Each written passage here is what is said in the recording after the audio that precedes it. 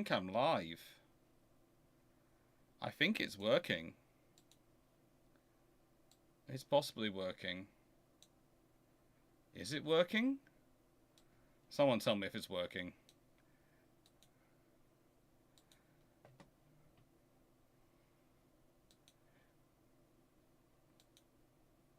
Is it working? That's the question.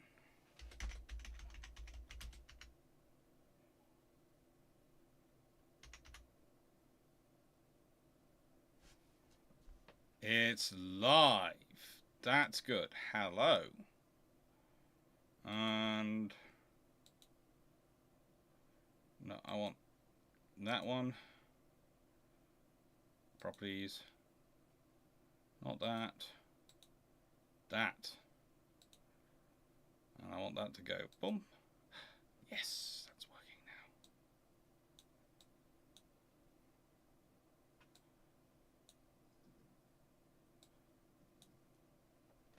Now, here's a really interesting question. Can I find a live chat? That's always a question. Can I find a live chat? I've got the questions working, but can I find a live chat? Hello, I can find a live chat. And it's got timestamps working. The hell though? Make sure this is got... And timestamps. All visible, thank you. Hello everyone. Oh. Today's been a fun day. It really has.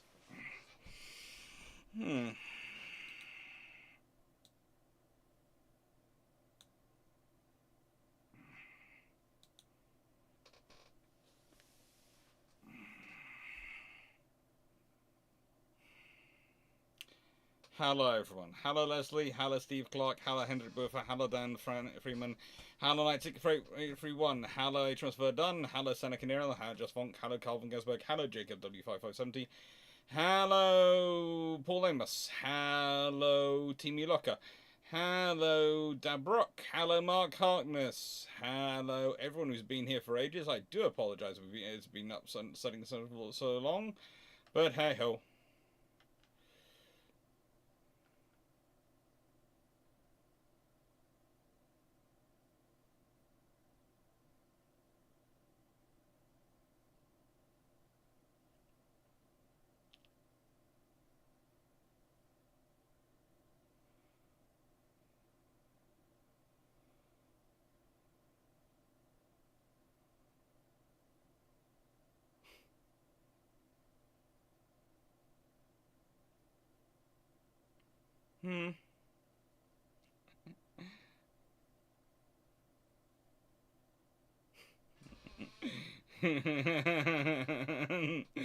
Well, you see,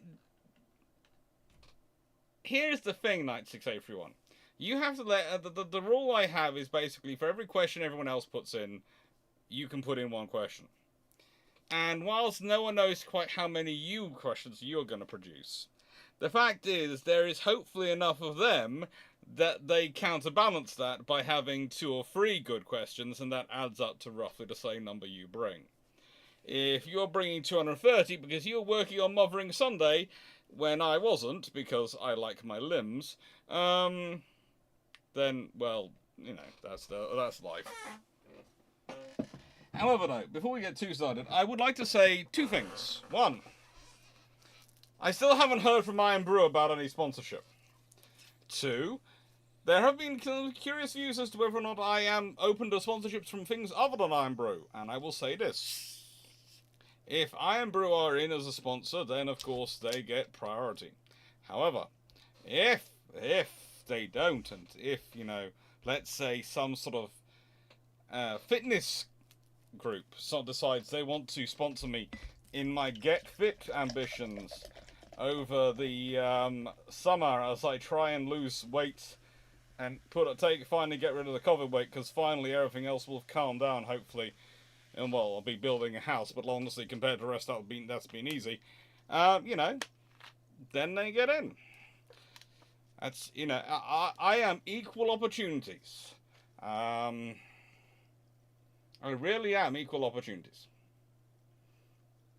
I have a lot of books to buy.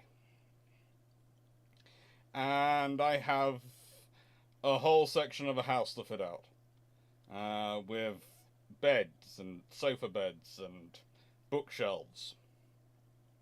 So, and I don't believe that. I had this conversation with someone the other day who's one of my history guys. Went, oh, what about your subscribers? Surely, no, no, no, no, no, no. You don't. If subscribers and all of you kindly donate money, that goes on books. That's not for personal things. However, I have no qualms with sponsorship of going, right then, that money is going on buying me a new bed, instead of me having to track down exactly which company still owes me money for what, or which university still owes me money for what, and having that fight, and keep having that fight. Because, let's be honest, I have reached the point where I have, with my accountant and myself, actually written off quite a large chunk of money, as this is never going to come through unless I want to pursue them in the small claims court. At which point they will probably put in a very expensive lawyer, because they don't want to give in to anyone, because that sets the precedent for everyone, and I will have to deal with the issues of that consequence of that action with other universities for the rest of my life. So it's just not worth it.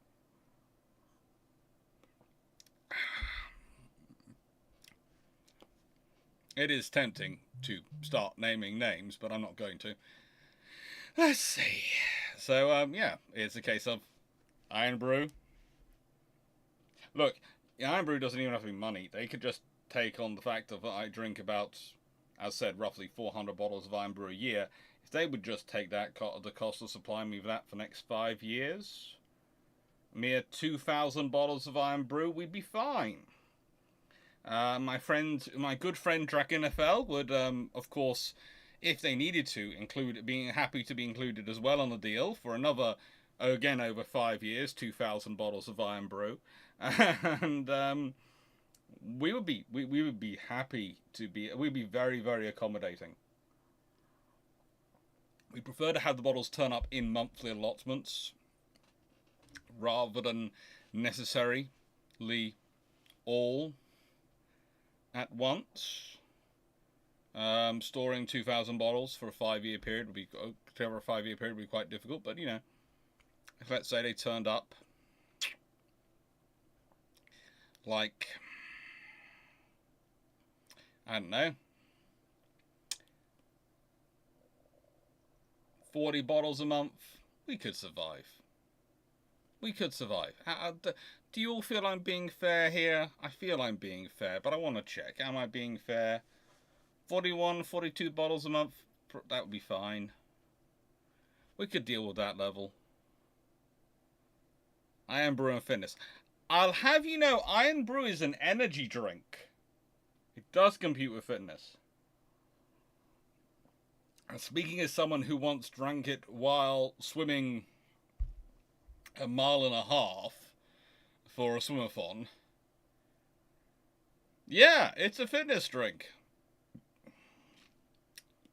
It also wound up my swimming coach so much, because she was going, it's water you should be drinking, maybe Lucozade tablets and those things, and there's me just going, yeah, I'm doing it on Iron Brew, and she was just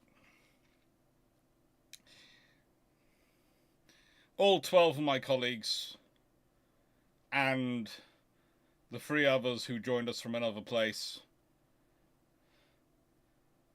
fell short of the mile, and I went on to a mile and a half, and she still swore to this day the only reason I finished, and this was me at 8 years old, the only reason I finished at a mile and a half was someone said the words of, isn't it about lunchtime? And I went, lunch? She's never seen someone meerkat while doing the front crawl before. Ah, good times.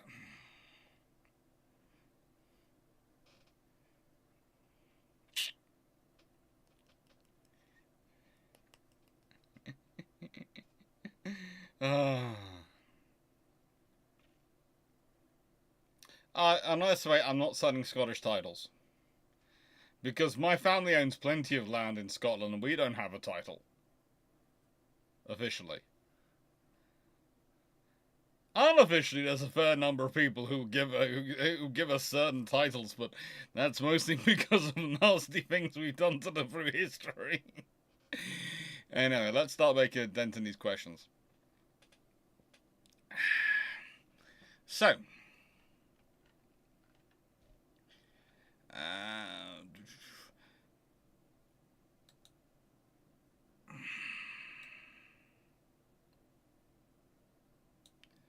question 1. Was the Project 1164 Slava, Project 1134B Kara, Project 1134A Kestrel, and Project 1134 Kestrel 1 class supposed to be the USSR's guided missile cruiser fleet? I did an entire video series on the Soviet Navy, including air cruisers, and covered that. So I will refer you to those earlier videos. But broadly speaking, yes, but there's whole videos covering the topic because it's quite in depth. Dan Freeman, which is more numerous, the questions in 96831 or the guns on the Hour class battleship? 96831 every single time. 96831, if the USSR had collapsed in a more controlled manner instead of the catastrophic collapse which Russia has never recovered from, would things be better? No, because there's no real way the USSR can't collapse in the manner they did. To do a controlled collapse, you need to have done controlled reform.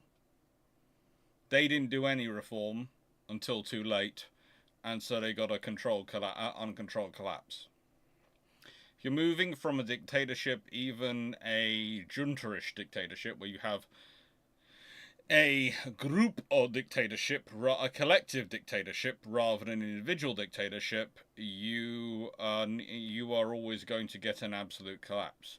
What then matters is how you work out after the collapse, and that's been Russia's problem again, because in many ways Russia has some structural issues.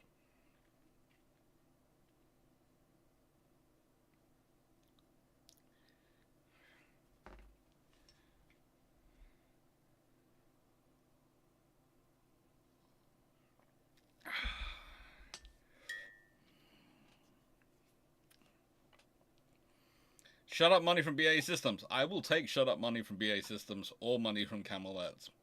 I won't shut up or do anything different, but I'll take the money.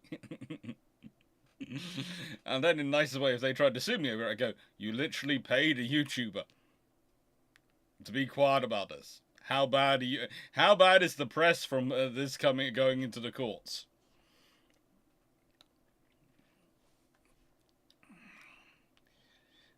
Senator, would a US wipe up the Japanese fleet to just a handful of destroyers by January 30 be good or bad thing for long-term US war support? Probably a bad thing, but they still have quite a lot of effort to get it all back. And honestly, what that might just do is turn into Asia Pacific first and then Europe. Because Hitler had declared war on the US, and that was the thing that annoyed the Americans. If Hitler hadn't declared war on the US, he'd have made Roosevelt's job nigh on impossible. But because he declared war, he made the job easy for them. Blackman Maximus, what are your thoughts on naval history books by John English? Maybe looking at getting his books.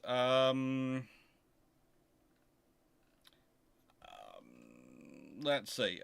Question 3. From Night Security Friend, were the two Ulyanovsk and the two Admiral Kuznets class carriers intended as a replacement for the Kiev class carriers? No, but that's more because the Russians don't like to throw anything away than is necessarily sensible. But it would have been kind of interesting to pair them up with the Kievs as task groups. I think whatever came after the Ulyanovsk carriers would have probably replaced the Kievs. Hendrik Bofa, if wanted, Germany want to build a scaled-up Scharnhorst, going from 3 1111s to 1515s and 380mm belt to 450mm belt. What is your best guesstimate for weight, beam, and height?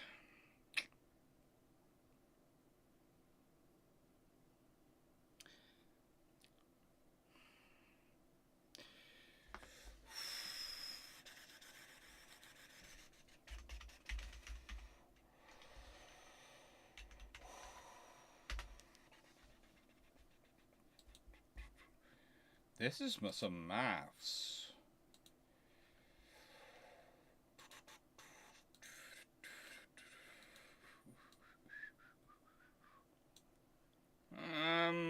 okay, it's an eye drop shape. It's an elliptical eye shape. All right, so it's got plenty of beam, but it does have that system in place over the magazines.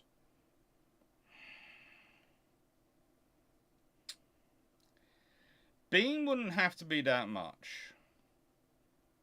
I think overall length would probably go up to something like 42. So it's about 7 meters length of growth. I think beam probably... let's see. Is it roughly 1 to 8 scenario, isn't it? So actually... Yeah. I think it'll be 243 to 240... 243 to 244 meters zone overall length. So it's 8 to 9 meters growth and length. And roughly, beam would increase to roughly 31 meters because you don't need that much extra space. Whilst it is 1111 to 1515, they're actually quite a fat design anyway because it's an elliptical shape. So that's probably viable. Plus, the way you have the turrets mounted means you don't have to move the turrets around that much. And if you've got the extra length, you more than likely have enough space to do it. So I would say, yeah, you've got about 1 meter's extra beam, and you've got roughly, I'm going to say go with 9 meters, 244. Yeah, go with 9 meters, 244 meters overall length. If we consider the waterline length is 226 meters, which is 9 meters shorter, that would mean the waterline length would probably be, if we're keeping bows and everything the same as completed, we'd probably be growing that by 9 meters as well, so that would go up to 235 meters. Okay. That's my best guesstimate based on looking at design patterns and going, yeah, let's just do a 1 for 1. Honestly, I'm increasing the beam more to do with the gun size and the armor. The armor doesn't really affect things that much. Team Locker, are there any other hilarious tales of sea voyages that the Russian any other hilarious tales of sea voyages than the Russian Second Pacific Fleet Squadron's journey to doom in the Russo-Japanese War? Not really. Not really as hilarious, or rather as Kamchatka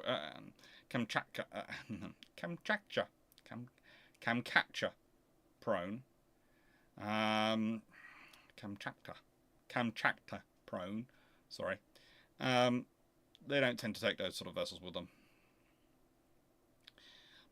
How early do you think the cavity magnetron could have been invented?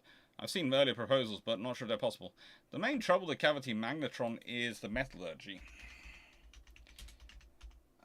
So basically, what you're looking at is when do they have that viable?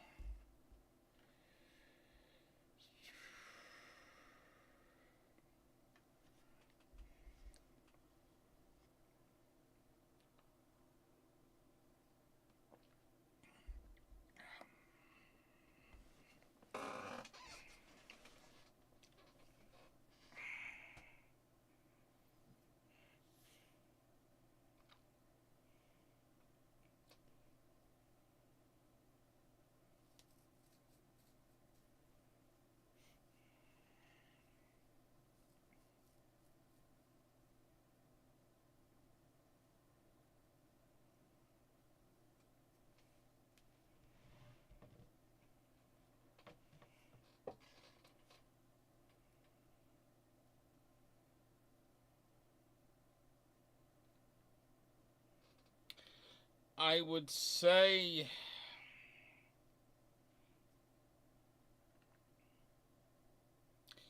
the earliest you could theoretically push it forward is the 1920s. But you need to find some way to make the Akabe paper come out a lot earlier than 1929. You'd have to have Germany's research in 1924 be more widely spread and circulated. And then there would have to be a lot more pressing and funding of the works rather than it taking till roughly 1934 before it's picked up again. And that's the problem. On the cavity magnetron and moving it faster.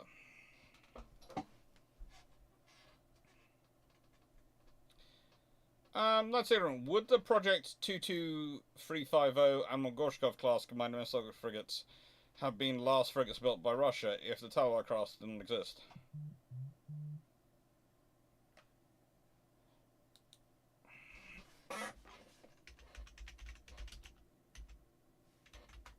Well, let's see.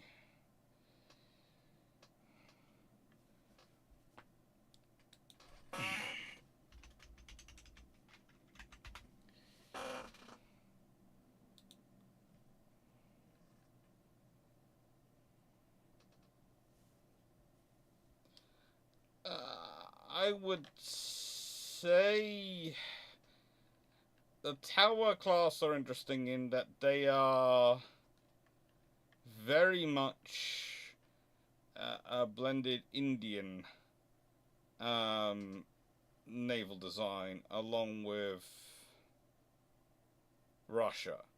So whilst there are 6 built in, I think it's 8 built in Russia?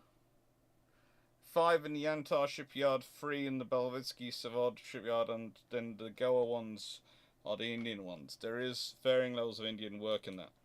The Gorshkov class are in production in Russia for Russia.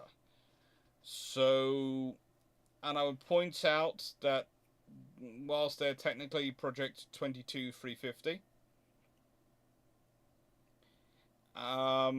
they have been adapted.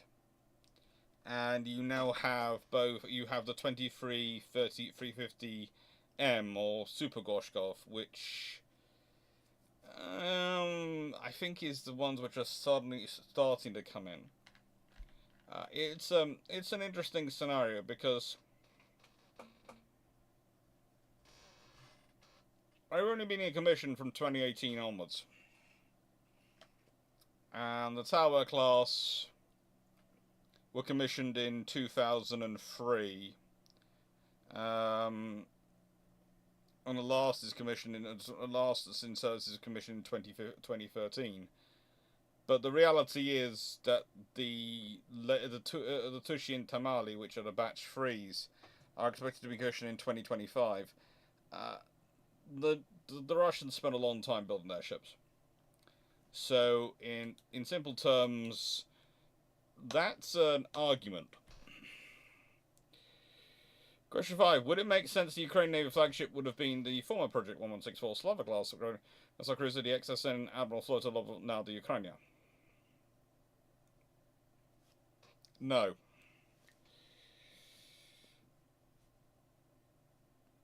Honestly, Slava class, that could have been their flagship if it had been working. It wasn't. They had a frigate as their flagship, or rather had one. I think it's still their flagship. And Mark Harness, on the suggestion that the Kaiser's fleet was entirely reasonable and never a threat to the UK, and was reasonable for Germany's great commercial needs, would not a cruiser fleet have been more appropriate? Yeah. Pretty much, yes, as economic protection. Hendrik Bofa, if the Germany converted all 3 Deutschlands before the war, how many Stukas, if homogeneous air group, if used early in the war, could one probably carry? Depends on the level of conversion. If you're converting them, let's say, Cleveland class style light fleet to a light fleet carrier. If you're using the same system you've got in the Graf Zeppelin, you're probably talking a maximum of 18 Stukas each, plus 18 fighters, plus 18 Storks. That's if they build them.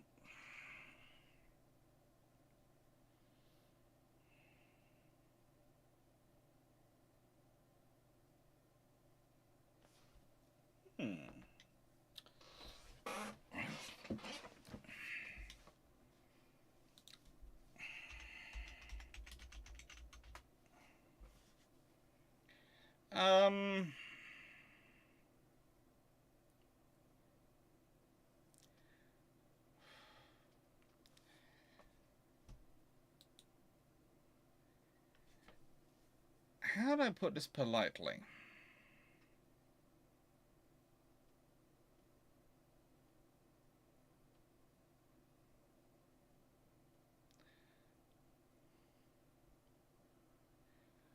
Okay, so Jacob, flank speed is usually used as an American nautical phraseology rather than an Indian or Commonwealth Navy's phraseology.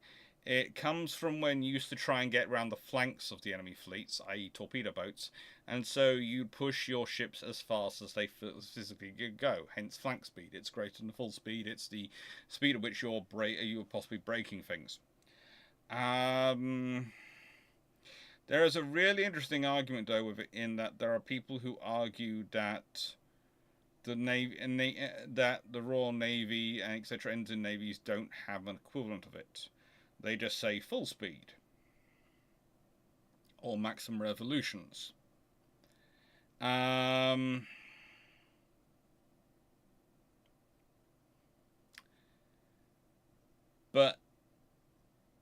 realistically, if you tell a chief maximum revolutions and all valves open, they will know what you're talking about.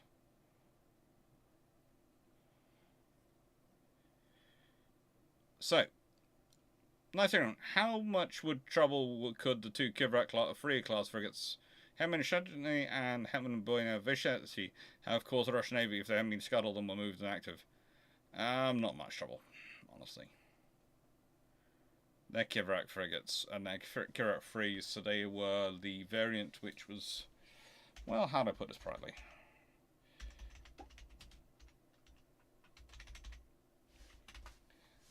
They had not really had the best of lives. They really didn't. There was so much used for the Coast Guard. Yeah, it was a scuttle in 2022 to avoid capture. Yeah. So what's that flagship?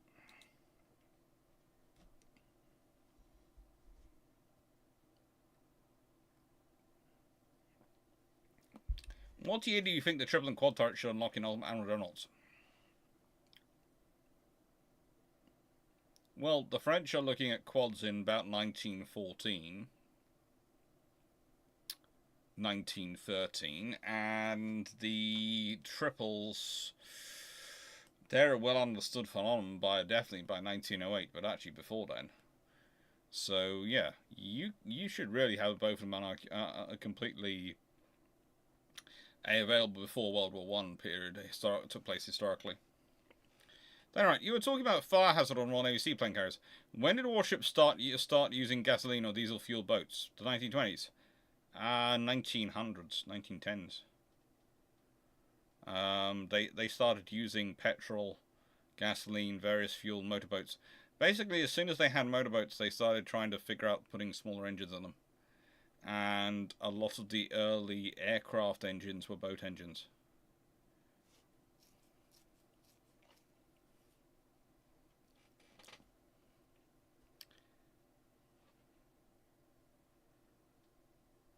Cartoonman, have you done a video on the unbuilt Mid-Scotland Strip Canal and the benefits of Model 1? No, I haven't done a video on that. When will patron suggestions for maybe posted? Well, I did actually check that before I went live, and that was supposed to go live at 1900 hours. It didn't, because I programmed it to go live at 7 AM tomorrow morning. Don't ask me how I managed to make that one happen. So I'm just leaving it to go live at 7 AM tomorrow morning. With 14,000 tons of stand displacement, what speed, armament, and armour would the RN design the Canny class have allowed under Washington Treaty? Well, what are the treaty requiring any limitations in terms of armament? If it's 8-inch, then it'll be 12 8-inch guns in 4 triple turrets, and it'll be as much armour as they can put on, whilst also maintaining their speed, and probably with the addition of being able to add extra armour on later, should they want to. If it's 9.2-inch guns,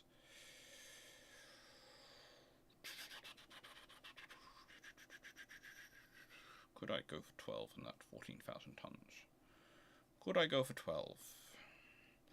I could go for 12, and I could go for some interesting armor plate to be added later. In 9.2-inch guns as well. But it depends on what I'm allowed with guns, because the treaty set limits in tonnage in terms of individual unit tonnage and armament. They didn't set the speed limit, they didn't set the other things. So basically the others I can easily define, but I need to know what's the gunnery limit and what's the speed limit. What's the gunnery limit and what's the size limit. Everything else is open. Now, saying, could Ukraine have finished the Slava-class Ukrainian used in use today? If they'd been prepared to bankrupt the country pretty much to get it done when they were left. Yeah, Seneca, if the Mark 14 worked as good or better than advertised, how would that change the Pacific Theatre? How would it change the Pacific Theatre?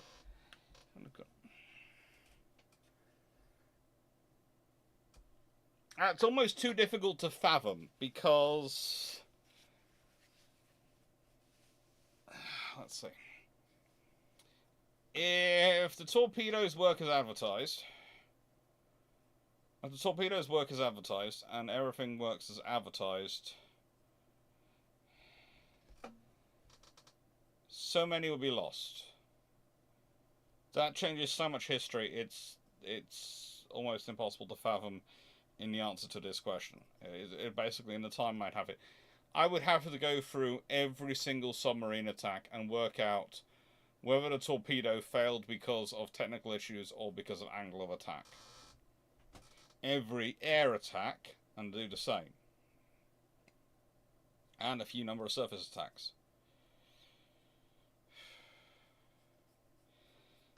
Hello, Danny Wright.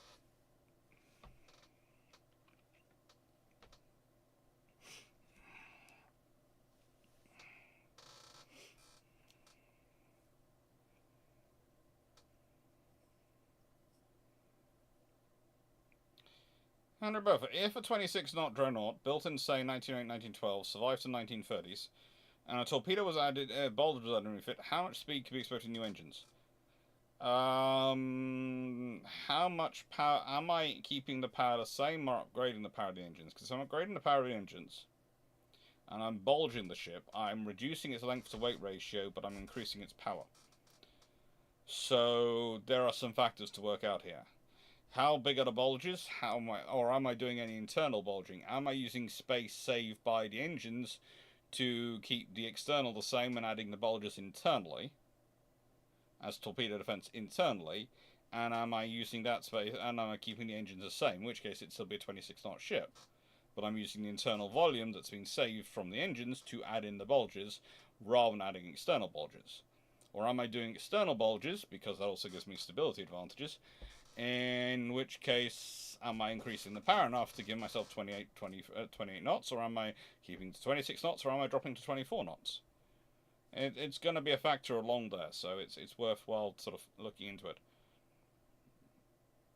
Langmaster, so if the cavity magnetron is invented earlier, how is this going to impact World War II, especially if it's more widespread on both sides? Or is it only widespread on the future allies or Axis countries? Look, if the cavity magnetron is available earlier in the 1930s, it's going to be a fairly tightly held thing, but radar is going to get out there. Whether or not the cavity magnetron itself gets out or not as a factor, it depends on a lot of efforts to work and actually produce it. It does depend on some rare materials and some utilities. The biggest thing you're going to have is which side develops the display systems first.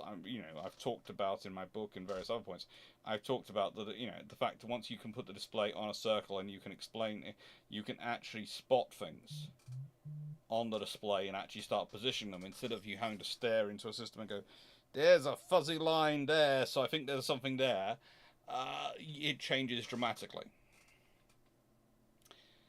I would say, because of the sheer industrial might and infrastructure might, if you have got radar production going in the 1930s, earlier than World War II, so if Britain and America have both got them going, etc., I think that's going to affect Britain more than anyone else, because, let's be honest, Britain already has a vast radar manufacturing scenario. People forget how big an effort manufacturing chain home is.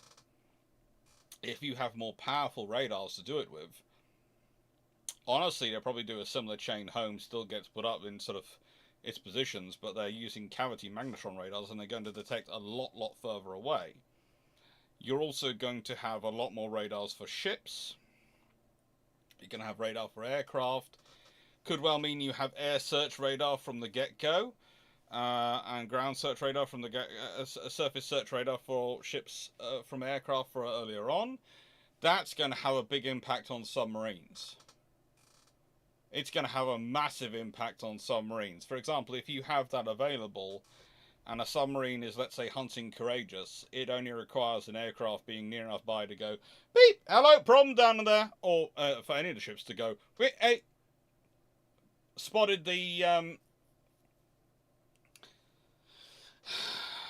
scope, let's go take it out. The periscope's giving away. It's going to cause quite a great deal of differences. I think probably again, I think radar gave Britain more of an advantage than anyone else because of the sheer infrastructure it had put into building radar early in the war, and then there's a huge advantage for the Allies later in the war because of the sheer vastness of American manufacturing might, and the fact that they are able to manufacture without being impeded by enemy action. I think those two things coupled together are going to give it a massive advantage again. So whilst I can see them working it,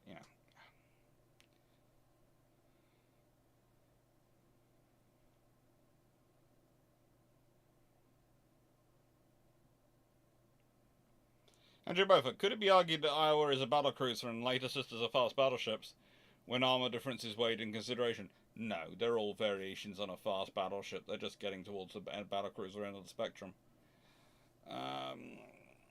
Andrew Beaufort, could a naval treaty have between Britain and Germany in 1849 have happened? Nope.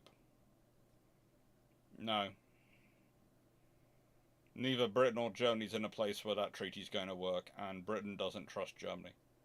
As far as Britain's concerned, their closest ally, the one they relied on most in the world, has turned around and stabbed them in the back. And as far as the Germans are concerned, they are building their place in the sun.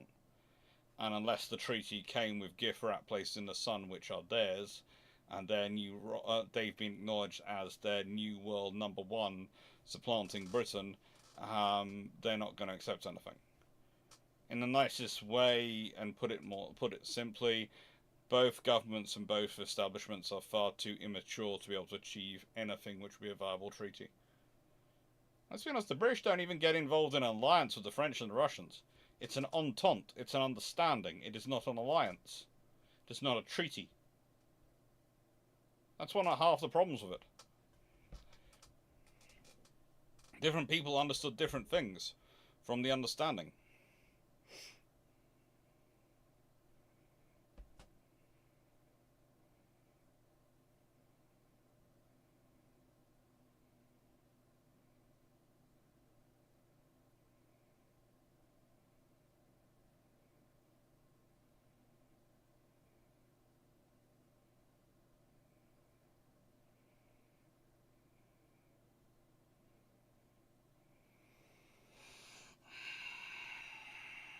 Steve Clarke, question 1. If you look at the turn of 19th, 20th century cruisers, why are they seemingly exercising cramming as many guns on as possible? Who realised first that you need centerline mounts? Pretty much it's a stability thing. And it's also a you have to put your enemy down as quickly as you possibly can thing because you're both glass jaws. 19th, 20th century cruisers are glass jaws. They actually get hit, they're in trouble. So the whole point is you have no stabilization or targeting system, so it's all done manually. You've got as many guns as you can, so you can put down your threats as quickly as possible so you don't get hurt yourself. Nigerian, how was the La Fantastique class destroyer, large destroyer, ML Terrible, able to hit 45 knots with 89,625 shaft horsepower? Hull design, and the weight, where the weight was in the hull. And did I mention hull design? Henry Buffer, how much speed could be gained if the hippers lose both rear main turrets?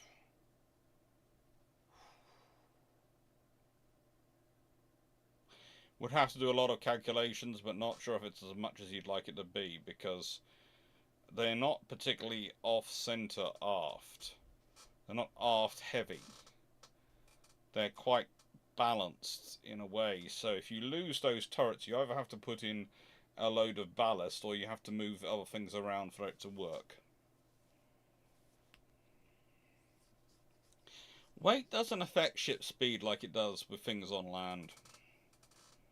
It affects how much water you displace to an extent, but that usually is more a function of your size than anything else.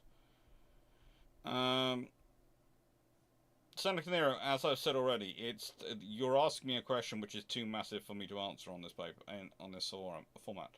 That is definitely a Patreon question, because that is going through a lot of attacks.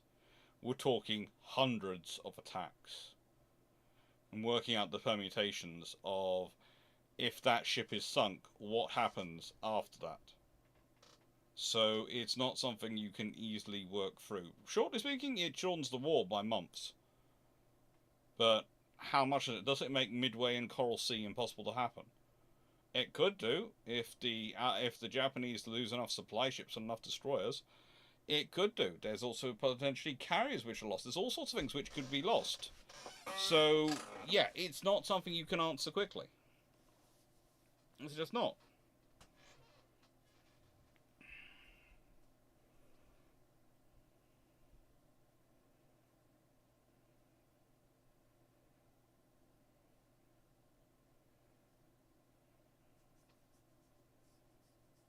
Well, nice. Did the British have the shipyards that could build more than 4 Admiral battlecruisers at the same time? Say 6 or even 8? Potentially, but then they'd have had to use yards they were using as maintenance and repair yards for the Grand Fleet. 9681. Would it be possible in a non-declined British Empire scenario for the Western Wessex to come about at the same time as the H-34 Choctaw, but with turboshock power point? I don't see why not, but it's more of a case of if the money's been placed in the right places and the developments have gone through. That's one of those developments which is not so much astounding as finding something novel as just a lot of hard work.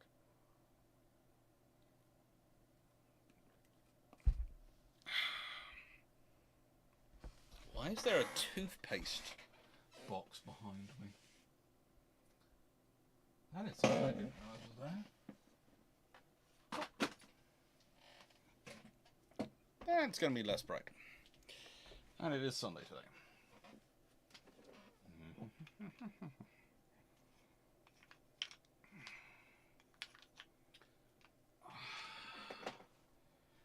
Oh. Hey, by gum.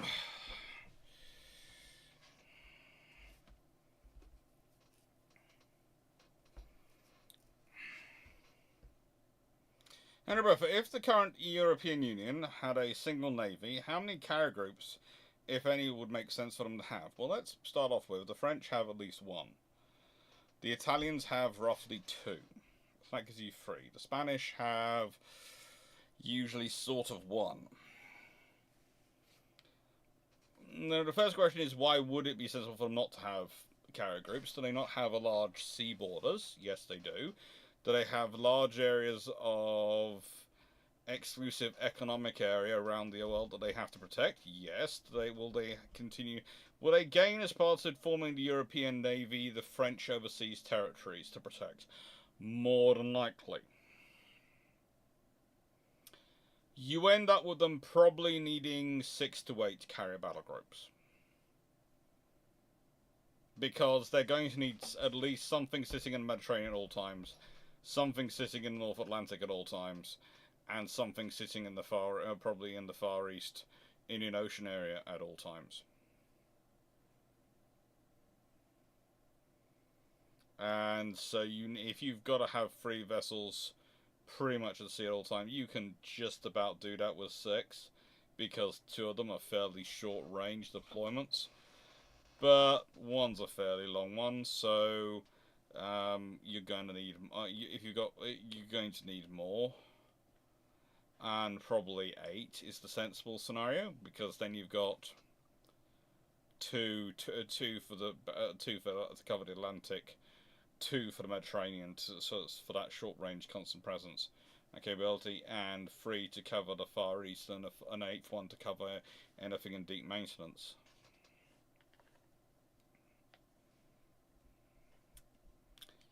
Colin Karen, as any wooden boat may end up being a ship of Theseus, and how many ships boats were used by the Royal Navy? Are there any small boats on British waterways that originated from the Age of Sail unknown to the owner? Impossible to quantify, because pretty much every ship, even the smallest ones, would probably carry 4 to 5 boats of various types. Even the smallest ones. The largest could carry dozens. The sheer quantity you're talking about is in the thousands of boats were produced, because also the boats produced in the various yards for yard work and all sorts of things, and then the fact that they kept producing boats and they kept repairing boats throughout the years. So honestly, A, a ship of Theseus is very possible. B, actually tracking it down and working it out is going to be very, very difficult. Good luck with that one. Because the Royal Navy kept the standard ship's boat pattern, especially for the rowing boat pattern, from about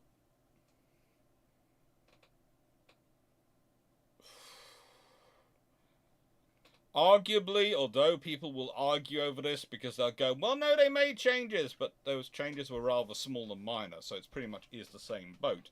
It's just there's small upgrades in the technology and some of the stylings, but it's pretty much the same pattern from 1860 to about 1760 to about 1960.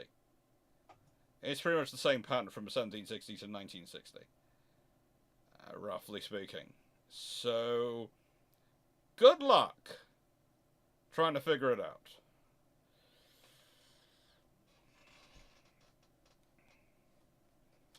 That's Aaron. Would it be accurate that the demise of Battlecruiser Magi was more down to bad luck than anything else? I can't really put it down to anything else than bad luck. I don't think anyone was planning a volcano to go boom, or rather an earthquake to happen, and a volcano to go boom, and all sorts of things to happen. They weren't planning on tectonic activity. Japan does its best to avoid the tectonic activity when they can. Henry Buffett, here's a question add-on. If both rear turret and barrettes are removed and used for machinery, could 34 knots be pushed to 36 and range increase or speed? Oh yes, easily. If you're using the space for machinery and fuel, and you are really pumping it in, you could probably get them up to 45 knots or something. But that would not necessarily be the most helpful thing, because they'd be very fast, but think about it, they've got 4 8-inch guns at that point. Anything they try and fight is going to be able to smash them. So whilst you could argue they're the ultimate high-speed surface raider, you could make that case. If they are slowed down by air attack, and aircraft are always going to be faster than they are,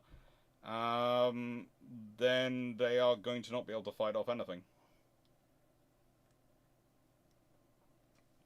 Even a well-pressed destroyer attack probably gets through by a couple of destroyers.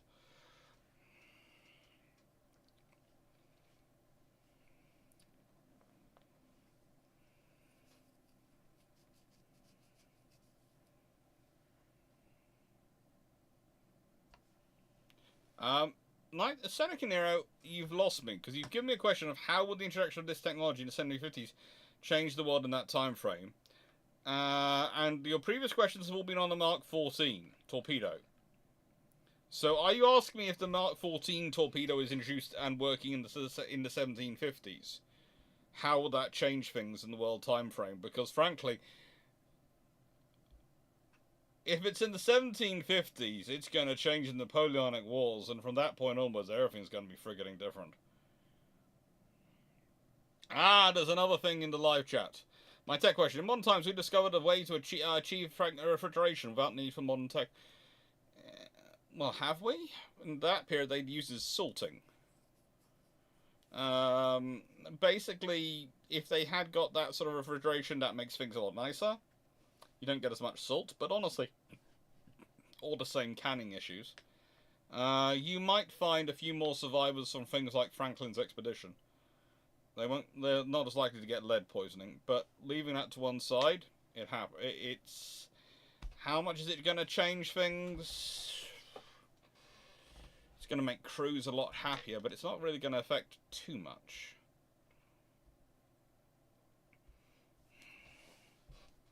Might make winters a lot more survivable. Might make periods of great hunger more avoidable, and transportation of food, you can move it over longer ranges, so that's all good. So probably you have a larger population world. How that affects things, who knows.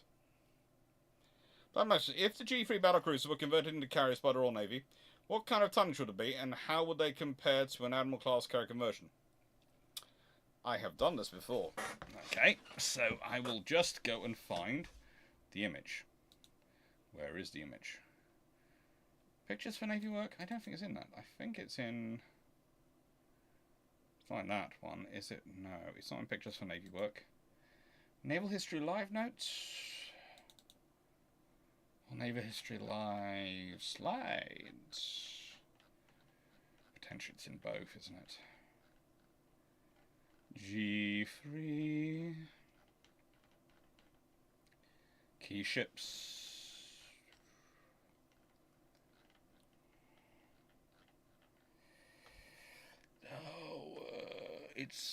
They're in Key Ships 4, aren't they? Yes, they are.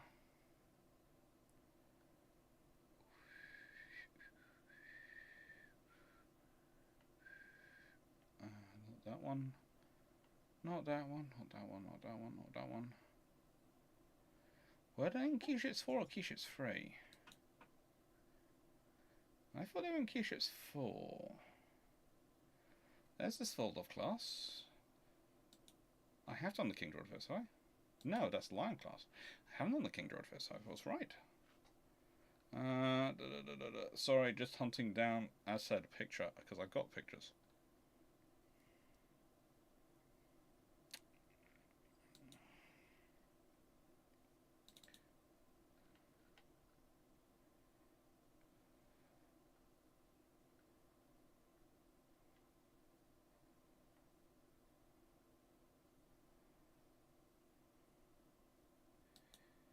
That's not the one I'm looking for. That's the other one.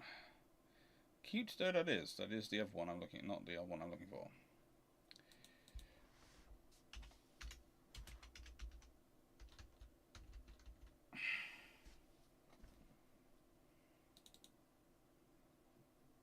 No.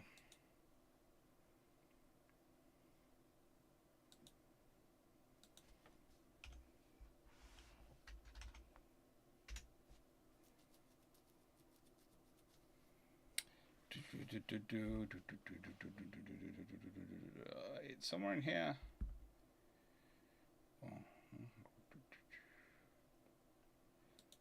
Is it in that one? No, it's not in that one. Oh, is it in that one? No, it's not in that one. I have it. I know I have it. I have it saved. Oh, where do I have it? That one? No. Oh, God, that's some cute. Yeah, that's some cute. Those.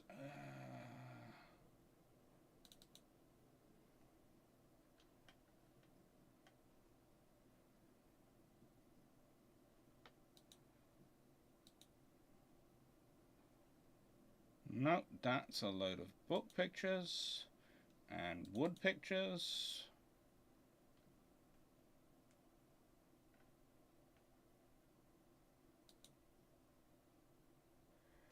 I have it. I know I have it. Where is it?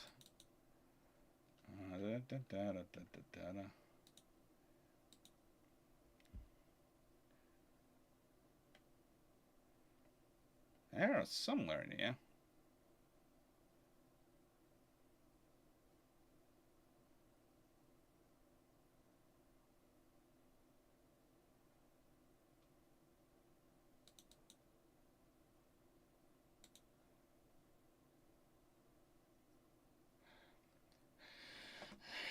Desktop slash.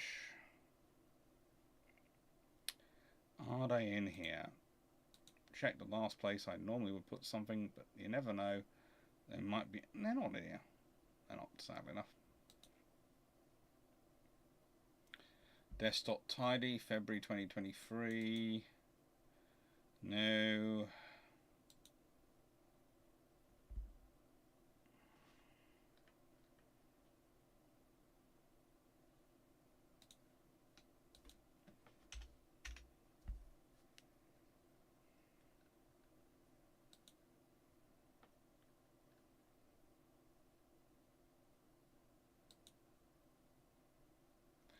Ah, found them.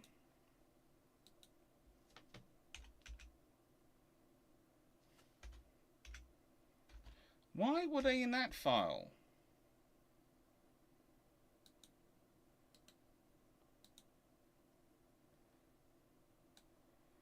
See, Dodders, thank you for this, by the way.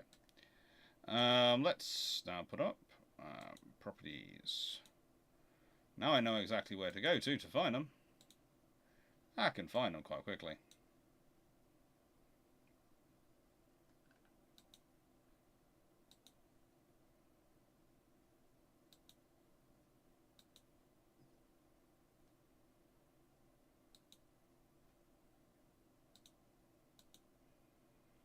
So let's go to Naval History Lab. Naval History Lab, it's in there. Is it? It is. There it is. There it is. Found them now. Found them. Woohoo.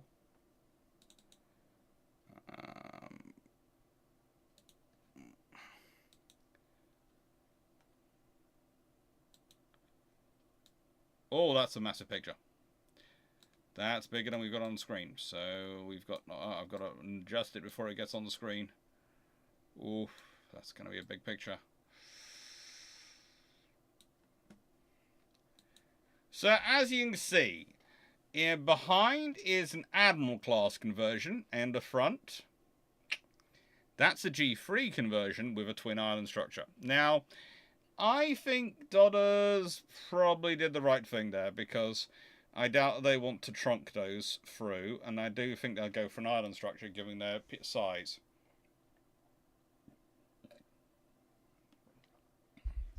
Now,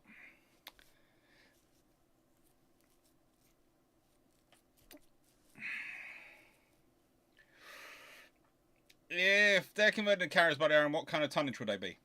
You are probably talking that they would be like the Lexingtons, 35,000 tons exactly, Gov. 35 tons.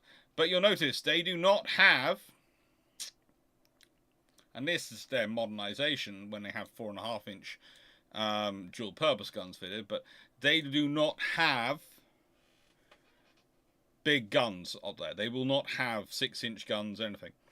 They might end up with 5.5-inch guns like Hood has. That might be an interesting scenario they end up with.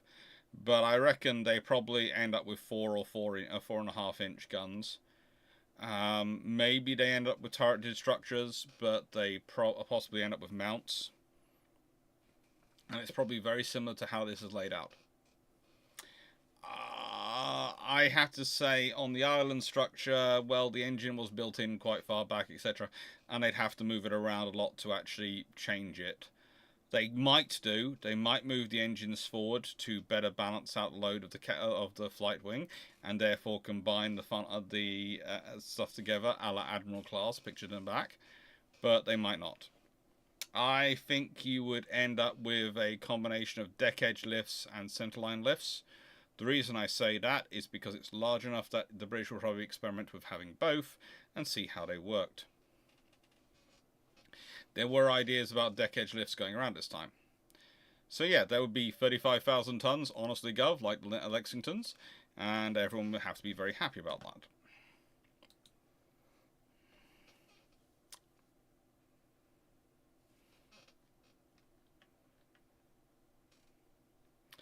Black Masters, what was the name of some of the ideas you have for Net G3 battlecruisers? I know they're saying this. They're admirals. They're going to be admirals.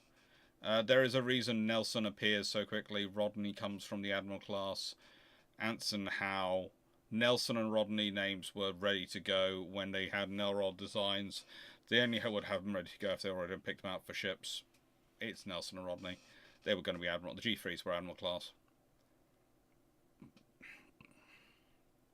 That's a go from. How plausible to find for idea of battlecruiser Margie finished as a battlecruiser but still gets got by the Earthquake somehow? If she'd been slightly further along, and so instead of being on the stocks and having her back broken, she had, let's say, been launched and in the bay when the earthquake happened, she would have been damaged, but she might not have been damaged enough that she wouldn't have been completed as a battlecruiser, or rather an aircraft carrier. After all, considering the work they're about to do on her to convert it to an aircraft carrier, as long as the hull's still fine, everything else is okay to deal with.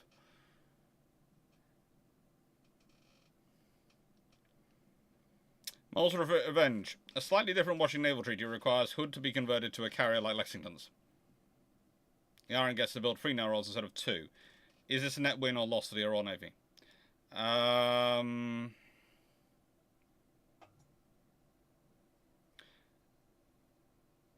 That's a very unequal treaty.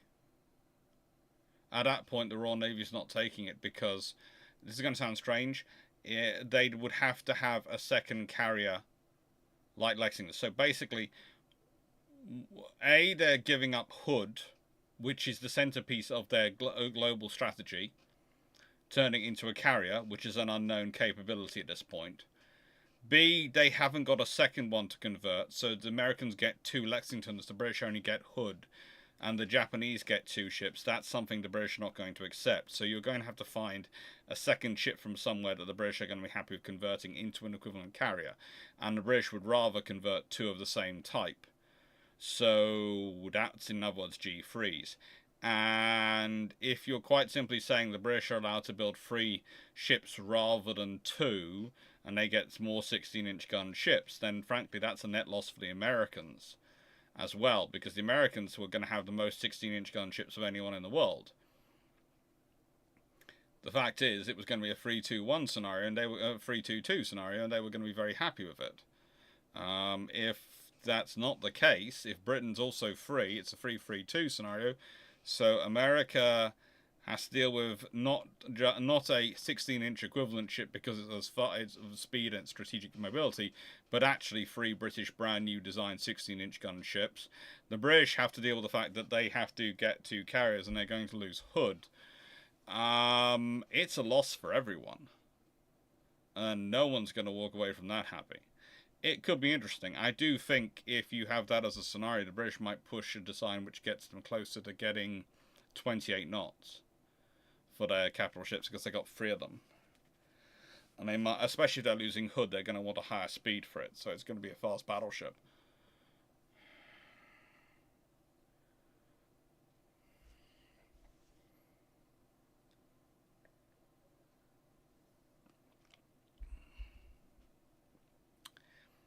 And remember, there is a competition currently live, and the competition goes on till the 27th of March, I think.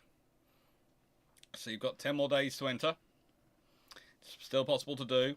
I've had students turn around smaller essays in a single night, so you've got plenty of time. Andrew Buffer, what one tabletop scenario? UK player to accept a naval treaty, 1908.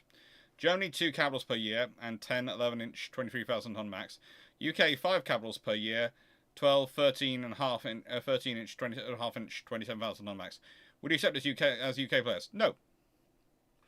Henry Beaufort, you're forgetting one problem here. You're putting the naval scenario as being a Britain-Germany thing.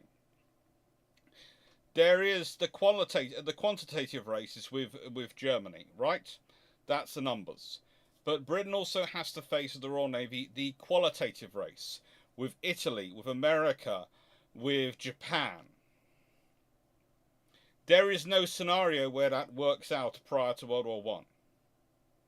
And Britain can neither afford to lose the qualitative race than they can afford to lose the quantitative race. So the British government are not going to sign up to that. I can understand where you're coming from, but you're trying to put the Anglo-German relations in its own little sandpit and sort things out that way. That's not going to work, because the fact is it's not. It's got to be part of the wider world, because Britain's part of the wider world. Dan, to what extent can we track the building slips of major shipyards in 1950 era, see how long things like Admiral-class hulls were left sitting on the stocks before being broken up? We have some fairly good ideas, but there is sometimes a debate, because sometimes you have, well, the orders are issued in. Hang on, we have a photo from 2 months later with it still there. Oh, I haven't got around to it yet then. That's what happens. Paul Amos, if no Washington Naval Treaty, would Britain have built beyond what is already designed? Your best thoughts? Yes. They'd have kept building. Britain didn't need to do the long-term... The British structure isn't like the Americans and the Japanese. The Americans have a long-term, we're going to build this many, although Congress was restricting that very, very quickly. And, you know, they come with long-term plans. The British government don't. The British government will just keep building, churning out 4 a year as long as they need to. They will churn out 4 more than they need to. So they will still put out on order 4 the year after the Americans are no longer in the quantitative or qualitative race, and the Japanese are out as well. And the Japanese will be out before the Americans, because of the way the British government works. So if no Washington Treaty, they'll just keep doing it. And it'll keep employment up, so that's, as far as the British are concerned, that's not a bad thing. I'd say everyone, would the county class, if 15.5 to 18,000 tons armed with 8 9.2 inch guns, have suffered a similar fate to their historic 8-inch cells at the end? Probably. What's going to change? What's going to change their fate? Just because they've got bigger guns and they're bigger ships? What's going to change their fate? Dan Freeman, and a related question, maximising usage of buildings that was available in 1956. What would the limitations have been on the construction of major warships, carriers, battleships, cruisers been? Supply of armour plates and the number of slips available. That's the big constrictions. The rest you can work around and you can mostly deal with. What would the maximum number of destroyers the British Commonwealth could have been laying down on building 1936 to 39 if they had maxed out capacity? Oh, if you're using all the potential yards in Australia, that's about 3, 4 a year. Let's be nice and say 4 a year they could be building. They could be ordering. They couldn't be completing the year, so let's be a 2 a year, because it takes them 2 years to build. So yeah, so let's say 2 a year for the Australians. The Brits, about 36 if they were pushing it. The Canadians, another 6. The Indians could probably do another 6. South Africa, another 2. So you're probably looking at 4, 16, probably about 64 a year. If they want on average, it would be working out 64 a year. But they'd be completed over a 2-year period. So yeah.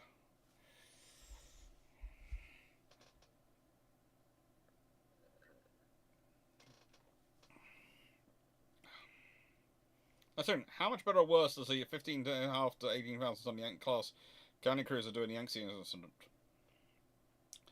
Well, it has more armour, so it can take more damage. It's also probably going to have a slightly deeper draft, so that's going to cause other issues. But it's also got a lot more firepower, so probably about the same. It's probably going to have quite a larger turning circle as well, so that's going to be interesting. But probably about the same.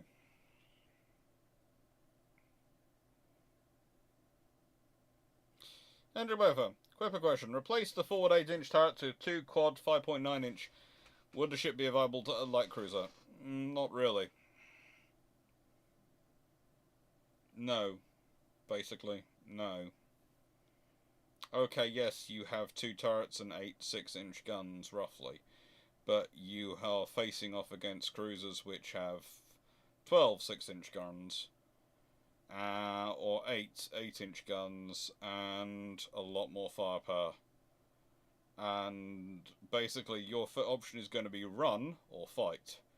And if you run, you're going to get caught. If you also, the trouble is, if you're a hipper, you're large enough to justify something like Renown or a Pulse hunting you down, and you ain't got no chance if you've got 5.9-inch guns. They're just going to whack you.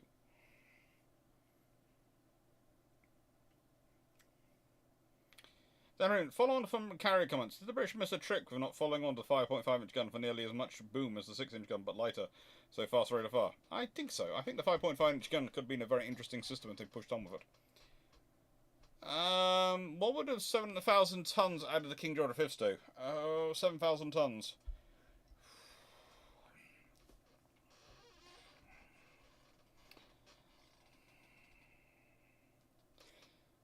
$7,000. I've definitely got 3 quadruple turrets, and I'm probably looking at 30 knots plus as a ship. Potentially 7,000 tons. I'm looking at 4 triple turrets rather than 3 quadruple turrets. In fact, probably am, because that's probably more sensible survivability for maths. And I'm probably looking at a bit of other firepower as well. Blind Maximus, if the modified Queen Elizabeth HMS Argent got being built with the 6 18-inch guns, would her displacement be similar or greater than the sister Queen Elizabeth? Probably slightly greater, but honestly not that much. Blind Maximus, if all 4 admirals are built, besides Nelson, what would the 3 other G3 battlecruisers be named? Camperdown Act? If all 4 Admiral class are built, Nelson was a G3. I think then the other G3s would have been 3 more Admirals. So you probably wouldn't have, not Camperdown, not anything like that, but probably you would have Collingwood, maybe Jellicoe and BT. They do come up occasionally, but probably not. The Royal Navy has a lot of Admirals to go for. I think there's an Admiral. I think Admiral Duncan is free at that point. Let me check.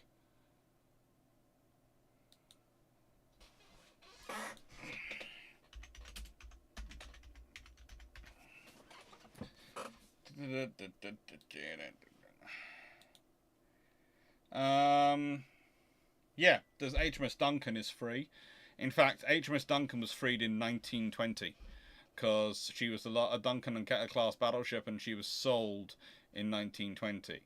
So you've got Duncan, you have got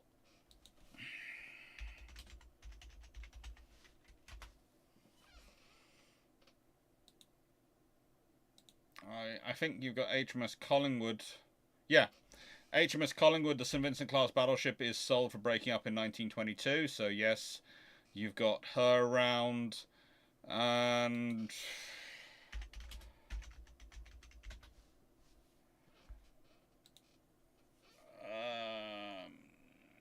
HMS Jervis.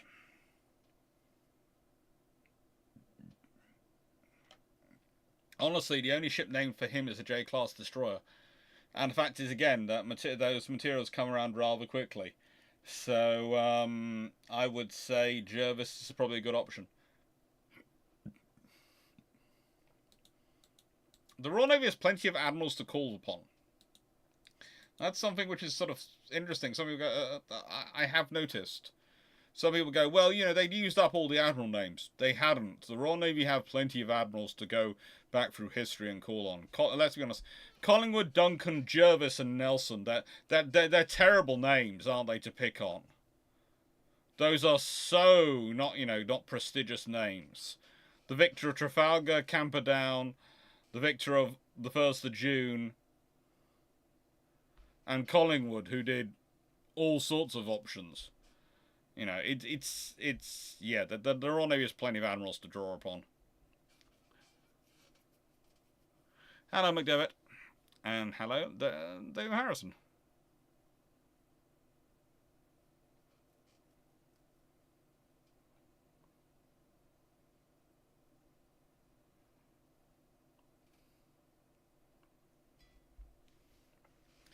The Harrison. Were any of those students working full-time and stressed out of the box? Actually, some of them were. Sadly enough. It's usually the stressed out students who have to produce it the night before. There are two groups of students who have to do their work the night before and hand it in the night before. The ones who have been stressed out, busy working full-time and doing all sorts of other jobs who you basically wish you could give extra time for, but who will never ask for extra time. And the ones who forget about it till the end and they go, oh, I'm just going to cram this together. And you can always tell the difference between the quality. And there is a small group of people who are just absolute swats who can do it. And actually do good quality work and get it done in that time. And then there's people like me who do tend to complete their essays like that over about a 3-day period when it's first assigned and had it in early and get on, and so it's done. But that's mainly because of how I handle my dyslexia. I get it done, then I get it done, had it in, then I won't forget to not do it. Oh, always worried I'm going to forget to do it.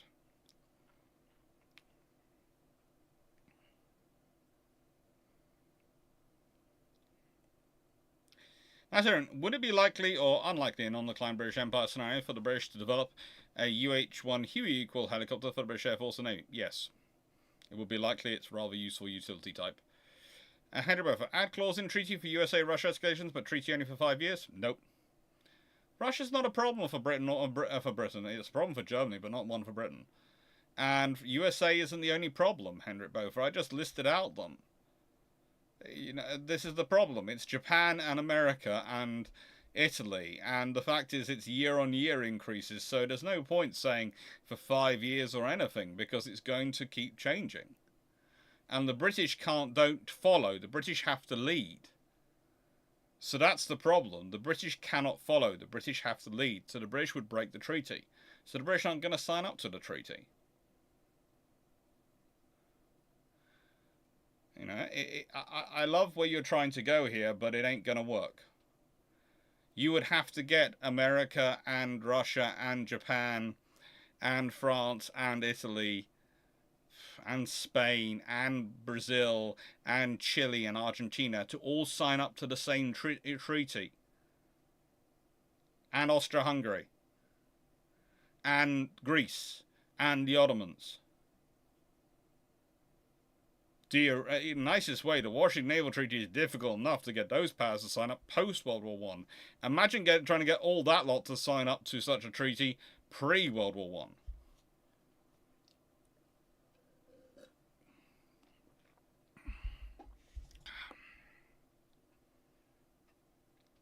I. Night Seraphim, no, I didn't miss that one because it's an inaccurate question.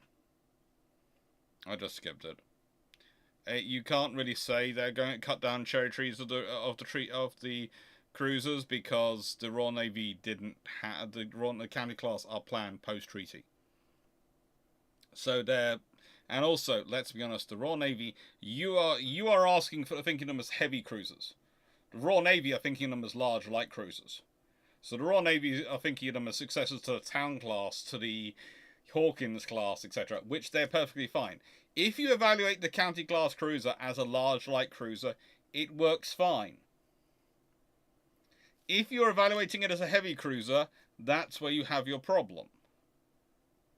But that's why you can't call it a cut down cherry tree of a cruiser.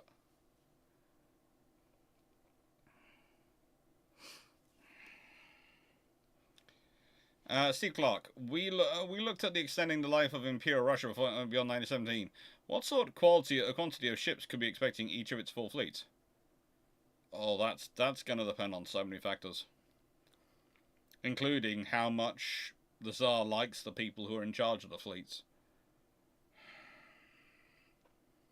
Probably they'll try and keep it roughly equal, especially between the major fleets.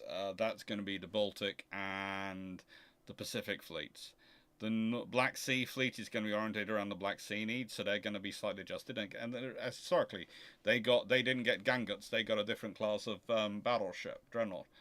The Northern fleet is something which they haven't established at that point. Paul Amos, if Britain hadn't built Hood, but went for something else, would it have been an Agincourt type or something else? Honestly, the other option they go for is a fast battleship type. And actually not a battlecruiser, but actually go for a fast battleship type. And I think the differential you see there is they're looking for 28 guns and 28 knots and 12 guns. I think you would see triple turrets. I think that's where the triple turrets would appear. And I think it will be 15-inch guns. So you would see basically a super enhanced Queen Elizabeth. And I think the really interesting thing is I think a fast battleship type would have survived Jutland intact, and I think all 4 of them would have been completed. So the Royal Navy would have had 4 roughly 42,000 ton, 28 plus knot fast battleships with 12 15-inch guns.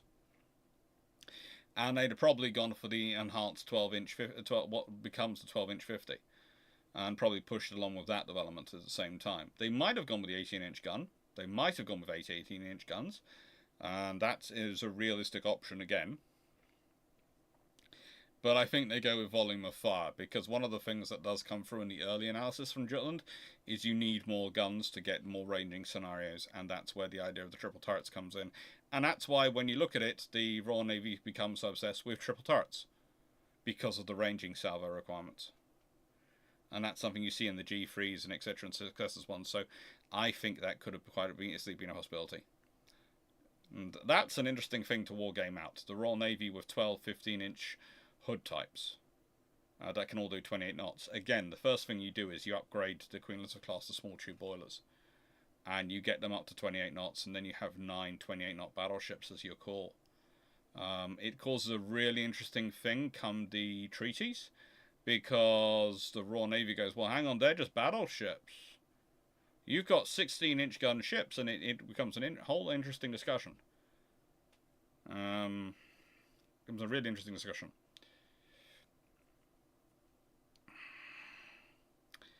Knight 6831, question 17. In the Hearts of Iron AO, the failed Western WS-70 project becomes a Western WS-70 Wyvern, but in a non-declined British Empire scenario, does it make sense that the Rolls-Royce Gnome would be used as a stopgap engine until the RTM 332 engine comes along in the 1980s?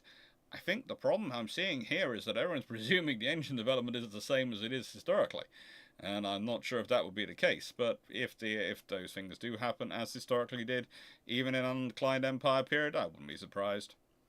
Hendrik Buffer, if the Netherlands bought all 3 as at Yorks after World War I and paid UK to complete them, would they have been a lot less expensive than buy from the UK? Yes. It would have been. Because they probably could have got them free as part of the war reparations from Germany, and then Britain would have been happy to complete them, as it would provide work for our yards.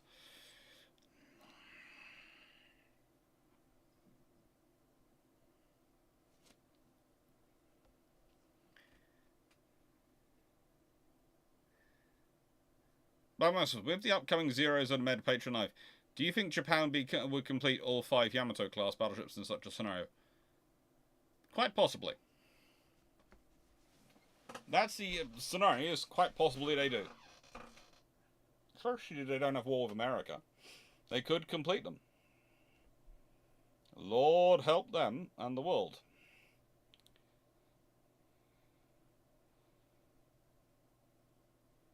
Data Freeman, alternative. We can generate a lot of ship names for the Royal Navy other than Admiral class, but admirals being classical mythology. Well, yes, we can go for classical mythology. We don't need to go for saint names. As I've explained before many times, the Royal Navy doesn't like saint names for 3 reasons in this period. 1, it smacks of popery, as in popish behaviour, as in Catholicism. The Royal Navy in this period is very, very, very Church of England in its tastes and its approach to things. It's very increasing. It doesn't care about it in terms of its membership. You can be whatever religion you like, they really don't care about that. But in terms of how it projects itself, it doesn't want to be seen as saint names. It associates those things with those roots being seen not so with Catholicism the faith, but as Catholicism the countries, i.e. Italy, France, Spain, those countries. It associates it with them, and it doesn't want to be like them. It's different and above and better in its mind than them. So that's something you have to think about. Also, there's the whole thing of saint names that, Ireland's going independent. That's not going to look good. And more importantly, with Saint names, it's kind of like having there's why there's not an HMS Great Britain or HMS. You know, in America, someone considers the United States USS America, and there actually is one in the USS United States. Britain doesn't like that. There's never been an HMS Great Britain. Why? Because if it gets sunk through life happens in wartime, you've got a problem. You've got a major issue. You think you're seeing issues these days with the fact that we're down to 2 aircraft carriers, so every time one of them has a minor snafu, it becomes a major news issue because then things have to be jugged around far more because we've only got 2. Imagine if one of them was called Britain.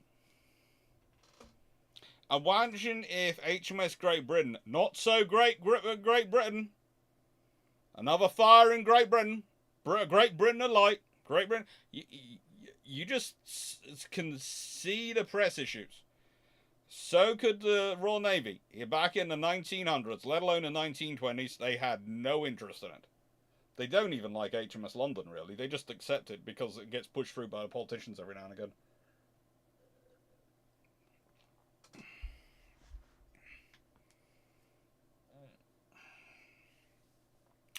But Westwick, should there be a class of 20th century admiral ship names? Preferably not. Andrew Beaufort, could some of the Malt's early stability issues be avoided if it had a triple in a QX centerline layout? Had triples in QX centerline layout.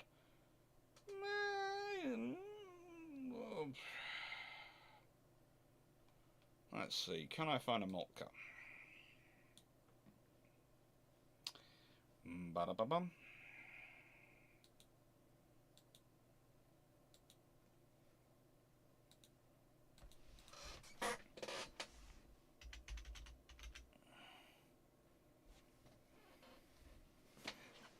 I'm sure I don't.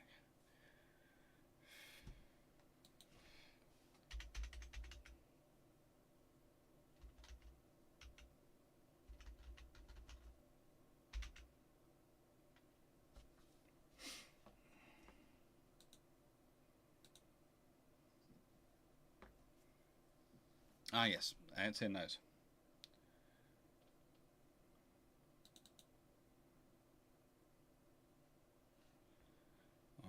Go to Naval History Live. Let's see, desktop, Naval History Live.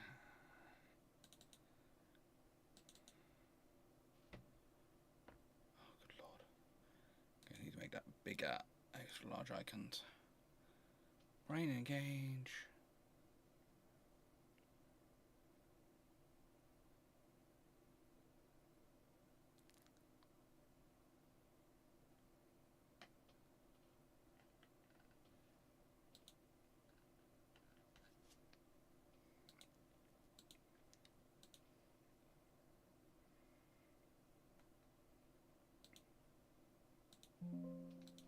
Well, that's interesting. I haven't updated the 60-second slides. Now I've updated them all.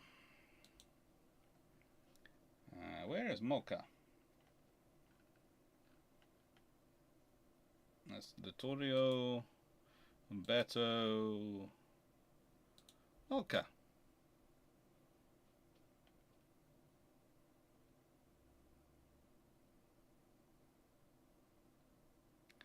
I have it. Where do I have it?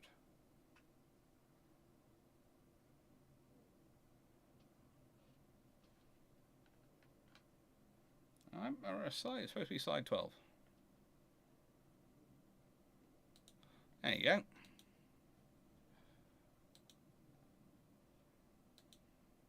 Now, if I spin this around, and we look at the lovely Moltke. So, expand this a bit.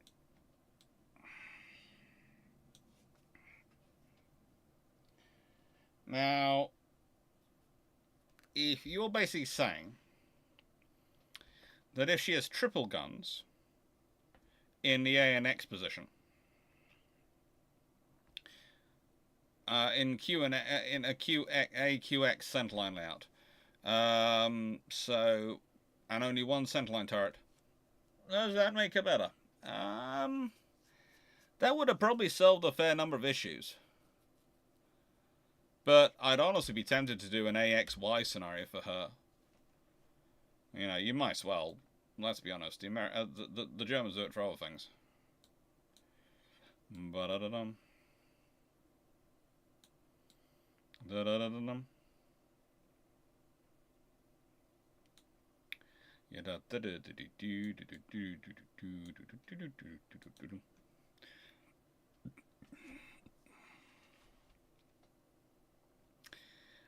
Let's say question 18. Would it be correct to think that the Westland WS-70 by the 2020s would be due for replacement?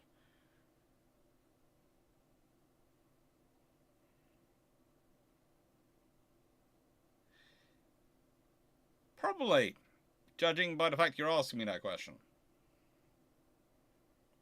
And I'm trying to remember your alternate history scenario that because the WS-70 becomes the Western 70 Wyvern, yes, probably by about the 2020s, if not earlier, it's needing a replacement. Nice one. Question 19. How likely is it that if World War II delays till 1942, that the Italian destroyers would be going up against Lion-class battleships? That's a fairly likely scenario. Honestly, that's probably what they're going to find themselves dealing with. They're going to be dealing with... The Royal Navy probably will have upgraded all the Queen Elizabeth class by that point. They'll have upgraded possibly Hood and... Well, certainly Hood, possibly Repulse as well. Considering they want to get over 20 ships, and there are other people building, so that number might go up, so they might be going, right, then let's get all the Queens, got all them. They're going to be phasing out the R's with the Vanguards coming in. The Vanguards are going to replace the R's, the Queen Elizabeths are going to, so that's going to keep the numbers up. And then the Lion's successors are going to replace the Queen Elizabeths. So, yeah, that's probably what you see happening. There'll be at least 6 Lions coming into service in that period. And, yeah, you'll probably find them sitting there facing off against Littorios. So, 9 16-inch guns versus 9 15-inch guns. Yeah. It would be an interesting operation.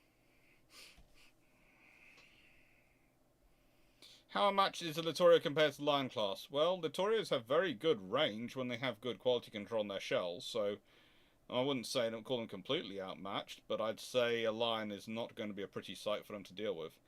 I'd also say the Lions are going to be pretty busy doing with other things, so they might find themselves facing off against a Vanguard or even a King George V. You know, they'll probably find themselves facing the full mixed bag. The interesting thing is whether the British decide to do an emergency upgrade on the King George V's. Using the fact that they're the same size and shape as the Lions, and they do a rapid rebuild conversion to put them into 16-inch battleships. But that would be an interesting scenario to see happen. You have to remember, the British were basically planning on building 14-inch, 15-inch, and 16-inch battleships simultaneously. That is not good logistical sense, and that's not good sense. Something has to go, and something has to give. 15-inch battleships are being made because it's fast to get them into service. 16-inch is coming in because everyone's building 16-inch, and you need to have that firepower. 14-inch is the thing which is going to cause the stress.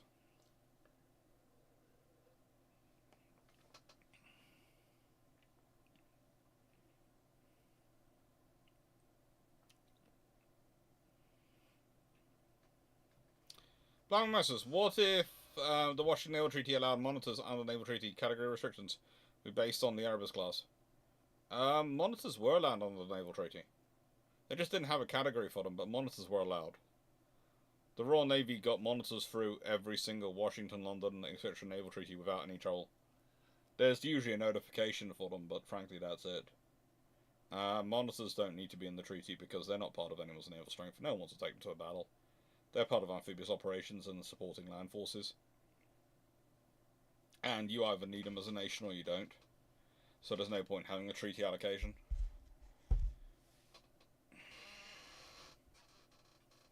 Night Cigarette answer that one.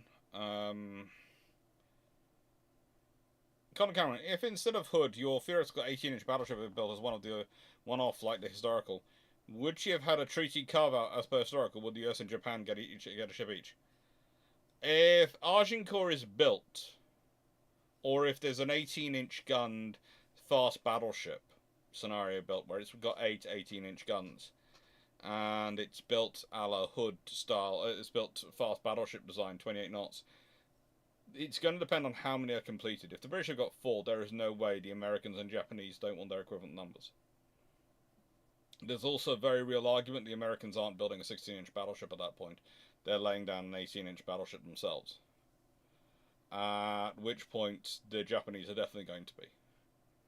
So the scenario then becomes, well, how many do you get? And at that point, it could well be a 5-5-3 scenario where they each allowed 5 18-inch ships, and the rest are limited to 16-inch guns. Or they could all be. The stat could be made as 18-inch. If the thing is, Hood can be ignored because she's a one-off ship. If there's more than one of her, and as said, a fast battleship design survives Jutland in a way that a battle cruiser design doesn't. Because Hood was being built as a battle cruiser, one word. That was the Admirals. And they are they're being built as battle cruiser, 2 word, basically the armored cruiser sort of equivalent. And they are turned into battle cruiser, 1 words, because of Jutland. If they've been being built as fast battleships, you don't need to do that. They already have that level of armor. They already have that level of firepower. They're not going to have a case of, oh, look what happened to the battle cruisers. We need to do something to modify the ships we're building. It's a case of, well, that's good. We made the right choice. We're building fast battleships. They're going to double down on them and build them as fast as they can do. So instead of getting all the revisions and all the issues you get with the Admiral class that causes the Admiral class to be delayed and basically so overblown that eventually they cancel them and go to the G3s, you would actually have had all 4 built. And all 4 could have been built before the end of the war, if they haven't been mucking around with them. So you could well have 4 28-knot 18-inch gun ships in service by end of 1918, if not the beginning of 1919. At which point you've also got the next class under production, which are probably also 18-inch guns, in which case the treaty might end up having to be 18 inches and 45,000 tons as your limit. That's the reality you're going to deal with. Henry Rofer, to my knowledge, the Netherlands did not take part in World War I, so war reparation, neutral power? They did have losses due to the war. They did have issues that were lost. They didn't take part in World War I, but they did lose stuff during World War I. So actually they were, to an extent, had to be compensated at the end of the war because of the issues they had suffered. Blackmax, what if the battlecruiser HMS Tiger started the triple turrets on capital ships going forward? Say with what would have been A, B, and X being triples, but no turret where Y would have been on original timeline. Then you have some very powerful, but you have a 50% increase in firepower of the of the Queen Elizabeth's DRs and every other ship afterwards. And at that point, you also have the German Navy completely collapse. Because for the German Navy to develop both a 15-inch gun and a triple turret is going to be a massive expense, which the German army's not going to stand for. And it's also going to cause the Americans a bit of an issue, but leave that to one side. The Americans will start demanding that their battleships all have 15 guns. The British have 12. The British can afford it. I think what's more interesting is because of the greater beam, you're going to have to make the Queen Elizabeth class even longer. You're going to have a lot more space you're going to have even more space than you did historically. And when I say space, you're going to also have more space for boilers than you did historically. So you might even on the old boilers achieve the 28 knots with the greater beam to length you need to require for the triple turrets. So you would have a 28 knot 28 knot 12 gun 15-inch 15-inch gun Queen Elizabeth class. Under that scenario, my guess. Professor, which British politician was most keen on the interwar naval treaties? Who do we blame for the decline of the Iran Navy and British shipbuilding capacity? Pick any chancellor. The Labour Party is incredibly keen on them, but frankly, you can't blame them alone. They're only in charge for the 1930 London Naval Treaty, which reiterates the joys of the 1922 treaty. That you can blame on the Conservatives. So basically, pick a party, pick a politician. They're all equally to blame. It's not something. It's collective responsibility. Happy St. Patrick's Day. Oh, that reminds me. The next time we all speak live, I will no longer be 36.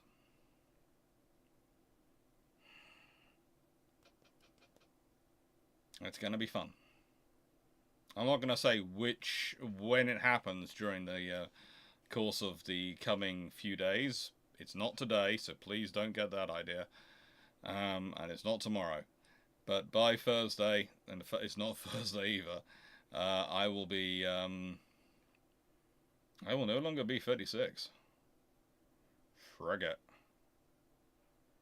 I'd like to have a fun conversation today. My aunt. Wonderful conversation.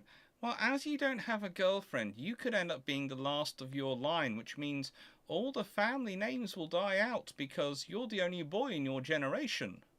And the only boy to carry on the family names. Thank you. That needed to be said when I'm just about to tuck into the breakfast, which I've cooked everyone. That was kind of you.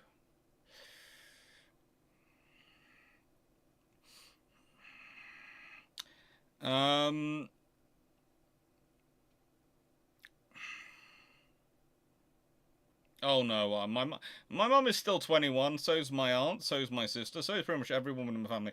I've managed to reach the lofty age of soon to be 36 and soon to be 30, but my mum is still 21. And my mum now has sunglasses which she can drive, shoot, and see long distance in. We can all be very worried about that one.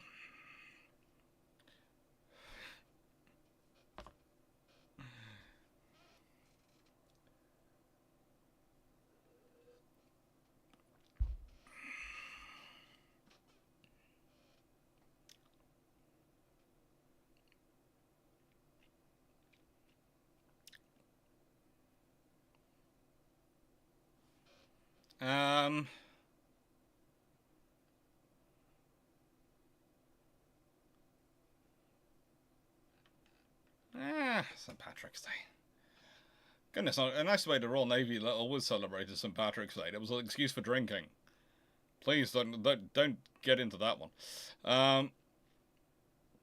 Right, so Battlematters. The new Type 83 destroyers are to be called Bachante, Abukar, Hogue, Cressy, and Urus. How much will they be zigzagging while at sea? Why would you do that to those ships? Why?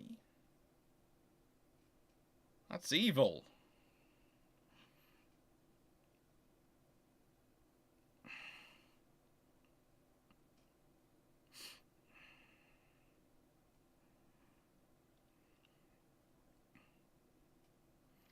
Yeah, don't get me started on I don't know. I was sitting there, and my sister was calling me on the phone. Like, you realise what our mother just did? What? Our mother, on talking with the optician who was just prescribing glasses, said, "Now these will be fine for me shooting with." The optician, who didn't realise what my mother likes to do with her hobbies, went, "What? What do you mean?"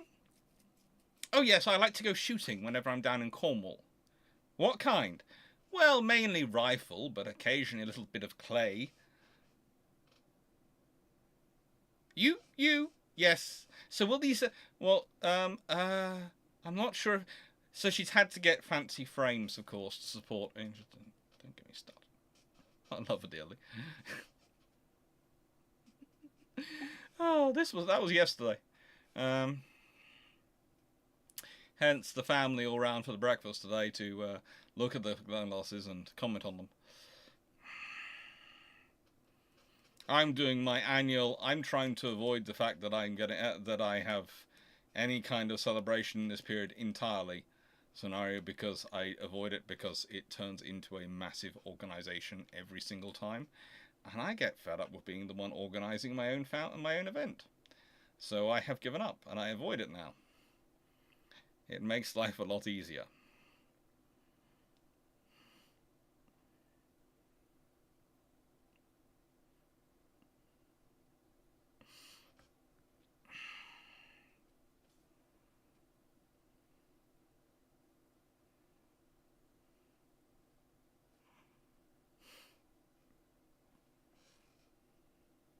Oh yeah, there is no just having kids is no, considering the sheer number of girls in my family at the precise time, having children is no guarantee of it continuing on. I am the only boy in 40 cousins. I did point this out at the thing. I said, well, in a nice way, just having kids is no guarantee. Look at the sheer number of girls there are in the family. I'm the abnormal one. I have 2 different chromosomes. This is unrare.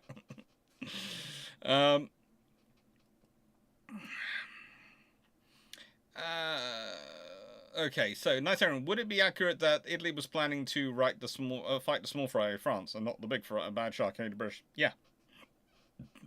The Italian ideal war scenario is they get to beat up the French and the British don't join in. If the British join in, they're in trouble.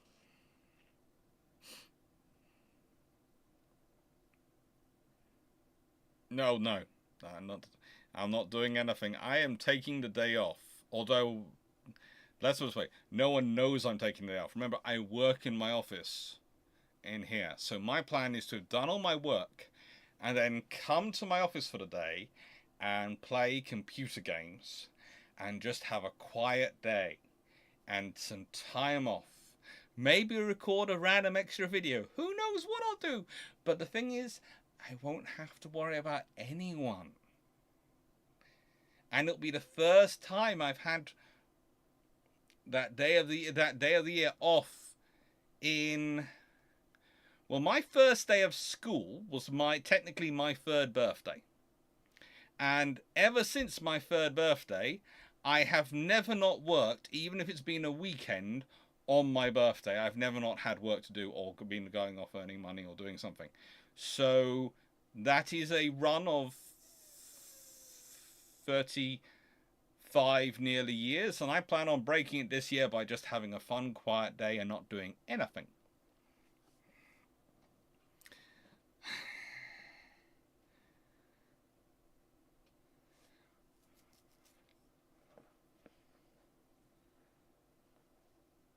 Colin Cameron, I try to always be away on my birthday. Damn thing.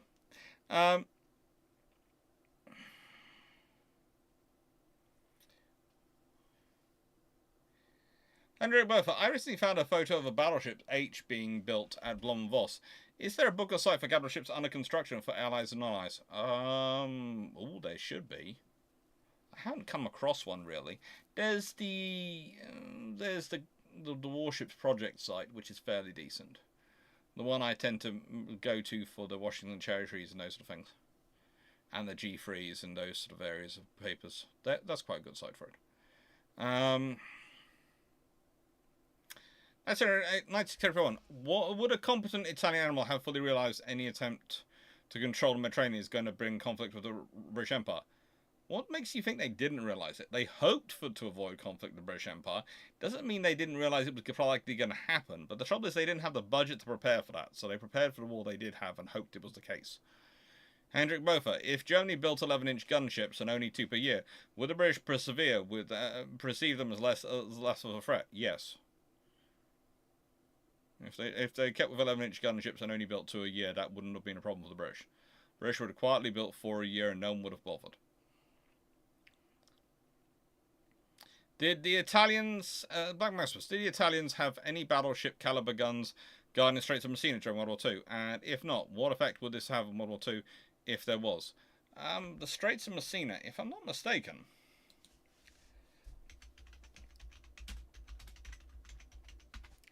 now, I don't think there was anything.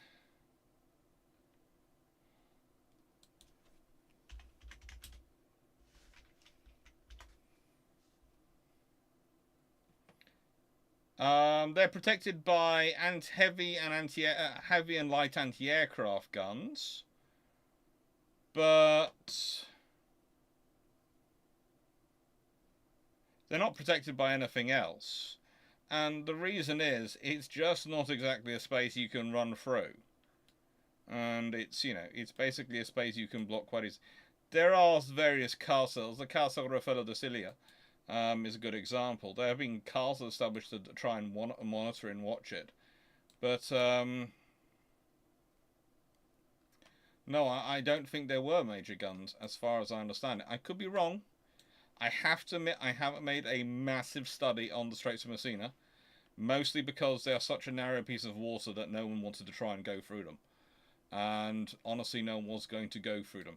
The more problematic thing would be if they'd established a decent battery in Marsala and had managed to get a battery in modern Alhuera, that sort of area, because that would have been more of a problem than the Straits of Messina.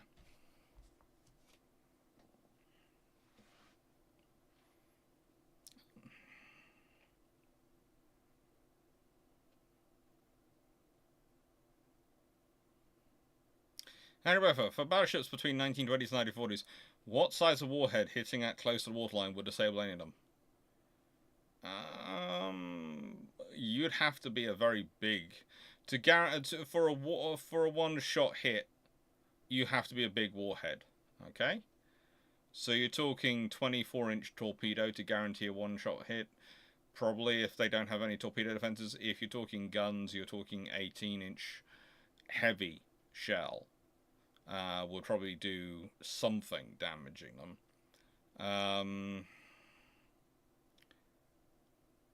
Disable them as you're talking about that, but preferably you want more than that. Colin Cameron, would the Royal Navy have come with a ship design 1910s? The USN would have to respond to copy. That would have been too big for the Panama Canal to give them even more Congress trouble. That was pretty much what the Royal Navy was doing. The whole reason the USN was running into trouble with the Panama Canal was because of their desire to have. They were going to be slower ships than the British ones, so they had to be have more firepower than the British ones because they're more defensively orientated battle fleet. So that's what caused, honestly, the trouble with the Panama Canal was the British designs. Nice everyone. Did the Italians really have a plan to fight the British Empire Navy in a decisive battle in the Central Mediterranean? No. Well, they had an idea about it, what they might be able to do, but it wasn't to fight a decisive battle. Not in the sense you're meaning it. They felt they could maybe hold off a British squadron. They felt if the British sent a single battle squadron, they could maybe match in against them. But that was as long as that battle squadron didn't include Nelson and Rodney. And any of the modernised Queen Elizabeths. So basically, as long as the Royal Navy sent a squadron which was entirely composed of R-class ships and the older Queen and the unmodernised Queen Elizabeths, they could do it. When you have a plan which relies on your enemy sending very specific ships, it isn't a plan, it's a dream.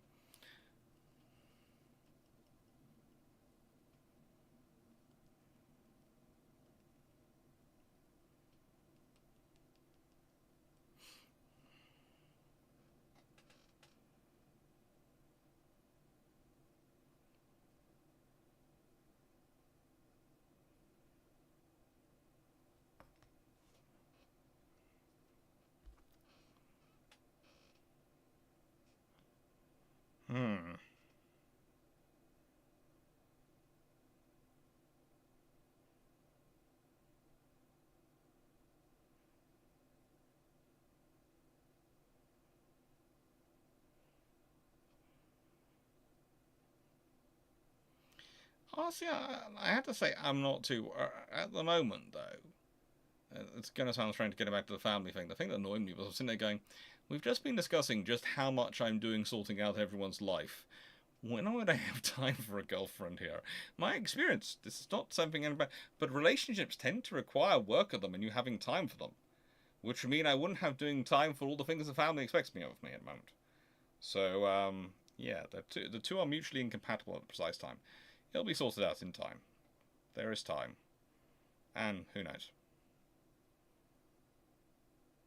I've got a lot of travelling planned for ship shape, so you never know. Who knows where I'll pop up, and who knows who I'll meet over the world. Could be quite fun. Might meet someone who likes ships as much as me. Can always hope that. Thank you, Jack Ray. I had a girlfriend during COVID. Yes, I didn't have a girlfriend.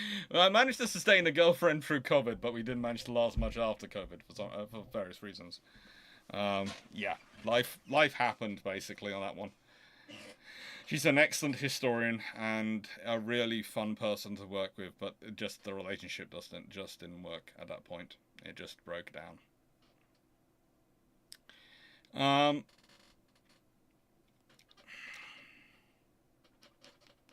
My question about Messina Strait is about large caliber short guns. I presumed that, and that's what I was sort of talking about. Dirt Squad, is it time for a Japanese styled option in your family? I don't think so. Dave Harrison, if the Lion class were in service, would Vanguard assistants have ever been built? They were being built already.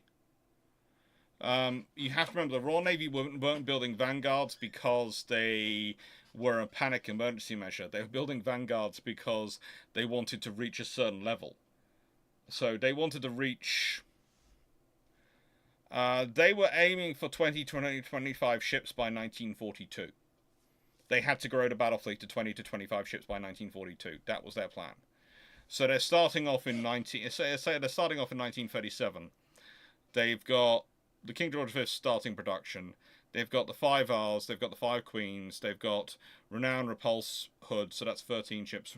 Rodney and Nelson, so that's 15. So that means they've got to grow the fleet by 10, which means they've got to bring all of the King George V's in. That gets them to 20. And then they bring the Lions in, which is another 6, so that's taking 6 more. Right then. But they've also got to replace the R's.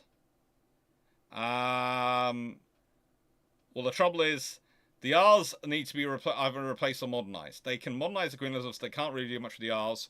So they're replacing them. So that's what the Vanguards are coming in. The Vanguards are replacing the R's, but keeping numbers up. And the aim is to try and get as close to 20, to get over 25 if preferable. Because they need that many, because, and this is the point where people go, well, they really afford it. Well, they had to afford it, and they were able to pay for it, and they'd worked it all out, so they were okay with it. The reason they're building that many is because they need a battle squadron in the Mediterranean, a battle squadron in the Atlantic, and a battle squadron in the Indian Ocean to deter the Japanese. That's it. They also want aircraft carriers for all of them as well. So, ideally, they'd want 9 ships for each squadron, each fleet, because they'd want 8 ships, an 8-ship squadron, and a flagship. So, ideally, they want 27 ships to build up to.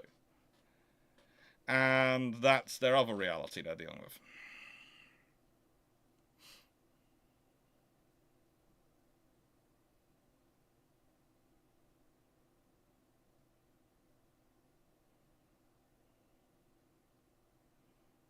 Yeah, but I'm legit considering joining the military here to get out of my mother's house.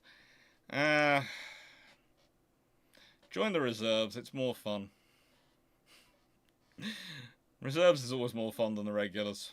Once you get past a certain age, when you're below 25 and you can make it a full long-term career, joining the regulars is great. Once you're over 25, the reserves is the better way to go because you can keep your civilian career going and you can still get the same experience and wandering, and there are easier ways to get out of the family home.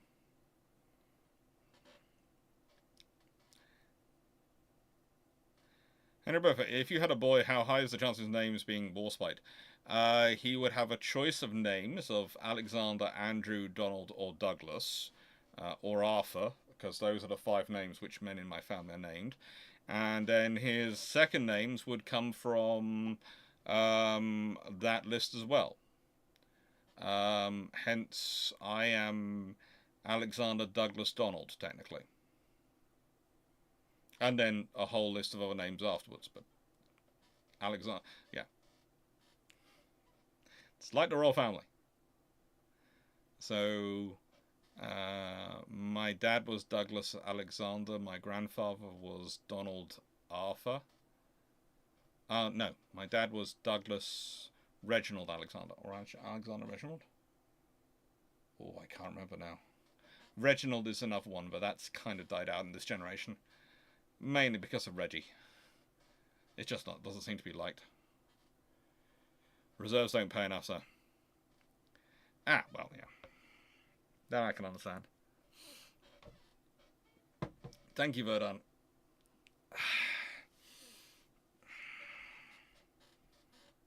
But, yeah.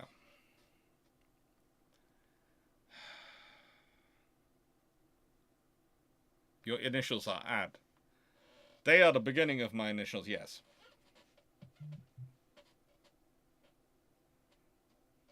It's like if you put my dad and me together, it's AC/DC.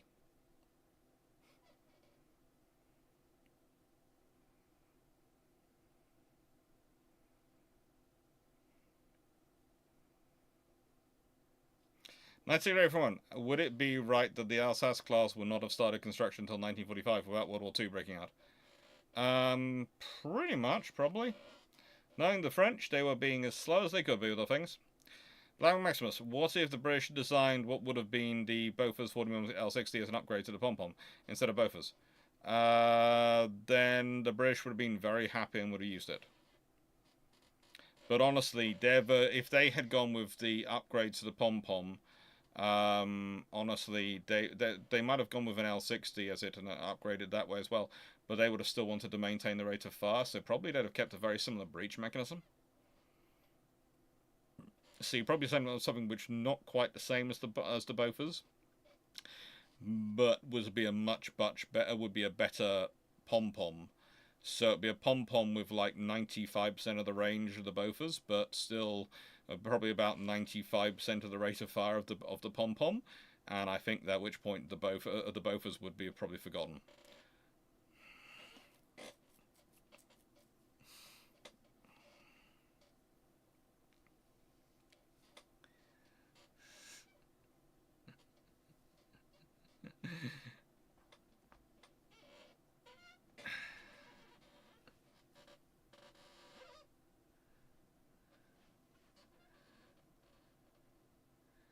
Take care, my David.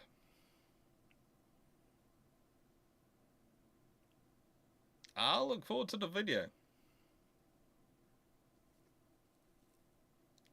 And London is fine. I'm Epsom, so as we've said before, me and Drac, we're not far from London. We're very close to London. We're about 35 minutes train drive out of there. And I, of course, did my PhD at King's College London. One of the things I find strange is I've walked around London at 1 a.m., 3 a.m. in the morning, all sorts of places all over London, and I've always been fine. But I am told I give off when I'm walking, even when I'm walking on my own, and friends see me. Apparently, I give off a very much don't bother me persona.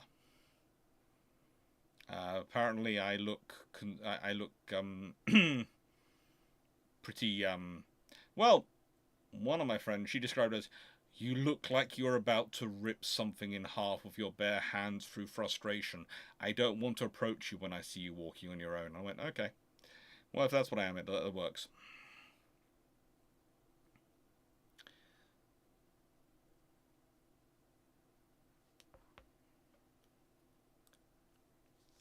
Please oil your chair. I like the squeaks. It adds an extra personality into the room. And you know when I'm really interested in something, because the chair squeaks in sync to the fact that my foot is wagging up and down, for want of a better phraseology.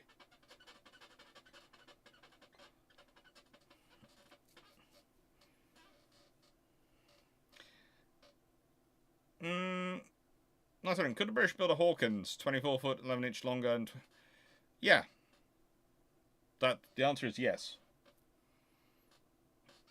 The British yards could have done that without any trouble. The reason I say that is because the British yards are mostly building battleships as well. So similar yards can accommodate those, they can accommodate that. And Black Masters, how many aircraft would a G3 battlecruiser conversions carry, and would it be a stacked hangar? Don't think it would have a double height hangar. A double hangar. I think it'd be a single hangar. And I think you'd be looking at probably 96 aircraft, maybe a bit more. But again, the British aren't going to include deck parking. There's also going to be differences because they're not going to include aircraft stored in the roof as part of their aircraft. They're not going to include that in sort of their air group. So you're probably talking about, and probably going to have a lot more maintenance facilities because they're building those into their ships. So you're probably talking about 96 aircraft. And it probably be split up as 24 fighters, 24 dive bombers, and 48 torpedo bombers, sort of type aircraft. But they would be what I'm talking about is 48 torpedo spotter reconnaissance aircraft. It'd be interesting, especially with the Fleet Air Arm at that period operating in 6 aircraft flights. I think actually they might have changed it to 8 aircraft flights. And that could have caused a really big change when the squadrons are formed, because I think they might have been formed up into 24 aircraft squadrons rather than 12 aircraft squadrons.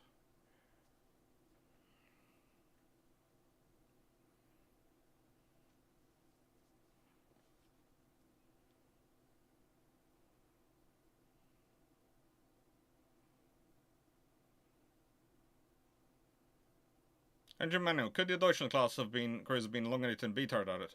I'm thinking 25,000 tons. Yeah, Regina, they could have been. Basically, what you're talking about is the Scharnhorst design. If you look at the Scharnhorst, that's pretty much what they do. To get from the Deutschlands to the Scharnhorst, that is a large chunk of what they're doing. Yes, they change the engines as well, but yeah, a large chunk of what they do to the hull is extension and add in a B-turret.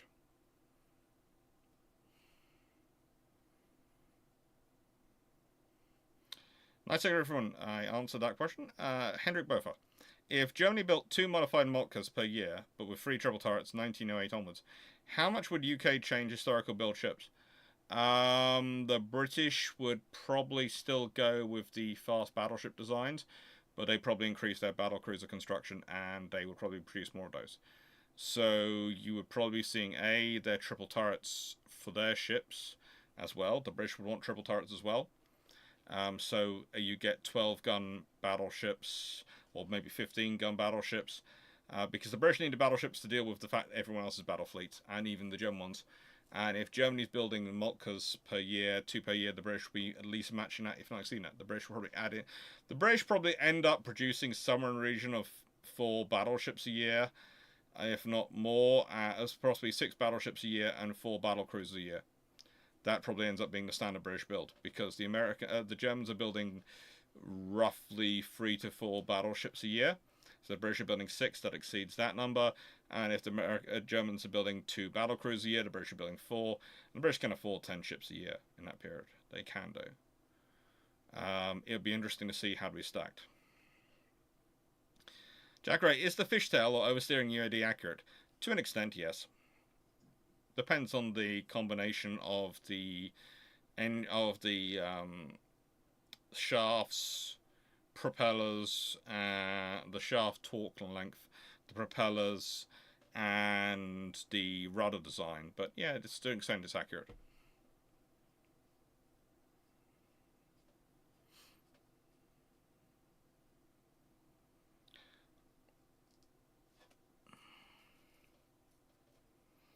Can imagine, my wife always told me it's a very different woman. I have had that conversation, but most cities seem to be that scenario. And the only cities where I don't see that as often as a problem are mainly ones which are still, I would call them country cities. Because you do go to some place in the world and they might be a city, but they don't feel like a city. They feel like what I would call a county town scenario, like days when there was when there was one central town for the entire county, and all the other places were small villages, and so they are a city, but they still very much feel part of the county and the wider county, and that sort of scenario still provides, because it's one of the things I noticed when I go to some of the Scottish cities and some of the Welsh ones and some of the English ones around the country, and especially in the southwest. If I have wandered through Truro, I have wandered through Exeter, I have wandered through Plymouth, really late at night.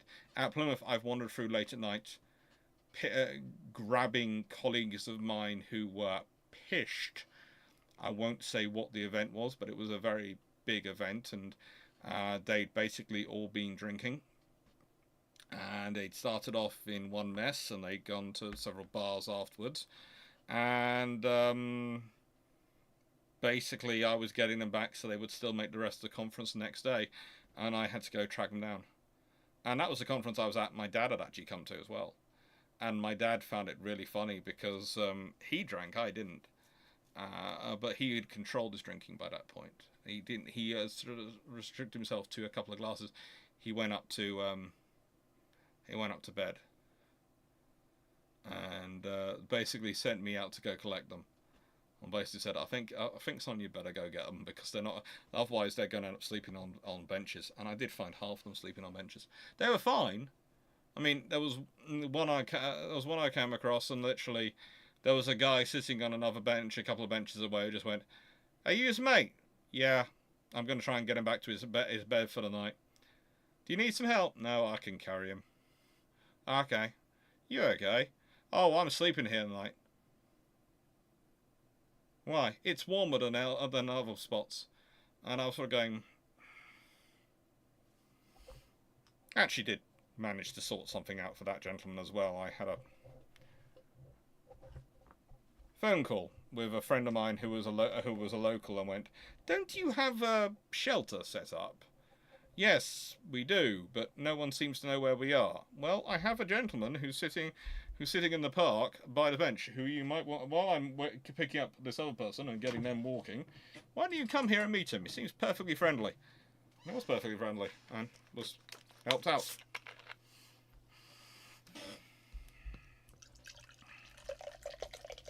I have lots of random friends. This is one of the things people decide when they're dealing with me.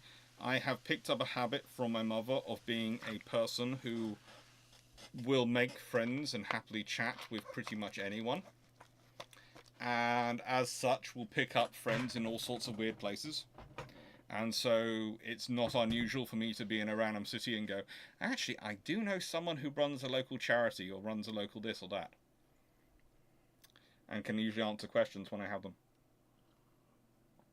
Or pick up the phone for me when I call, which is always helpful.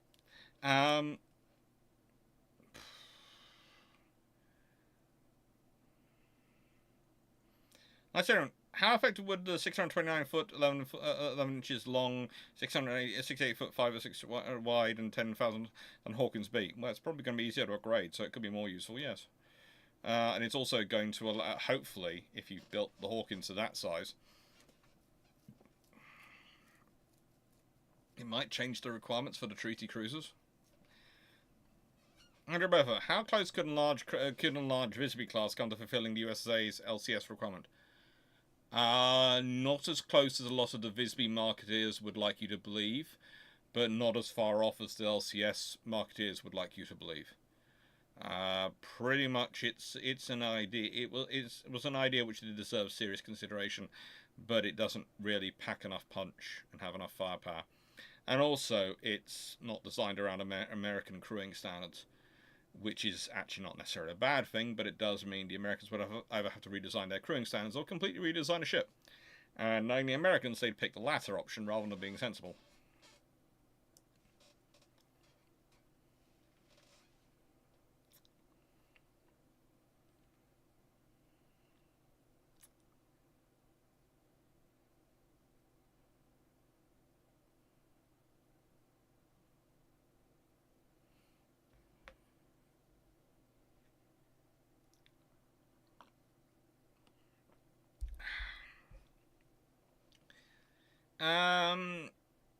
Andrew Buffer, how close could... I'll answer that one.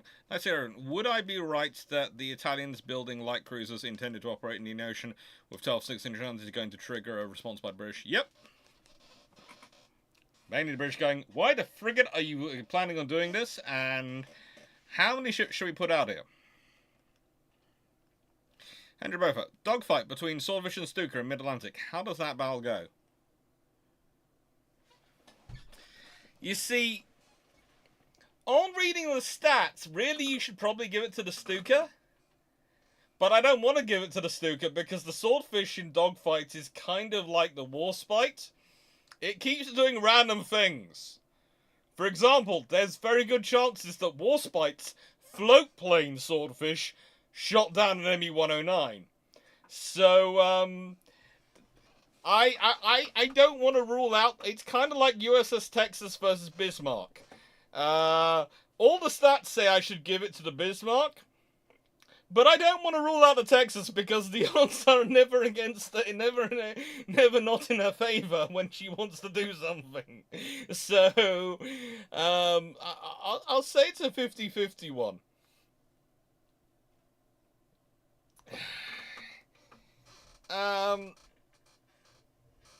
Jack Ray is the answer that one. Did the German Paul Chicago? Did the German destroyers in World War I have the legs to actually escort the battlecruisers to blockade the UK? No. Should they win the attack? No, they don't.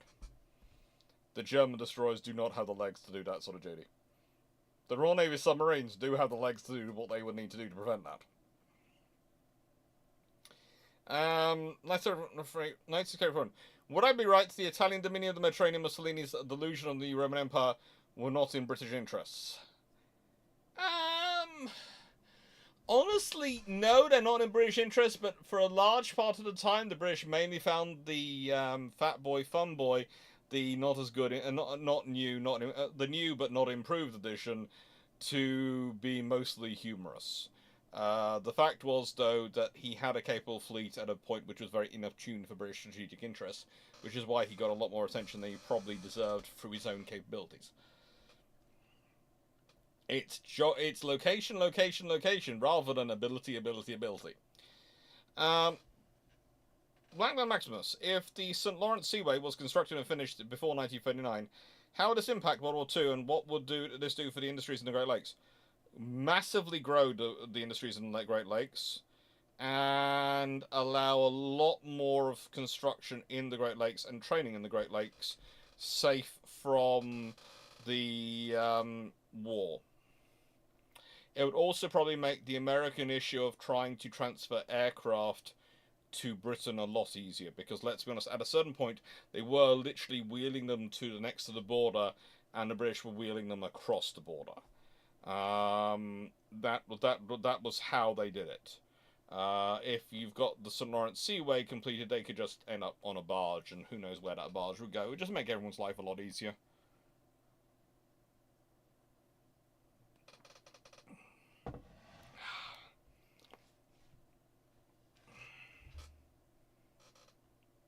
How much impact would 17th century shipbuilding technology have on Europe in 100 BC?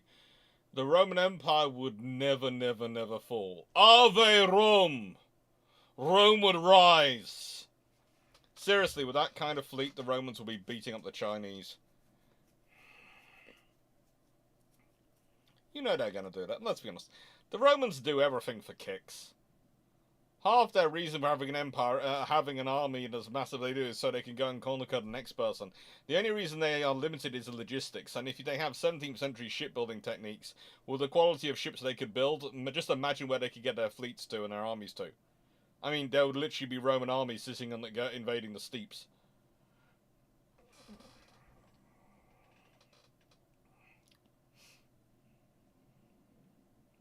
Now, Sharon, how come IGN Yambari took nearly a day before she sank by the bow, taking 19 of her crew with her? Well, I presume very good damage control procedures and very good design.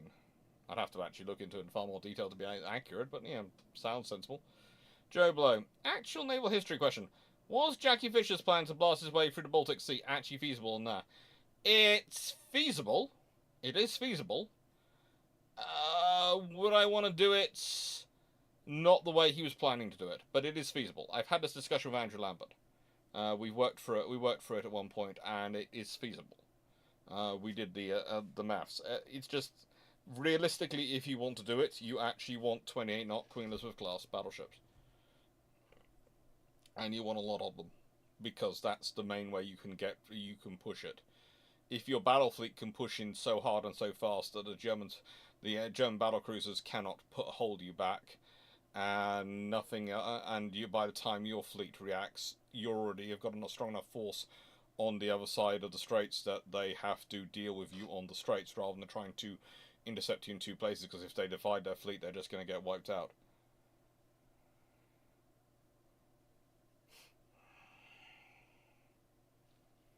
Nigerian, wouldn't the Italians have been forced to respond once Alsace-class was laid down? Oh, I'm sure they would have responded, but the thing is, they'd have probably responded before that, because, let's be honest, the Italians have far better production facilities and far better capabilities. And the Italians don't sign the 1936 London Naval Treaty. The French, the Americans, and the Brits do. The Italians don't. The Japanese don't. So the Italians can do it.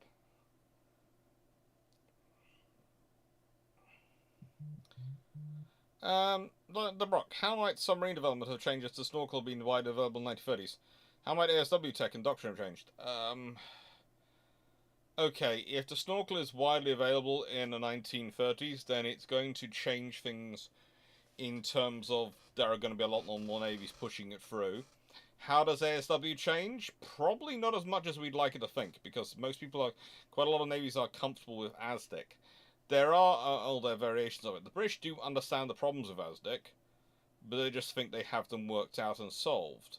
I think the more thing you'll see is if there is a greater submarine building program in the 1930s, because of the snorkel, there'll be a greater number of sloops built, etc. Also, I don't think the Germans get to produce more, because, frankly, the reason they produce as few ships as they do is because, guess who's in charge of German submarine construction? It's the Office of the 5-Year Plan, which is Goering! Fat Boy, Fun Boy, 3rd edition, even less fun and even less boring. Or rather, even less capable, even more cocaine. He is an interesting gentleman, and this is my one argument. People start going, well, the Germans could have had far more submarines. They could have done. The first thing you'd have to do is shoot Goering and then shoot Hitler, who keeps choosing people like Goering to run the departments of things like the 5-Year Plan. If you can't see yourself doing that in Nazi Germany, then you are, unfortunately, up the creek without a paddle. That's your basic problem. Like, they can have all the bright ideas they want, but if they're actually letting someone like Goering run the procurement of it, you're never going to have enough to do anything with them. You know, you can produce a ship and go, this is a wonderful ship, it will win any one-on-one fight. The trouble is, the British do not fight fair. They will turn up with 4. Do you have 4 to win? No, we only have 1, but it's beautiful. You are so dead. This is a classic example of the German destroyer versus the Tribal-class destroyer. The German destroyer. I have bigger, more powerful guns. I need to be stable and not maneuvering to be able to accurately fire these guns. Great. What do you have? I have a lot of smaller guns which can be fired from a destroyer maneuvering like a destroyer. I am now going to charge as close to you as I physically can, maneuver at high speed, force you to dictate the pace of battle on you, so you're having to maneuver at high speed and you can't use your guns, while peppering you with many more shells than you can fire.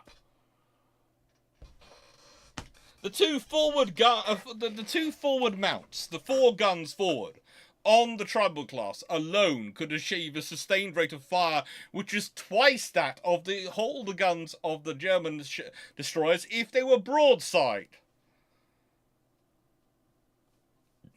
It's just not fair. Yes, the German guns go, yeah, we can hit you slightly further away, nonsense. Yes, but in the moment you're manoeuvring in a destroyer fight at this period, you're not doing a long-range bombardment.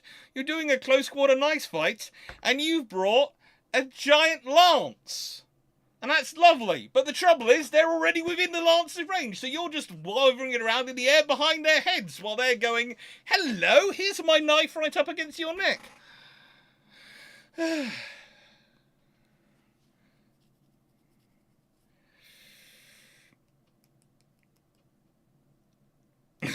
Going further on.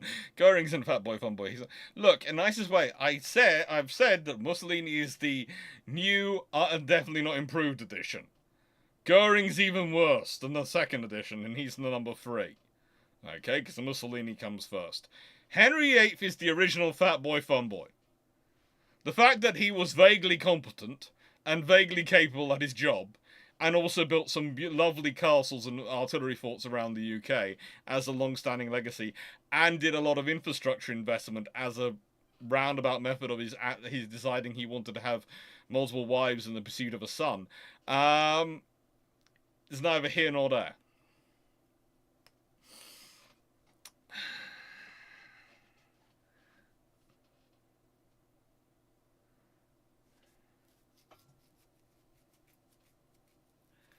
I don't think communists take over Nazi Germany if Hitler shot in the late 30s. Honestly, they don't. The Communist Party's strength... Dave Harrison, don't take this the wrong way. But at a Communist Party revolutionary march in 1931-ish, I think it was, one of the communist organizers actually shouted, "Comrades, maintain revolutionary discipline! Do not walk on the grass!" I'm sorry, I'm going to be worried about communist political movements in some countries in the world. But if your actual movement is so passionately communist that they're not walking on the grass because there's a sign from the railway company to not walk on the grass, same people who, by the way, who buy tickets before storming the platforms at stations, I'm not really worried about a communist takeover. I think you lack some of the necessary zeal by this point. There is a real risk of a communist takeover in about 1918, 1919, when they're fighting the Free Corps. That is true. 1930s, no. The communists by the 1930s are not the ones of the early 1920s. They are a very different organization. They are very different people. They do not walk on the grass, for one. I'm sorry, but if you can keep them away from a building or from smashing in windows by just putting a sign saying, "Please don't walk on the grass," they're never going to win a revolution. They're just not. I know where you're coming from, Dave, but it's just not going to happen.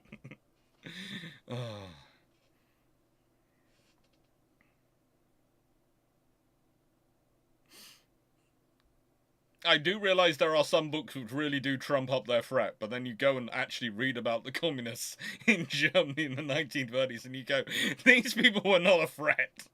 I mean, they go, well, they're a threat because they have membership. Yeah! But they're a membership which buys tickets before they storm a platform. It's just, no. No, that's not a threat. I mean, seriously, well, you could have just stopped them storming the platform by refusing to sell them tickets. That's just not a threat. That's just not a threat.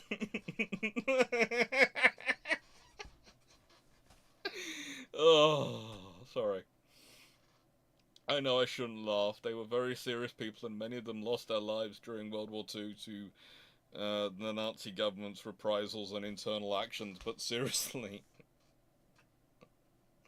They bought tickets before storming the platforms. Yeah.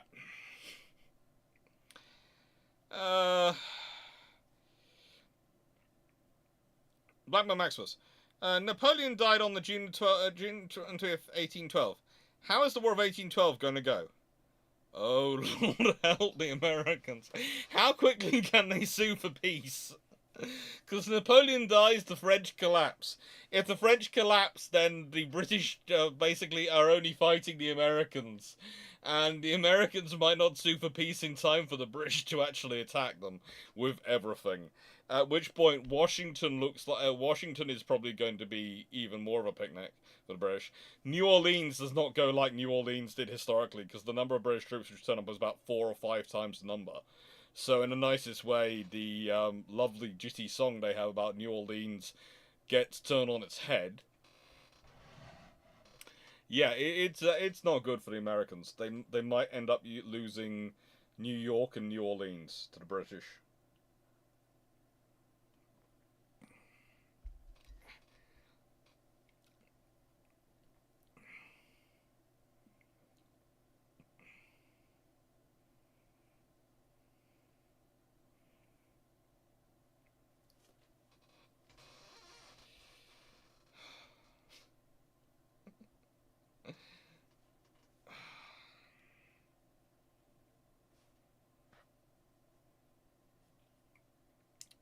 Yeah, Henry VIII did have a lot of daughters and a lot of. He also had quite a few children outside of the bounds of marriage, even when he was married in his later years. That's half the problem with Henry VIII. He likes having relations, just doesn't always have relations with the right person to make him a legitimate heir.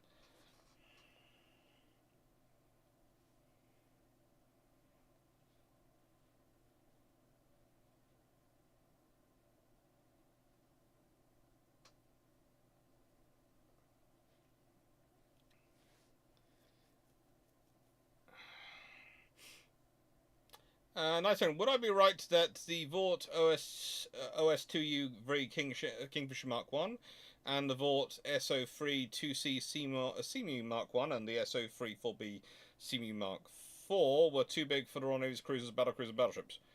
Uh, Too big. Um, Not really. They could been accommodated, but the British was very happily set up for the walrus, and frankly, they had plenty of walruses. So I'm not sure why you're going there. And also the requirements the British had were for the walrus type, because the walrus type also acted as transport and recovery aircraft. So there's lots of things they do which the British are quite happy with them doing.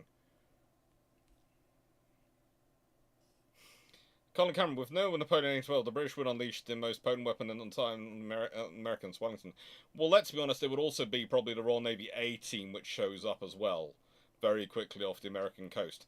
Before Wellington arrives, it's going to be the A team, so those of the Royal Navy. So the thing is, that run of frigate victories might be cut very short by a sheer quantity of third rates turning up going, "Hello, we hear you're here, you wanted our attention." Um, yeah.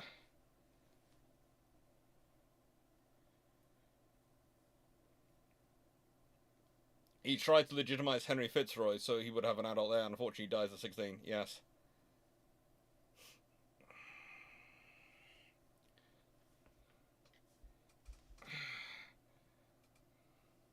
There's a book about Wellington ending up fighting against the Americans in the War of 1812.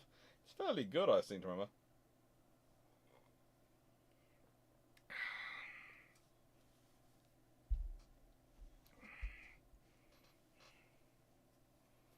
Nice hearing. Question 32. Would I be right to think that Canadian Car and Foundry F4W1 Bearcat would have been built but for the Royal Navy as a stopgap if the Hawk Sea Fury's introduction was delayed? Probably. Well, the Fury was fairly fine, but yeah, they probably got with the Bearcat. That's a fairly good design and good continuation on from the Hellcat and the Wildcat. They might have kept the Seafire going a bit longer as well, because honestly, buying American aircraft at that point was expensive, and the British were kind of pissed off with the Americans for the way they acted at the end of World War Two.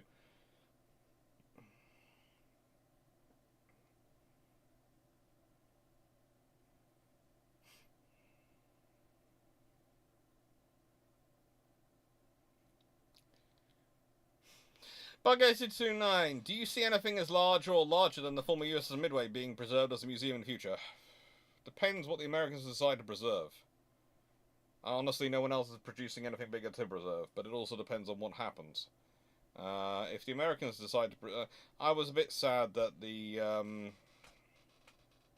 Enterprise, the nuclear-powered one, wasn't preserved. I feel that would have been a good ship to preserve. So, honestly, they haven't preserved her, then unless there's a major war, they're not going to preserve any ships. And the British have barely preserved any from the Falklands War. Let's be honest, most of them have gone. Even once they were sort of preserving.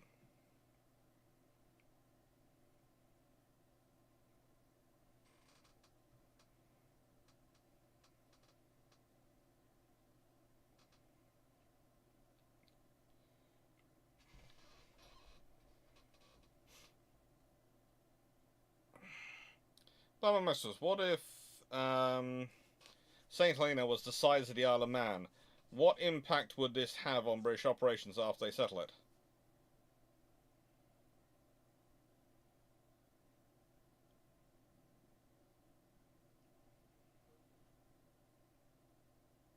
It would be a far bigger population. It might even, it would probably be, it would still be, well, hang on, no. You see, the thing is, if it's large enough like that, and large enough population, and you are securing Napoleon it, they might actually turn it into they might actually incorporate it in the UK and give it an MP. They might actually do that and make it fully British territory. Because it's large enough and it's going to have a large enough population, they'll want direct control from Westminster. Even more than a Royal Navy governor, etc. They will want to have complete oversight. So they might well, St. Helena, which actually might cause an interesting thing in history, is because if they do that for St. Helena, they'll do it for the Falkland Islands, and maybe even for some of the other islands in the Caribbean, etc. Which could cause a very interesting, very different history to take place. It's interesting to go there. Henry Bertha. Whole World War I Royal Navy, including hospital ships, so there are women, is teleported to 50,000 BC Earth. Where would you go if you were in charge of the convoy to figure out you were in the distant past? There aren't many women. They had a lot of male nurses in that period as well. Queen's Alexandra Royal Navy Volunteer Nursing Corps is probably your main contingent, so there aren't many. Where would I go? I don't have much fuel. If I'm transported from where we're sort of combined, from wherever we are in the world, I would probably 50,000 BC. 50,000 BC.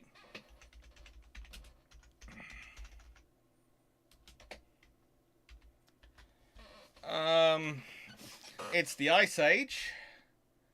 Mammoths and mastodons roamed the earth.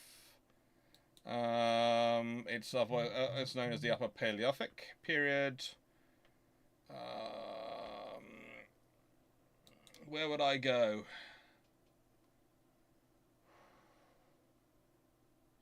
I might actually go for Britain.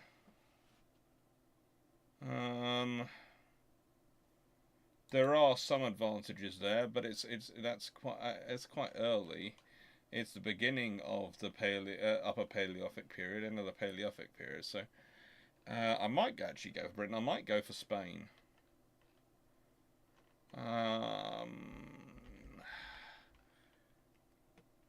Britain is a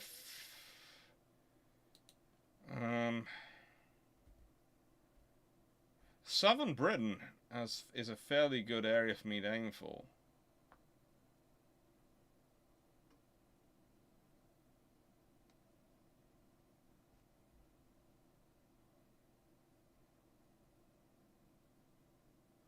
That's probably where I head for. And just secure myself.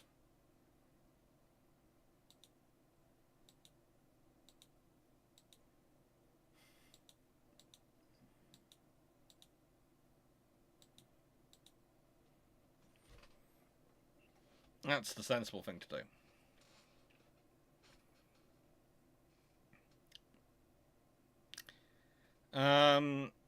Let's hear everyone. If the Submarine Seafire was a gullwing, wouldn't the Submarine Spiteful and Submarine Seafang not also be a gullwing? Probably. If they've got a gullwing development and it's worked well, they'll probably will have continued it. They probably will have continued it.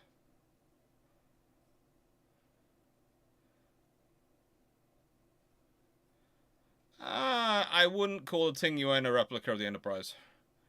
I know there are some people who do try and market it as such, but the actual Enterprise is actually a better design. Once you look at the hull shaping.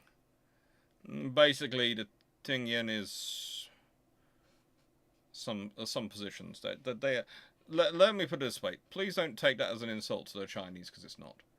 The Chinese are doing very well for the kind of scenario they're coming from and the pace they're trying to put at it. But, and this is going to sound condescending, but it's not meant to be. Sometimes with great haste, great haste produces less speed. And some of the things they've done in haste, I think they're going to regret later. But that's my suspicion from studying history and having seen others make similar mistakes in the past. But they'll give them a chance.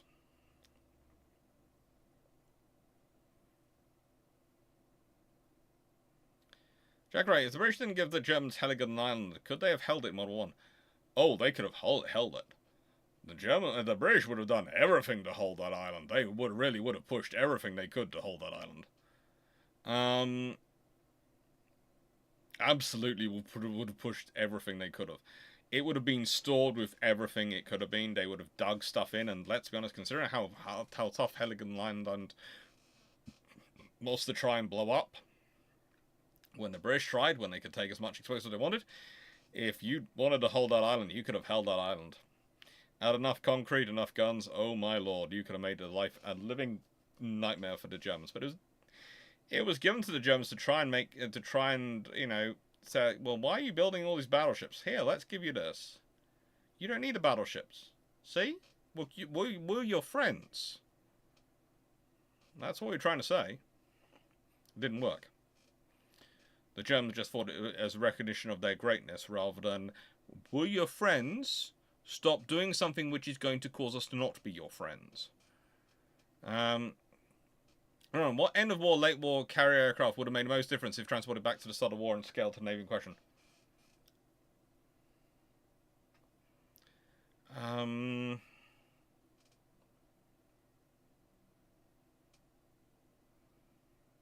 You don't need a swordfish replaced early in the war. That's fairly decent.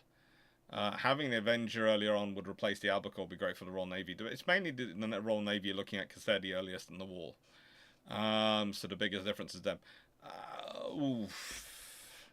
Late war, I don't want the sea fire if I can avoid that.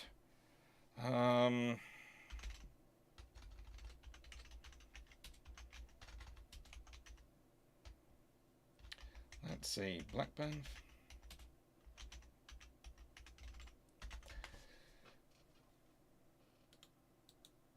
Blackburn Firebrand.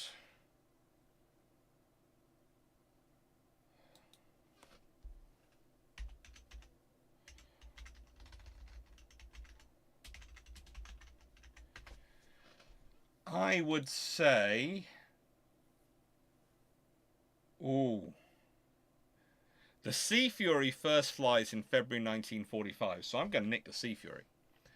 If the Royal Navy could take the Sea Fury back to the beginning of World War II, good Lord help any Navy anyone who tries to fight them. That would be a truly beast of an aircraft for the Royal Navy to have. The Blackburn Firebrand I quite like, and it could of course also carry a torpedo, so it's an interesting aircraft to have. But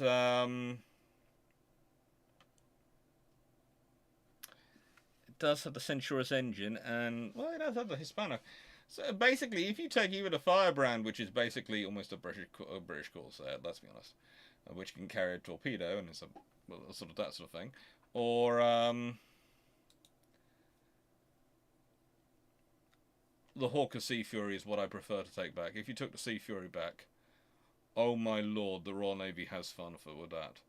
4 20mm Hispano cannon, 16 rockets, 3-inch rockets, 2,000 pounds of bombs, and a top speed of 460 miles per hour at 18,000 feet, or that's 400 knots.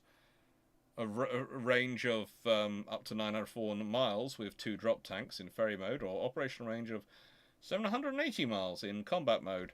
Yeah, that's a gorgeous aircraft, and I will take the Sea Fury back. Thank you very much.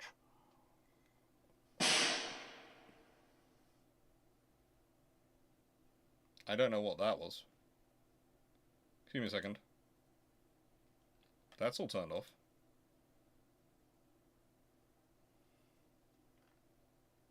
Does anyone know why a gun just banged? Do I have Twitch going? No? I have no idea where that came from.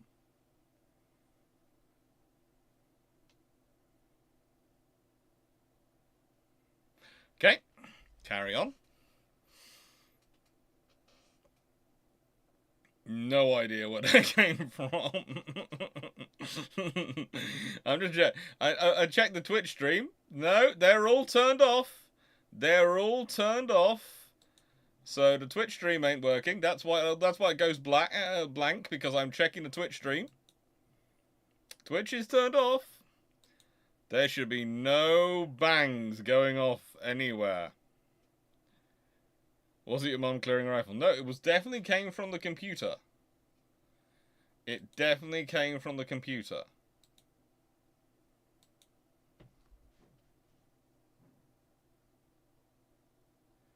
Definitely came from the computer. See, the Sea Fury would be fun. Let's be honest. Take the Sea Fury back. And just launch in the nicest way. Norway with Sea Furies. The Mediterranean convoys with Sea Furies. The other ones are just going, what the frigate does the Royal Navy have? Zero versus a Sea Fury. What the? That thing's not supposed to exist.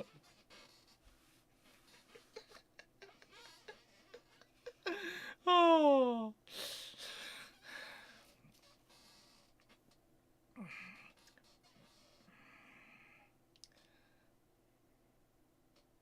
Runon, answer that one.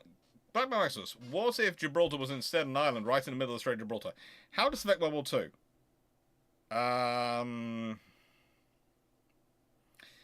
Well, it would make it even less passable than it was historically, because you could have guns all around it.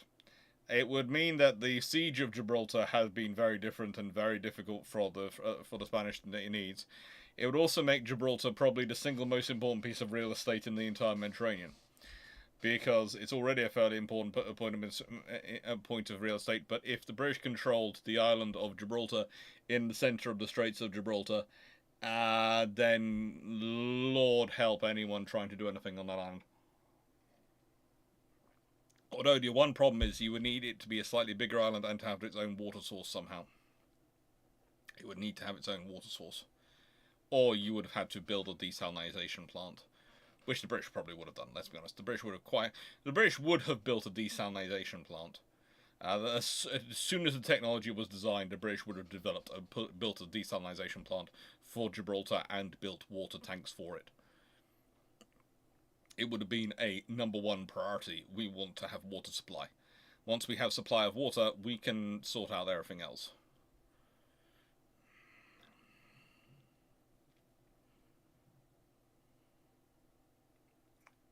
Jack Ray, RF would be trying to take it from you. Well, the thing is, if you have it, then they have to have the productions for it. So, honestly, they probably take the production of it. In the nicest way, they get it off the Royal Navy from their cold, dead hands. But they could quite happily take the production of it. I wouldn't be surprised if at that point, if production of it got established also, the British at several points had considered establishing a aircraft manufacturing facility in in Ceylon area, in sort of India, Ceylon area. I think they might have pushed forward with that, and that's right. But no, if you've got it and you've got production of it, then they're going to keep production of it going. And they're just going to produce the same aircraft. It's not going to be Sea Fury or Land Fury. It's going to just be the Sea Fury being produced. And the thing is, the RAF will fly it from land bases. But it will replace Spitfires, it will replace Hurricanes. You don't need... just imagine, if you're dealing with the Sea Fury, it's got a 2,480 horsepower engine. So the Bristol Centaurus is also what you'll be building and using. That's gonna be that's gonna make things different. That is going to make things different. That's going to change some history.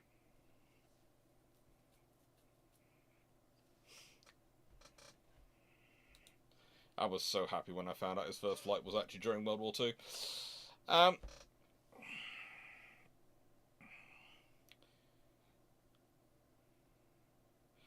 Lieutenant, what was the point of the Submarine Spikefill and Submarine Seafang? To try and make the design continue to work, and to allow them to continue to make use of what was a comparatively proven, comparatively viable, and comparatively easy and cheap to produce design by that point.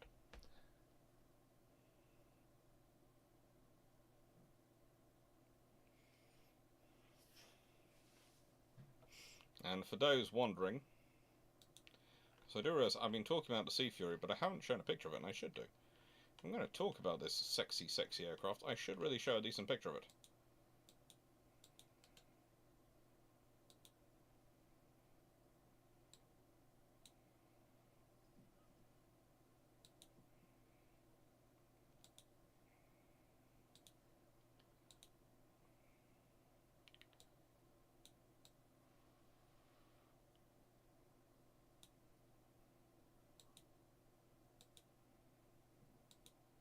There you go. That's a cool picture. As you can see, a very cool looking aircraft. If you're thinking, Alex, that looks like some sort of Typhoon or Tempest, which has had sort of Spitfire style wings almost added onto it in a way, and all sorts of shaping, you would not be wrong.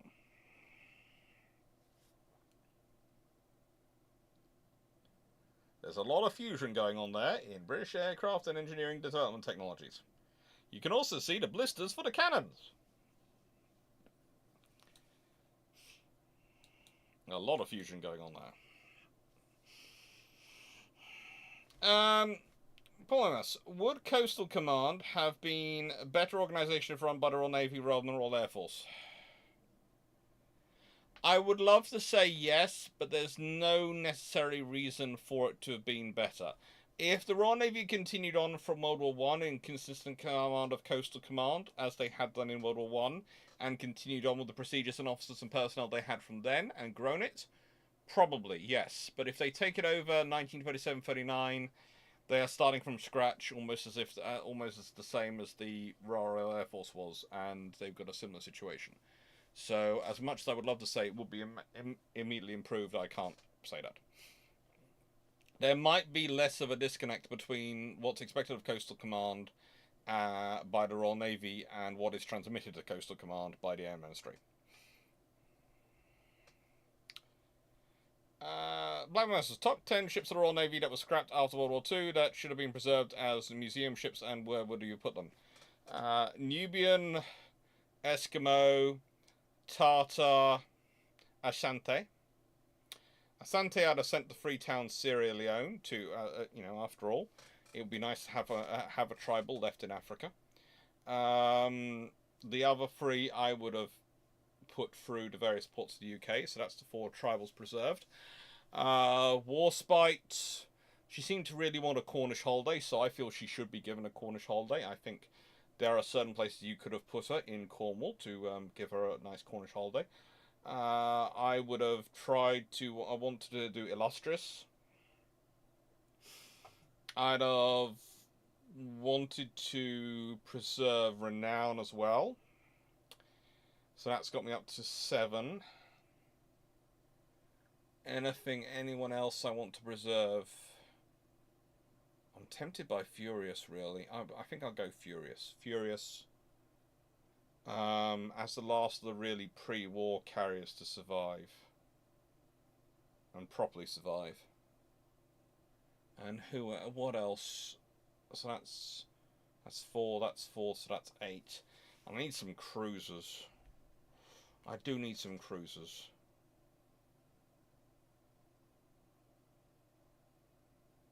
I need some cruisers.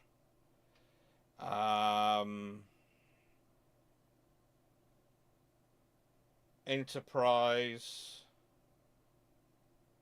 Yeah, I'd keep her around because she's my height of my World War One construction. And because I like them and they're going out at this point, Arrowfusers. Probably HMS Arrowfuser herself.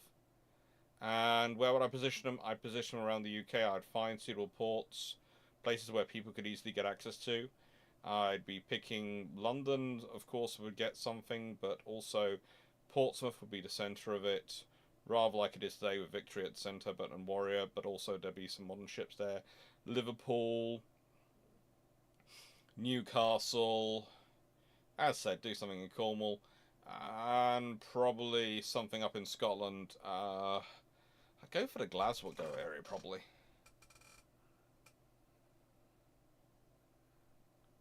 Because it's easier on the Glasgow side than the Firth of Forth side.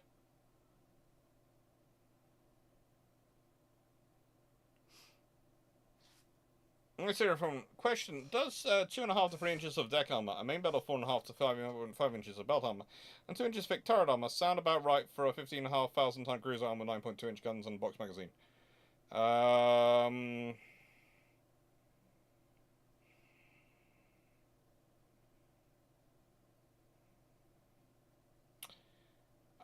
I would say if that's the case, if you're going for the 4.5 inches of belt, you're going to have a lot of 4.5 inches of armor plate sitting around that you're going to add on to that belt. And I would say if you go for the 4.5 inches on the belt and probably 2.5 inches to 3 inches of the deck armor, you're probably going to also find that you have a lot of 2-inch extra plate ready to add onto the guns, onto the turrets. Specifically the forward turret part of the turrets and the sides, and the sort of forward top and sides. Back can be fine, left like that. Henry Burfer, if Germany built 2 Malkas per year and no battleship scenario, what would the Royal Navy battlecruisers be armed? What speed would they aim for? They'd be aiming for 28 plus knots. They would still be they'd be armed with 4 triple turrets, probably 2 forward, 2 aft. And they'd be armed with whatever guns were being built by the capital ships that year, because the British aren't building the capital ships at that point to deal with Germany, because Germany's just building Malkas. The British are building capital ships to deal with the rest of the world. So the British would still be building 6 capital ships, and well, probably at least 4. The British will either be building 4 and 4 or 6 and 4, depending on how many the Italians, the French, the Americans, and the Japanese and the Russians are all building in terms of battleships. Because the British probably would maintain their 2 power standard. So they'd be laying down the same number of ships as, probably by that point, then it's going to be the Americans and the Japanese. Even though the British are building quite a lot of the Japanese ones. So, yeah, the British would be matching the American and Japanese build in the 2 power standard rule.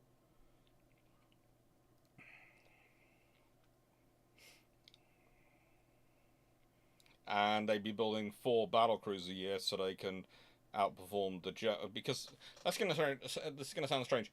They're going to want to block the Germans in, but also be able to cover the whole world, because the Germans don't have to deal with the same level of global trade the British do, because the Germans have borders with other countries, whereas the British send theirs all by trade around the world. The British have a global empire they have to protect, so they're going to want to build 3 to 4 a year, and probably 4 a year, to match in against them, if they're doing that kind of consistent construction. Blackman Maximus, do you think we might eventually see the emergence of military transport aircraft that have stealthy shape, but maybe not the coating, to improve survivability? I think it depends on the size. If you're looking at it, we already have those sort of scenarios, including the coating, for helicopter-style transport aircraft. There are stealth Black Hawks, etc. Please note the etc. There are stealth aircraft for small group transports, but once you're transporting a large volume of people, a large volume of weight, you can't really make that stealthy. It's kind of like making an aircraft carrier stealthy. It's a case of, yay, you've put so much effort, it appears like a 75,000 ton object on a screen rather than a 100,000 ton object on a screen. It was worth the money.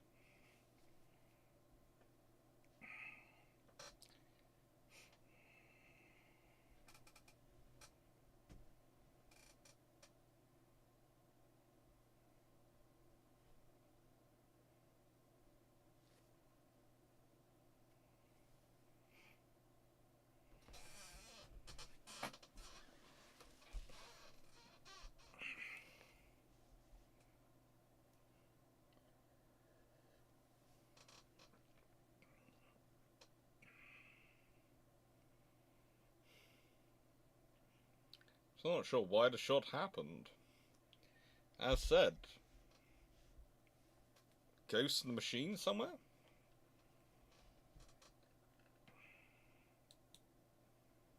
And sound alerts are definitely turned off. Hang on. Yeah, I think what happened is I think someone has followed me on Twitch, and for some reason the sound alert actually worked. Oh, good lord, because that's the sound which goes off when I get a new subscriber on Twitch. Oh, good lord. But that was turned off, but it still worked for some reason. The sound still came through.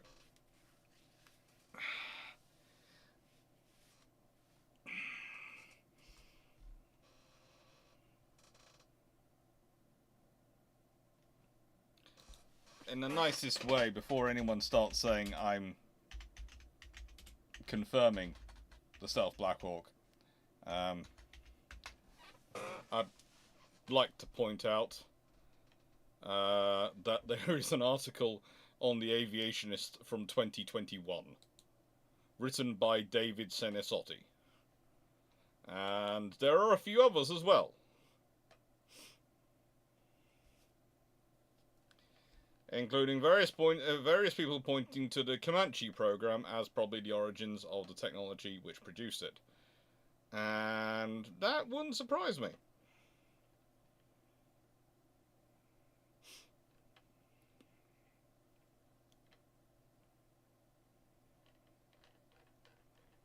Because let's be honest, the US spent a huge amount of money on the Comanche program.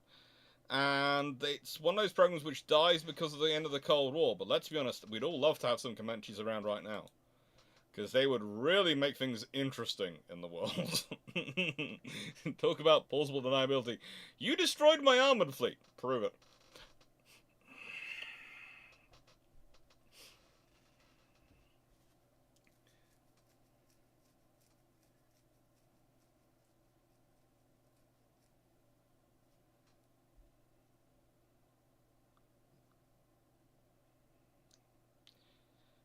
Blackman Maximus, do you think we might eventually see the emergence of the military transport? Answer that one. Paul Beswick, late war aircraft. Does the de Havilland Sea Hornet count?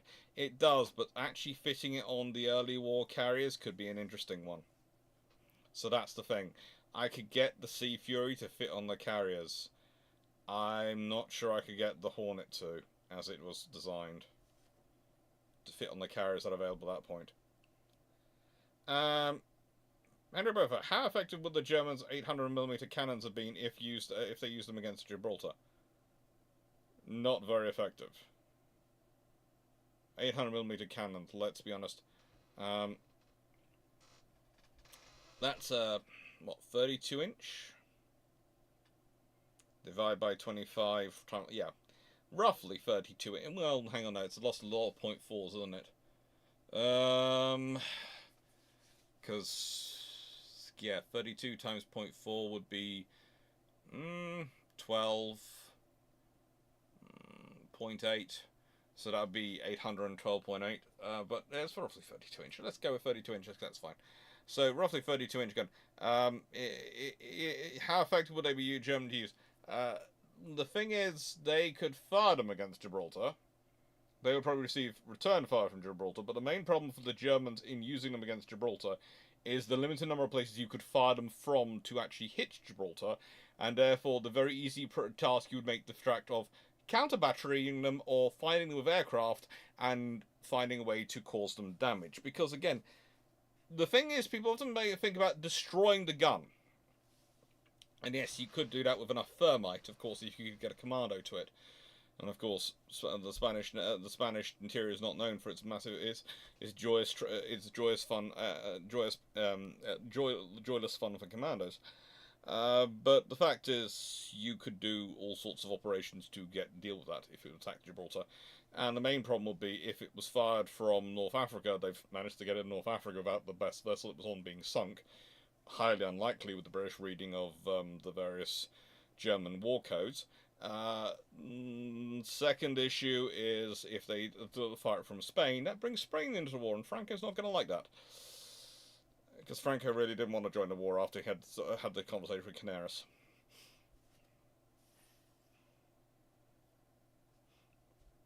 Dan Riemann, HMS Mari and Massachusetts Harbour, is she a war grave and or is she salvageable? If not already salvaged. Oh, that's a tough one. I don't think she's technically considered a war grave, and I think she has already, to an extent, been salvaged. Henry Weather, could battleship spotter planes be replaced by something like Blackburn B-44 and lowered and raised by crane if too heavy for a catapult? Not really, because then you'd be pausing the battleship, and you don't want to pause the battleship. They didn't even really want to pause to recover the aircraft. That's one of the reasons why they have the Walrus. The British have the Walrus is because the Walrus is tough enough that it can be technically picked up on the fly. The whole thing about the Walrus is it's designed to be picked up from the water very quickly without the ship really slowing down or even and definitely not pausing.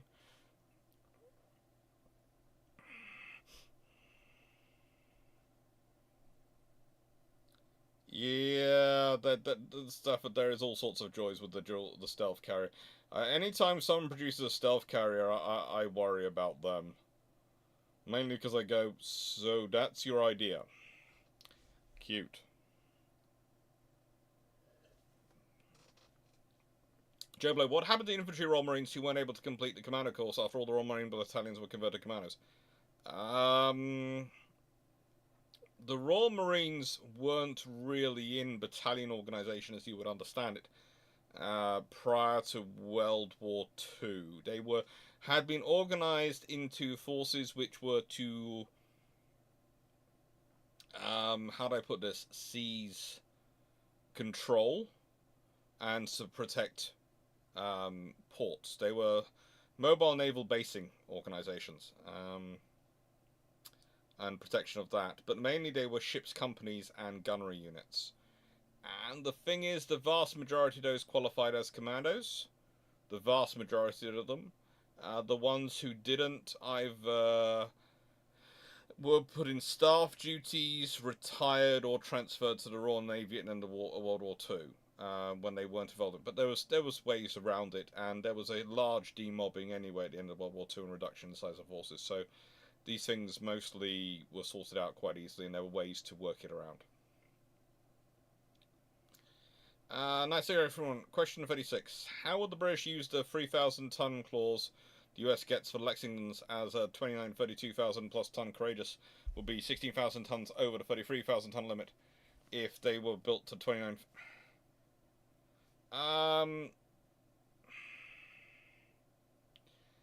Honestly, to build the Courageous class of that weight, you'd have to do a lot of work on them, nice to everyone. The trouble is, if we think about it, the Courageous class start out as, in their battlecruiser form, as being 19,488 tons in standard, 22,000 tons, 922, well, standard load, just under 23,000 tons in deep load.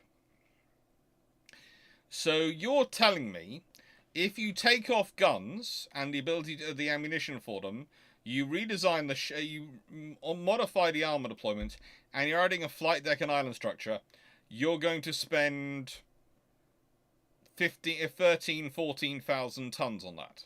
You're not. You'd be doubling the weight of the ship. You'd be basically building a new ship anyway. You are pretty much doubling the size of it. There is a reason they end up the weight they are. There is a reason they are operated the way they are, that you can't do that. They end up being 24,600 tons in normal. So, as it is, they put on, let's be honest, about 5,000 tons in normal load. And in deep load, yes, it's still about 5,000 tons. You're talking about putting on 3 times that weight. What are you doing to get them to 3 times that weight? How are you going to deal with the displacement issues added on? It's just not really, it's not possible, and it's not what the British would have done. As I've said before with that scenario, in an option where to get there, you would be looking at the Admiral class, the Free Admiral class, or the G3s. If you convert the Free Admirals or the Free G3s. The Admirals, roughly 45,000 tons deep load. But if you take off the 8 15-inch guns, you take off some of the armor plating, you rejig the body, etc., you could probably get them down to 35,000 tons and have a decent carrier. Oh, you'd call it 35,000 tons. The G3s are 49,200 tons. So you'd be having to take them down to 35,000 tons. You are taking off to almost 15,000 tons. That's going to be slightly more complicated, but not again impossible, because the figures for the G3s are normal, which include things like feed water, etc., not standard. So and they did as well supposed to have 20 small tube boilers and 160,000 shaft horsepower and water-based anti-torpedo defense armor. So there are lots of reasons the Royal Navy can get around that one. No build response has been recorded yet. There are things going on, and there'll be an explanation produced at some point soon.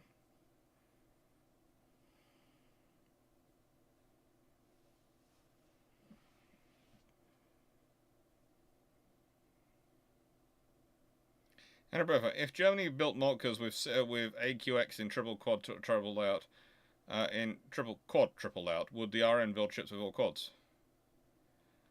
So if they're building 10-gun ships, if the British are building something with 4 triples, i.e. 12 guns, they will probably just stick with that. It will be a case of, oh, they've got a quad in the center line. That's lovely, but it changes. It gives them 1 extra gun. It doesn't give them extra turrets. And as far as the British are going to concerned, the viability of turrets is better. So if they went to quads, they'd go to all quads, so they'd have 4 quads. The British at the time really hated the idea of dropping turrets. Really hated the idea of dropping turrets. They admit it they do it post World War One, mainly as a reason to give them increased firepower, but also to deal with the fact that they've missed 2 investment cycles in infrastructure. If they hadn't missed the 2 cycles in infrastructure, they would more than likely have of 1914 and 1960 and 1920. They would have most likely have done it and have carried on with 4 turrets.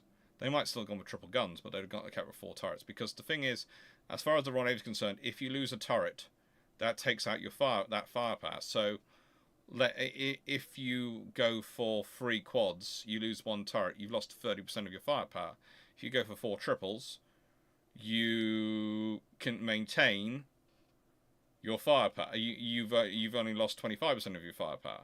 That's far better, and far better from a survivability stakes as far as the British are concerned. If the Germans therefore went to triple, quad, triple, the British would either want to go to 4 quads or stay at 4 triples. They could mostly stay at 4 triples at that time, as they'd still have 12 to 10 guns. And I'd say to everyone, would it make sense for 4 G3s to replace the 5 12-inch armed battlecruisers on a 1-to-1, with the first entry replacing the 4 Orion and the second entry replacing the 3 9? No. If the RM was getting rid of those old ships because, frankly, they weren't battle suitable anymore. They needed the mass during the time that they were needed, but they didn't need them anymore. They weren't in the process of. The British at the time did not build ships to replace ships. They built ships because they needed the ships. The British are very forward-looking in their ship procurement. They're not very rearward-looking. So they're not building to replace. Building to replace is something which you've got when you're looking at World War II and the maintenance and growth of numbers. When you're talking about the end of World War One, Britain is not looking at replacing, it's looking at building for what it needs in the future. There's a very big difference in the scenario and how they're thinking. Also, I wouldn't be surprised if it wasn't for the treaty scenarios. If you consider, well,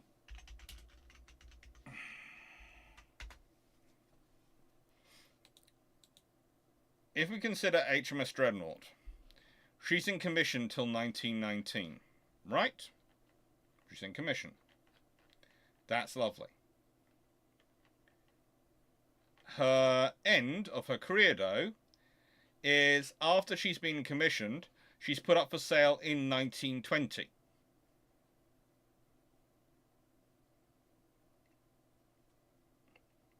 She's actually scrapped in 1923.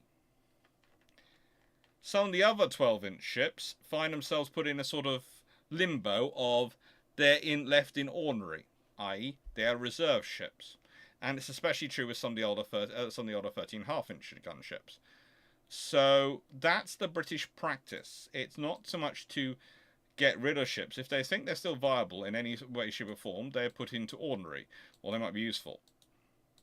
If they don't need them, though, then they get rid of them, and then they work on whatever comes next. But the thing is, they're not sort of in the process of, we have to decommission these ships in order to crew these other ships, because that's not the situation the Royal Navy finds itself in at the end of World War One. They don't have necessarily that problem. They don't have a massive demobbing going on.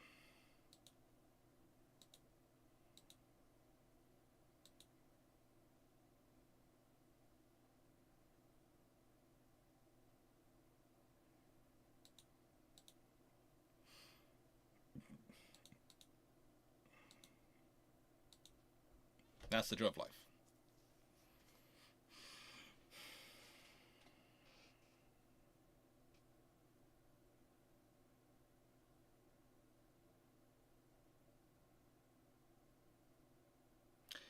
And remember, 7.2 ton for the shell for the door 800mm. I know how big. You're talking about the railway guns, aren't you? The 800mm guns.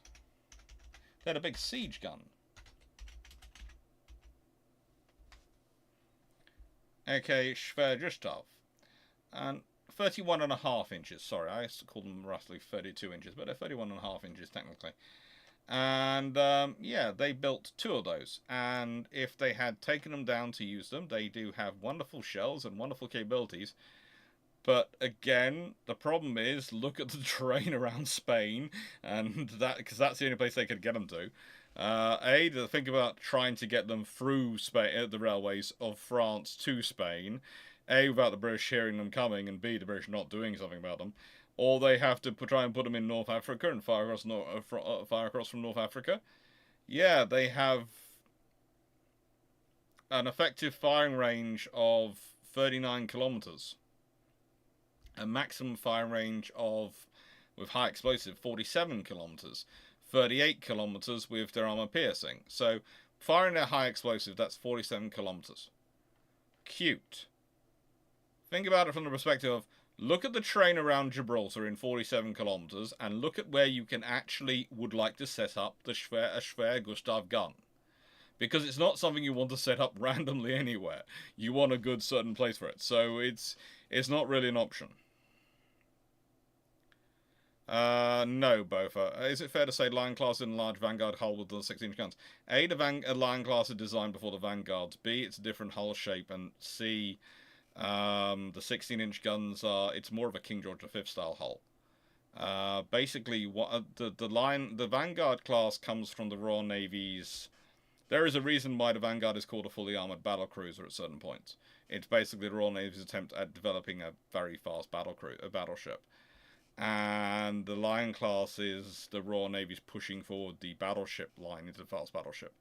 So one comes from trying to one comes to extent from the Admiral class and the G3 line in terms of designs, and one comes from the Queen Elizabeth N3 Nelrod development line. So basically, it's coming from the two lines of capital ship development.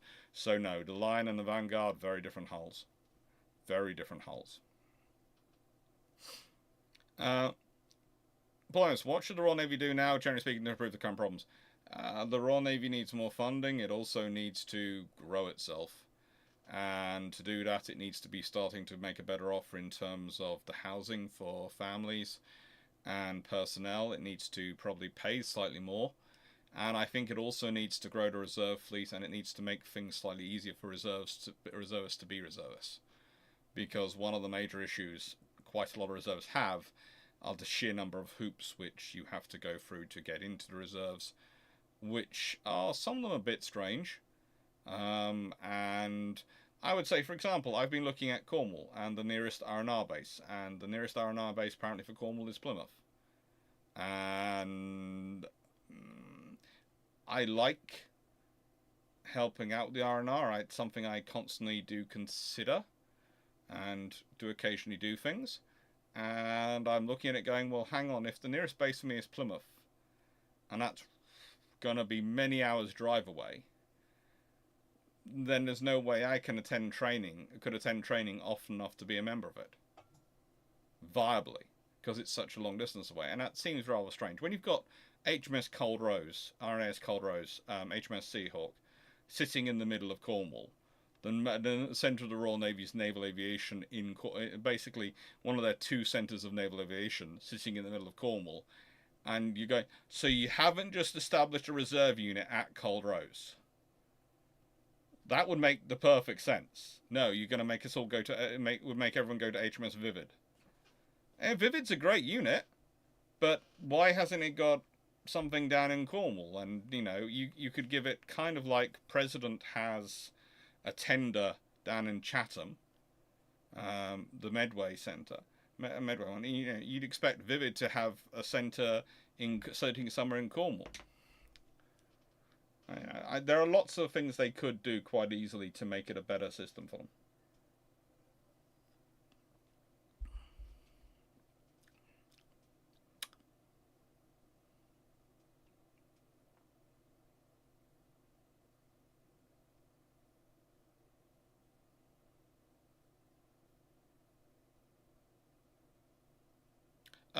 Knight 6831, I know you like to be precise, but let me put it this way. I did not make any screw up. You said 16,000 tons. You didn't hear what I was saying. I said to make a Courageous class that heavy, you'd have to add 15,000 tons onto them. To make them 33,000 tons, because they start out at 19,000 ton ships.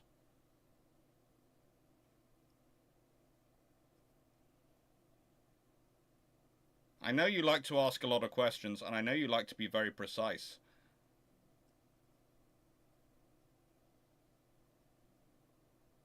But if I made a screw up, I would admit it, but in that one I didn't. I told you and critiqued your question, explained that you are making these ships too heavy. There is no way you can add on 15,000 tons. They grow by 5,000 tons to turn them into carriers. That takes them up to roughly 24. To make them up to 35,000 tons or 33,000 ton limit, you're adding basically another 10,000 tons onto them. So please, don't be rude to me. Language goes with mistake or things like that. You made a mistake or error. But using language like that, that's not allowed. We've been over that before. And I hold everyone else to the same standard for my little cousins watching. I'm not teaching them words. You don't do those things either.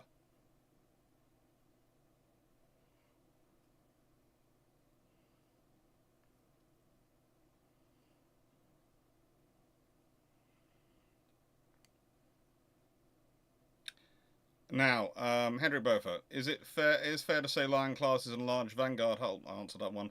Nice one. Question 38. If all 6 Queen Elizabeth class super dreadnoughts battleships had been built, would the HMS Rio de Janeiro be a likely or unlikely choice for the ex-Ottoman Osman? Probably not. They'd have probably gone for, let's see, what they could go with. If they've got Agincourt already in, HMS, well, no, Creasy's already around. Honestly, it could be Trafalgar, it could be something like that, would probably what they go with. Or some other battle fought in France. HMS Waterloo. That's a good example, a good one. Take care, Joe.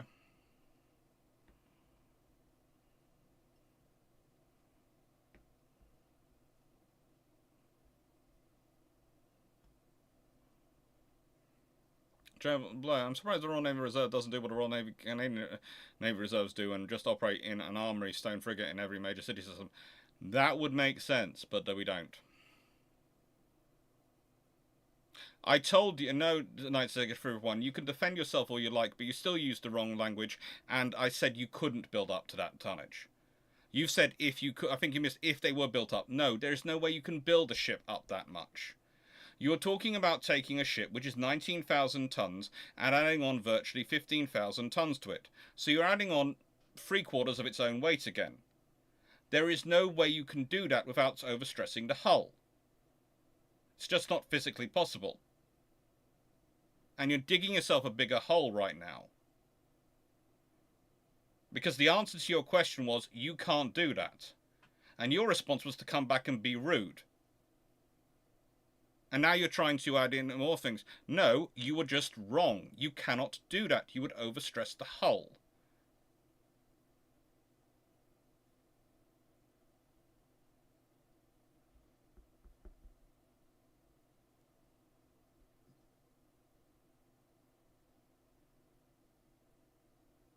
And, you know, there is no way of, if they hadn't been meddled with or also... No, that was it. As they were built, that was what they displaced. As they were upgraded, that is the maximum you could upgrade them. The British knew exactly what they were doing when they upgraded them. They upgraded them to the maximum they could upgrade them to. They couldn't add any more weight onto them. There are limits of naval architecture, and there's limits of the hull design. You've built a hull which has the framing to take X weight, to take X amount of strength and forces applied to it. If you then start adding on far more, you are going to cause yourself troubles. A lot of the weight they're adding in is also stabilization ballast. So no. Which is why I answered the question I did, which is why your response is rude.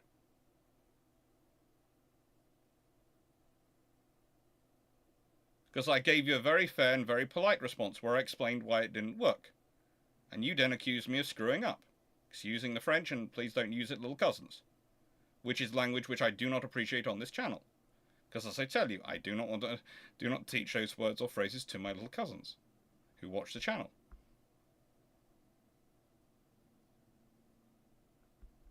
And to be fair, you ask a lot of questions, 9681, and I happily answer them. That works as long as you're respectful with it and polite with it, because you do ask so many questions.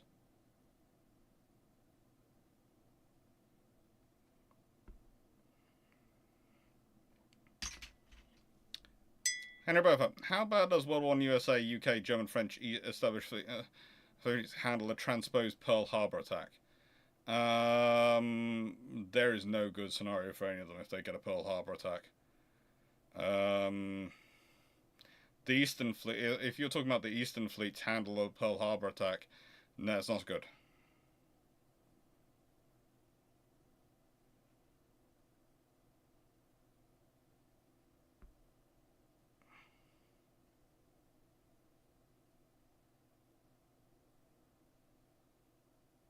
There was no meddling with the Courageous or Glorious.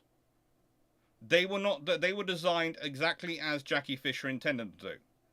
You're basically asking, wanting a scenario of if they were built as something different than he intended to, if they were built as a continuation of battlecruiser line, rather than as his attempt to build ships, which would something very different than what they intended to. So you're asking about a completely different design.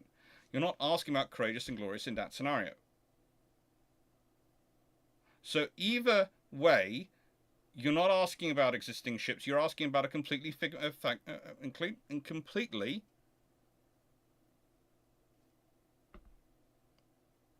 made-up ship.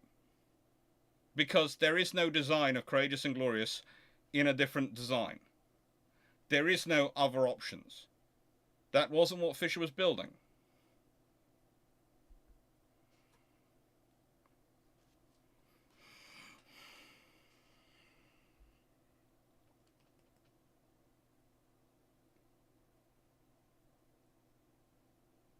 Team Locker, been pondering this for some time. Why the King George V class went for 2 quad and 1 twin turrets and not 3 triple turrets? Because originally they were going for 3 quads to have 12 14-inch guns. Because that then makes sense of why you have 14-inch rather than 16-inch, etc. You still have the same volume of fire, but probably a slightly higher rate of fire. Same sort of roughly broadside weight. The trouble is then it didn't work out tonnage-wise with all the other things they were doing, so they ended up with a twin. Placing one of the quads. And that makes it a complete joke.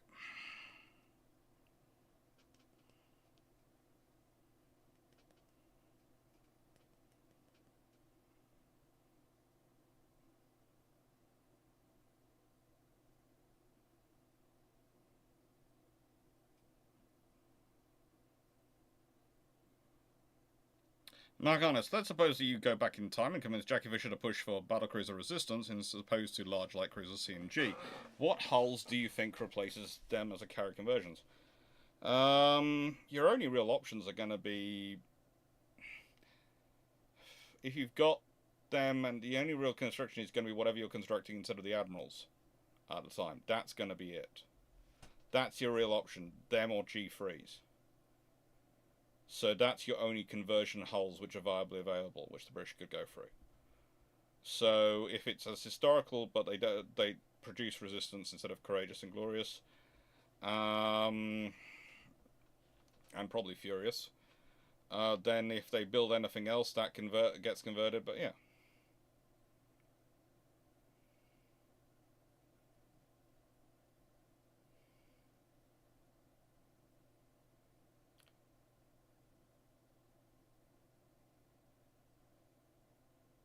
Bijan, what would defence policy look like in the UK and US if the MOD and Defence Department were not created post-war? Go talk to James Smith. He's a colleague of mine from King's who is absolutely, I'm gonna say, is the absolute geek on that topic and is the absolute most opposed to the combining of the combined defence departments you will ever meet. He really doesn't like that.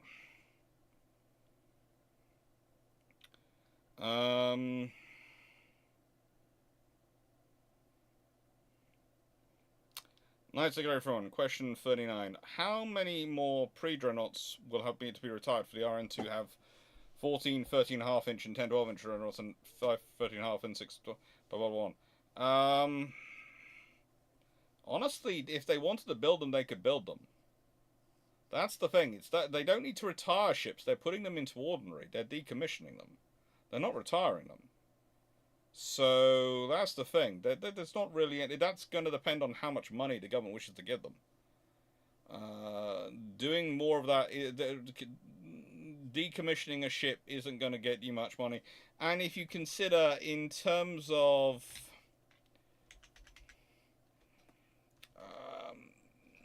in terms of scrap value, if you consider post World War One, which there's a bit of a glut, I do admit there's a bit of a glut, but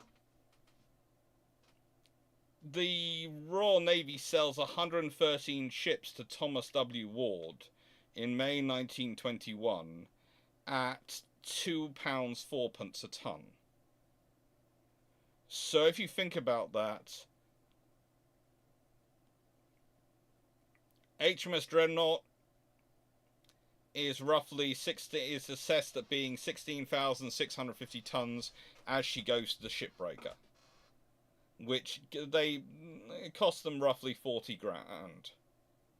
40 grand does not get you a lot. So if you're selling off ships which are a lot smaller than HMS Dreadnought, probably less than that, you're not going to get a lot of money. So that's not going to give you enough money to build ships or save ships. So it's a case of decommissioning them. It's not enough money. It's whatever the government gives you.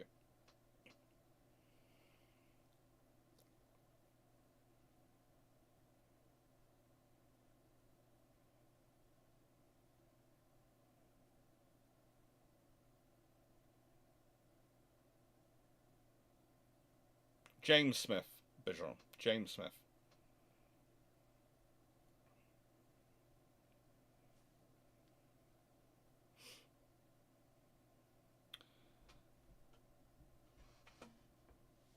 Paulinus, could the Admiral-class battlecruiser hulls have been used for another purpose?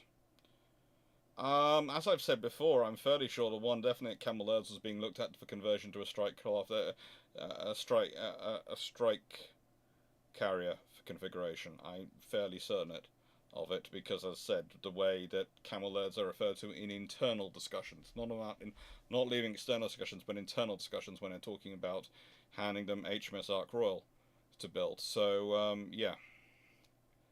Book tales. Well, that's going to come when I manage to catch up the questions.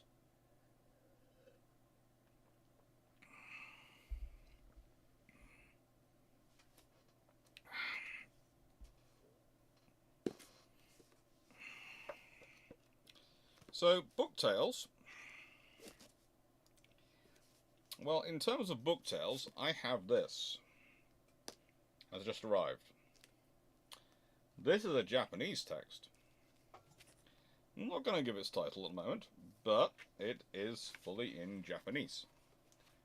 And me and Drak have been hunting down a copy of this for a while. This cost, as I've already admitted, a bit too much than my family are happy with me spending on a book which I technically cannot read. But this week, at some point, I'm going to spend a day photographing every single page in this book. Then I am going to give it to Naval, those pictures, and he is going to put it through his OCR program, and we are going to have the first English language version of, hopefully, if I've managed to get the correct one,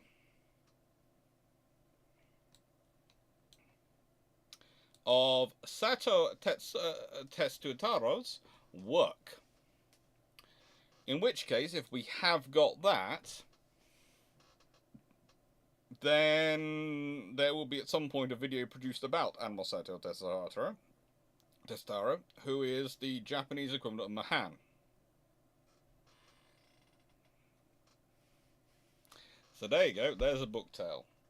There's a few other book tales going along around here. There are a few other books turning up around here. Probably not sensible considering I'm moving soon, and any book I buy, I've got to eventually take with me in a great big van. I've already been told it's a 40-foot lorry coming for the books. Oh well, it's fun.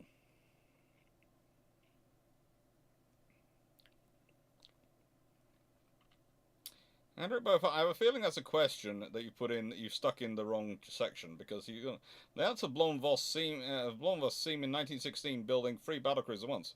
1938 of Elba building of Elba 17 removed. 2-step base. Does this mean in 1935-37 they had 3 steps that they could build a Scharnhorst? No. Honestly, they lost a lot of their facilities to build the things after the Treaty of Versailles, and then some of them had to be rebuilt. So there is a reason why they can't do that, and there's also the fact that a lot of industrial capacity and machinery was taken away again by the Treaty of Versailles. Basically, the British just sent the French round shopping and did a bit of work themselves on the yards. There was a lot of destruction of German yards done organised by the British, either by the British looking the other way while the French did it, or the British actively encouraging the French, or the British doing it themselves.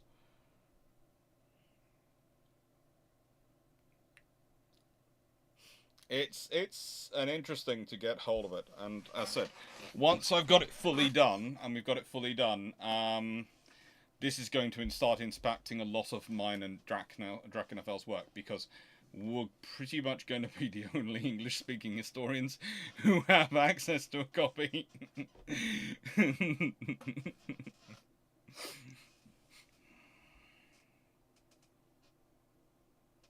Yeah, I know there are some. The main fun we're going to have, honestly, with used books in Japan is the fact that mine and Drakenfeld's Japanese is quite so basic. If it wasn't for the OCR program, we would be in real trouble. I think I've answered your question, Henry Bover. But let's see. Let's get a nice reference. Question 40. If the British built 10 King Edward VII class battleships, Commonwealth, Hindustan, Britannia, Caledonia, Havana, Africa, and Dominion. What might a temp ship be called?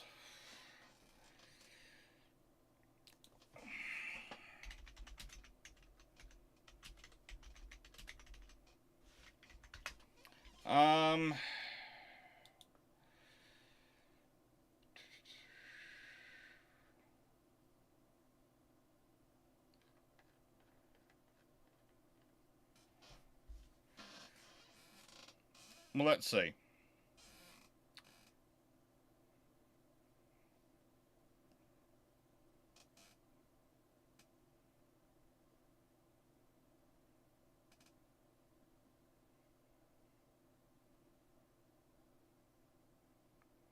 So you've already added in Caledonia, which I can understand. It's a cool name.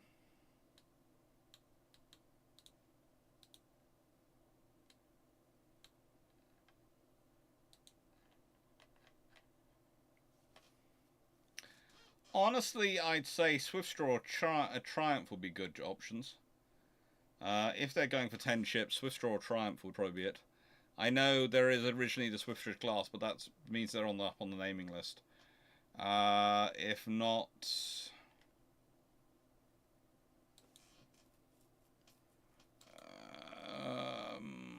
there are a few other options around. Uh,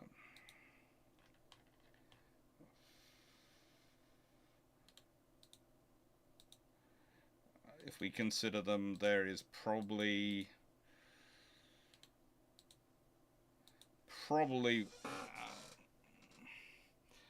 Bellerophon, Temeraire, and Superb are pretty good options if they go that one, or there's the St. Vincent options, which are the St. Vincent, Collingwood, and Vanguard. I would say they would jump up. One of the battleship names which come up quite quickly afterwards will be used. I was just checking which order they were in. It's always a joy. Calgazwa, speaking of ships in ordinary, how useful would be the CG-74 to 84 Tychos if they were finished in, say, 1994 and sent to mothball immediately and properly? I imagine a lot of happy USN admirals. If they were sent to ordinary and mothballed immediately and were upgraded as necessary, and basically what happened was they cycled them in and out of the mothball status, so they kept the broader hull fleet going, there'd be a lot of very USN admirals very happy because they'd have a lot of hulls which had a lot of life left in them. And that would be useful.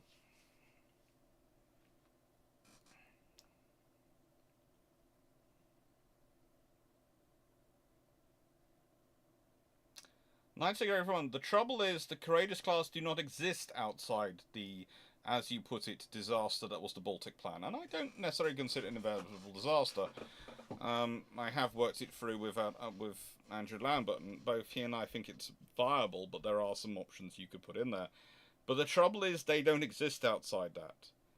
So this is the problem when you're using the Courageous class name. What you would probably actually should be saying is the 1915 Battlecruiser project or the 1916 Battlecruiser project.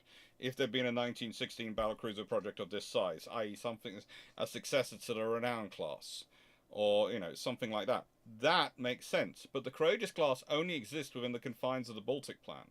That is what they're built for. That is what all the designs are for. So for you to try and make them into something else, they are not able to be that. And the question, as you phrase it, once you're comparing them compared to the Lexington class, it's post-war design, because that's the only time they're comparison. Otherwise, they are built they are a lot earlier than the Lexington class are. So they're not in comparison. The only time they're in comparison is when they're aircraft carrier form and their conversions. And the fact is, in their conversion form, they are never going to match up to the Lexingtons because they are a far smaller, far less built ship. And the Lexington class themselves have to have a major rebuild to take the growth in the changing shape of their displacement, which was one of the points I was making.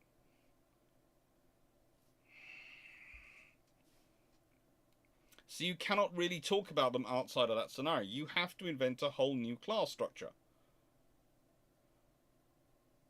Now, one of the interesting things I'll be doing on Friday is working through, especially the thanks to some of the designs that some people are setting in, and there's still space to send me in the designs, because remember, they have to be with me by Wednesday, because I'm going to record the video on Wednesday. Friday's video is going to be recorded Wednesday. On the 1927, 1928, 1929 designs. And the fact is, those are a lot of designs which we have information about. We have information about the letter numbers, as I tend to call them, the G3, N3s, and all the series around those. We have information about those. We lack information on a lot of the mid-war designs. Basically, Agincourt onwards, we have a huge swathe of designs missing. We know there are teams working on because there are still teams assigned to the capital ship and to the battleship and battlecruiser design sections. We know that in the naval constructors, and we know they're not exactly stupid people. They're good people. They're working on them. For example, one of them, Stanley Goodall, is sent off to check the Americans' construction and help them out. So We know they are doing work, and we know there are designs going on, and we know there's more than Courageous and Glorious. We just don't have the details for them. So I have no idea of what to talk about because I do not have any information to base it on. So if you want to talk about a hypothetical, well, that would be a UAD stream and discussing it through, and we could do that. But that's not going to be the Courageous class, because the Courageous class are Jackie Fisher's babies. They are something completely different. They are not from any of the design corners of the Royal Navy. And the fact that they get grouped into battle cruisers is an erroneous movement. They are, at best, heavy cruisers. Yes, they have 15-inch guns, which makes them, technically, they have the same quality guns as some of the capital ships going around. But they are not battle cruisers. As I've been over many times before, they do not have the firepower for the long-ranging scenarios, which indeed requires at least 6 guns. Furious, for example, has her 18-inch guns, which she's supposed to have to be shortened for her, which show you they're not designed for her in the first place.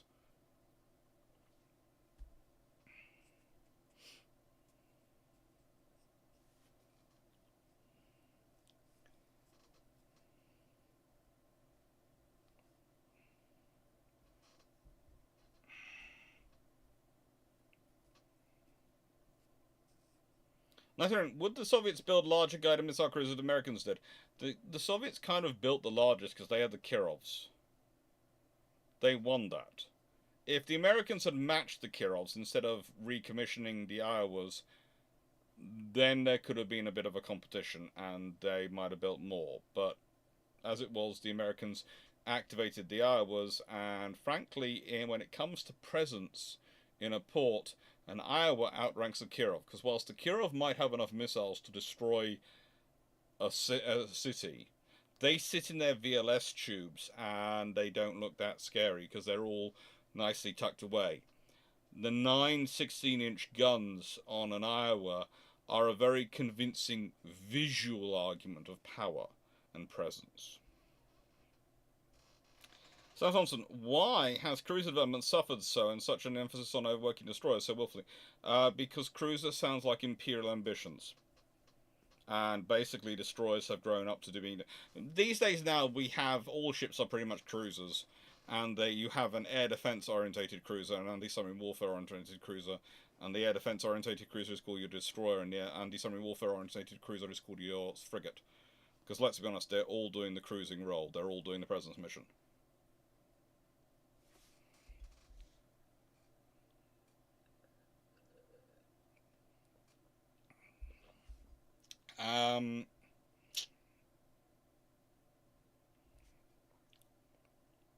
HSN, would a being nice tonight, for once, would a 1915-1916 battlecruiser design, if built, be a Renown Plus or more of a Hood Admiral type? It would be a Renown Plus. It might be an Admiral type, but it would be probably an earlier Renown Admiral type.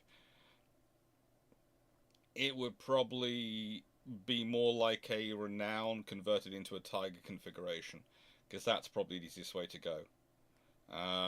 It might have an XY arrangement. It might have a QY arrangement. It's going to depend on some things as well, how they do it, but it will have AB and then something. It'll have 4 turrets. It'll be basically think about more Tiger continued on and Tiger melded with Renown and then evolved on. That was my strong suspicion. And if you consider HMS Tiger was actually heavier than the Renowns as well, so this is the point. Tiger is the 1912, 1913 battle cruiser, and she's 29,000 tons in normal. The Renown class are 27,600 tons in normal. So if you continued on and you'd gone to a configuration that you likely would at this point, you're probably talking about, well,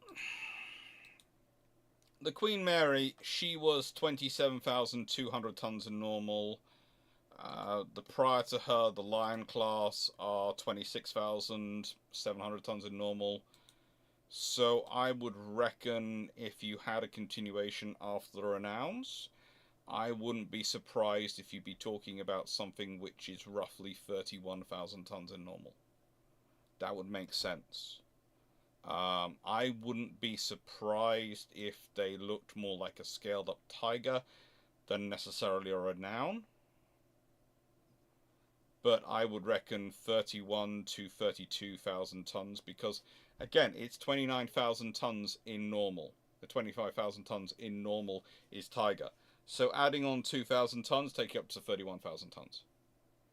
And that would be the likely scenario. It would be Tiger where you'd be drawing the development from, rather than Renowns, which are adapted battleship designs, and Tiger's the last sort of battle cruiser. As in one word, battle cruiser, rather than Renowns, which are really battle cruisers, like the Admirals will be when they're first designed. Thank you, Verdun. Cam Gasberg. I meant, how useful would be a noun bunch of 1904 level but well-preserved Ticos?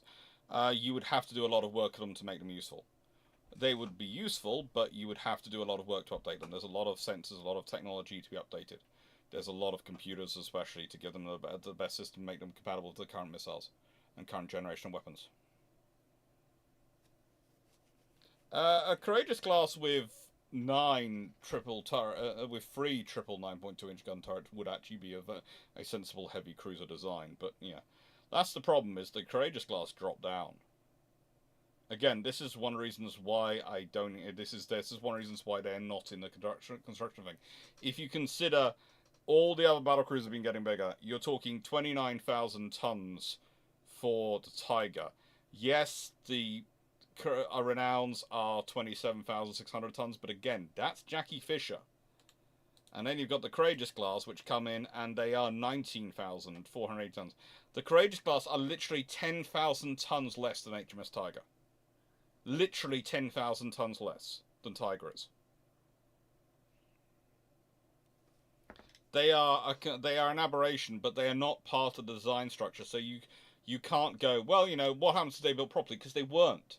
That wasn't the Courageous class. That wasn't the designs. That was entirely Jackie Fisher being Jackie Fisher.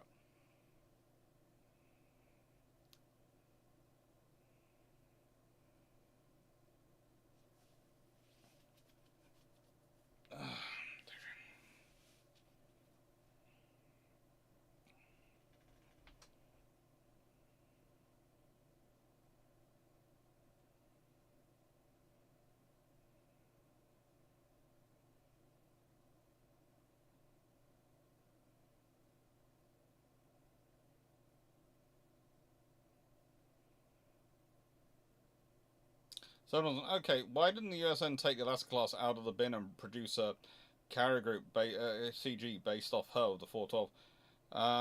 Because they didn't want to.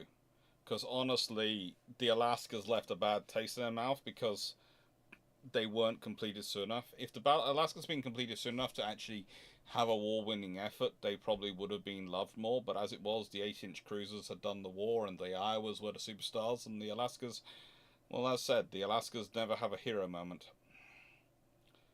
Ronan, what would you consider to be the modern naval armor? Close-in weapon system style defenses or passive material digital systems? I would want both. I'd want both. You want active defenses to try and keep your opponent, keep everything as far away from you as possible, but you do need some actual physical armor around key points to try and lessen damage. And subdivision. Let's take everyone. How would the British use the 3,000-ton clause the US gets for the Lexingtons? All ships get the 3,000-ton clause. The US just makes use of it with the Lexingtons, but all ships get the 3,000-ton clause. As the 2 1915 battlecruiser, 1 1916 battlecruiser would. Well, the thing is, they would be built over the limit, but basically the British would just lie like the Americans did. Nicest way the British would just go. The British would go, yeah, yours are 35,000 tons. You know what? Ours are 35,000 tons too. And if the Americans try to call them above, the British go, so do you want us to do the maths on Lexingtons? No, okay, fine, we don't do the maths on ours. That's how they would work. It's quite simple. You don't want us to do maths on yours because yours are not exactly 35,000 tons, and ours won't be exactly 35,000 tons. Although, again, there is a difference here because the Lexingtons are on build box, and the British might not want to do that. Because if they've got those battle cruisers, they're going to be 15-inch gun battle cruisers, and they might be more useful than, let's say, Renown and Repulse. So it might be Renown and Repulse get converted in that scenario. You see, the thing is, Renown and Repulse are maintained. If you remember, the British, what did the British maintain post World War II? They maintained Hood, Renown, Repulse, and Tiger. They maintained their 4 most recent built battle cruisers for their global reach and global presence. They maintained those. Courageous and Glorious, as I've said before, are not real battle cruisers. The Royal Navy doesn't include them as that. They're rather just going, oh, we don't know what these friggins are. Really, we just, they were ships, so they were there, so we used them. But frankly, we're not that keen on them.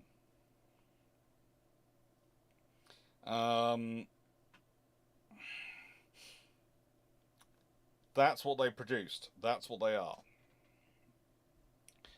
So if you have 1916 battle cruisers and 1915 battle cruisers in service, and let's say, well, then it might be Tiger, it might be Renown and Repulse are used. It could well be Renown and Repulse. Honestly, let's be honest, because Tiger is bigger than them, and they might go Tiger's more useful than they are. If they've got 4 conventional battle cruisers and 2 adapted battle cruisers, they might go Renown and Repulse. And if we consider that, you're starting from 27,600 tons in normal. You can make a convincing argument that they are less than 35,000 tons. You can make a convincing argument.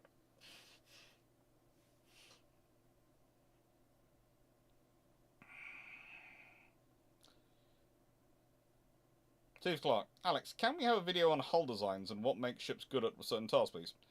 Yeah, I'm working on. Basically, the Wednesday funnies are going to be the Wednesday randoms or something, or the Wednesday whimsies. I think I'm going to call them Wednesday whimsies because they're basically going to be, sometimes I'm going to produce a video on a Wednesday when I have some spare time, and sometimes I'm not.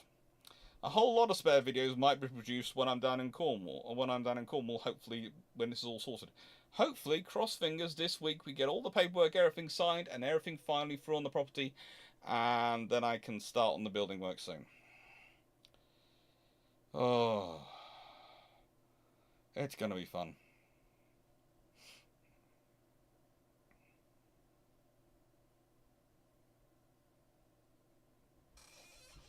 Rewrite the question to discount the Kratos.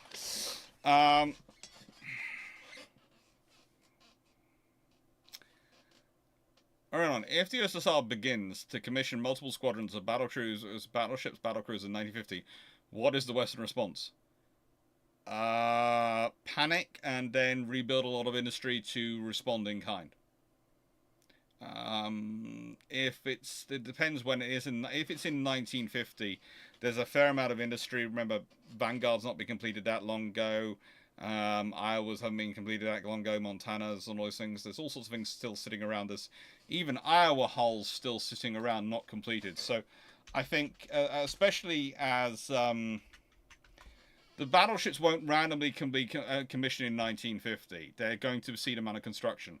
Once they start commissioning and they're realizing they're pushing forward, then there's going to be some work done. So I think the first things you probably see are the commissioning of Kentucky and Illinois. Because Illinois is only broken up in 1958. She's cancelled in 1945, but she's broken up in 1958. And Kentucky is broken up in 1959 and actually launched in 1950. I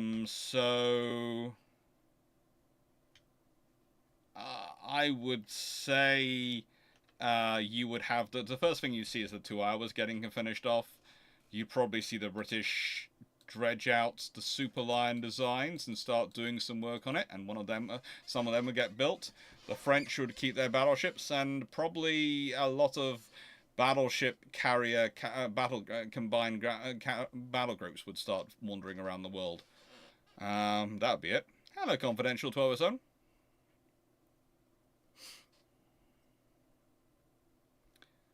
There's no moratorium on book purchases. My family knows not to try these things. You know, basically, the only moratorium on book purchases I have is I don't even have them before Christmas anymore. They don't even. They just give up trying to keep track of my book purchases. They try and give me other things now. which might explain why I got a mouse mat for my Christmas present from my sister. It's a big mouse mat, not as big as the one I actually use, but it's a nice mouse mat. It's got Christmas trees on it though, which is a bit interesting, but we'll leave that to one side. It's going to be my Christmas mouse mat next year. If you ever do feel like you might be a last-minute present, get a last-minute present from Amazon for Christmas, as in they forgot they hadn't got you a present until the last minute, a Christmas-themed mouse mat does kind of strongly suggest it. To be fair, I literally got her the CD, which she told me she wanted. So I hadn't exactly applied more thought than that, but that's because she she likes various bands which I don't really follow. Things like Westlife or whatever they're called, still likes them. And I just go, tell me what the name is of the album you want for Christmas, and purchase it.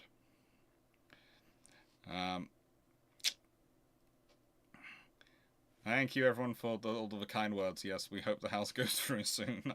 I'm fed up with talking to lawyers. Then, please no insult mental lawyers, but seriously, I'm having to talk to 6 sets of you at the moment. That's like 7 sets too many for me to be dealing with on a daily basis.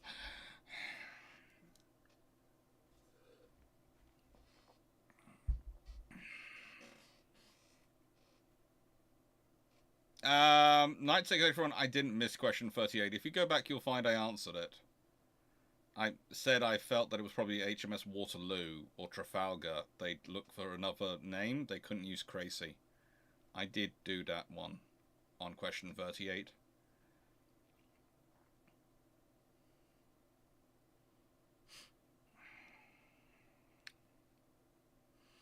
Mm-hmm.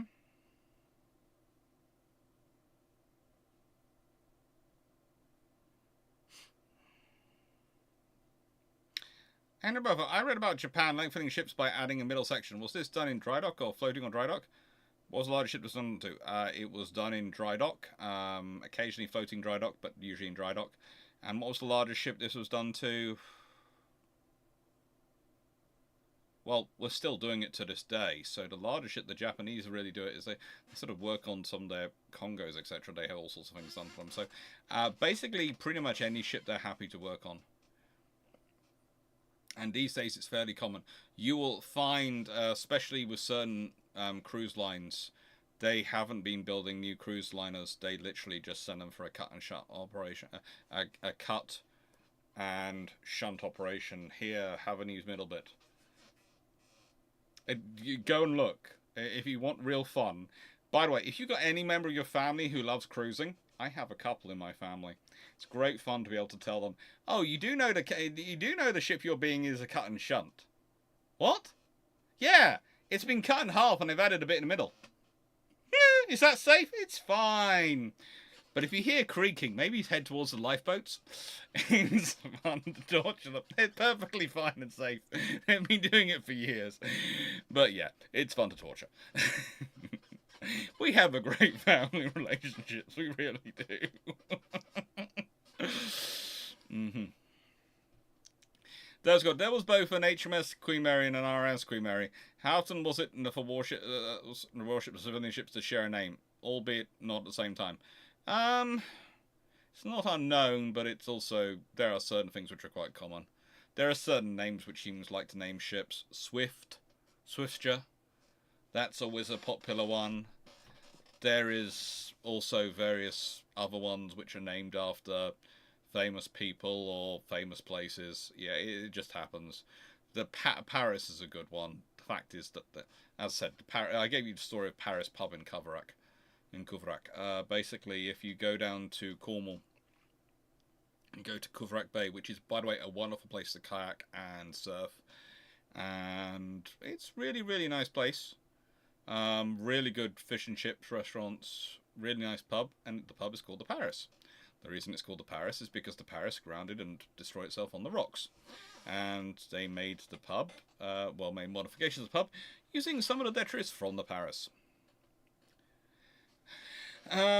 I'd say question 37. Would it make sense for 4G3s to replace the 5 12-inch armed battle cruisers on a 1-1 with the first known free? As I've said before on this one, the Royal Navy at that point are not building to replace. They're building to deal with the future threats. That's the kind of language which they use in the run-up to World War II when they are trying to grow the fleet. And if they decide they don't need if they decide they might need the ships, they'll be decommissioned into ordinary. If they don't need the ships, they'll be sold off, but they won't be seeking to replace them with the G3s.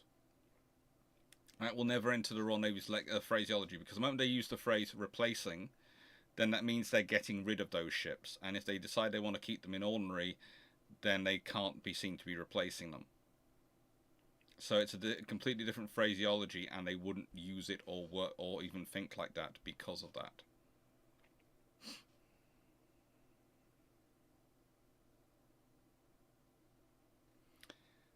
Excellent. I know it might be spoiling the fun, and you probably know anyway, but just giving it to you, it's a 23:40 hours time checking question for you and the bookmarks. Okay, I will say I will keep going till about midnight.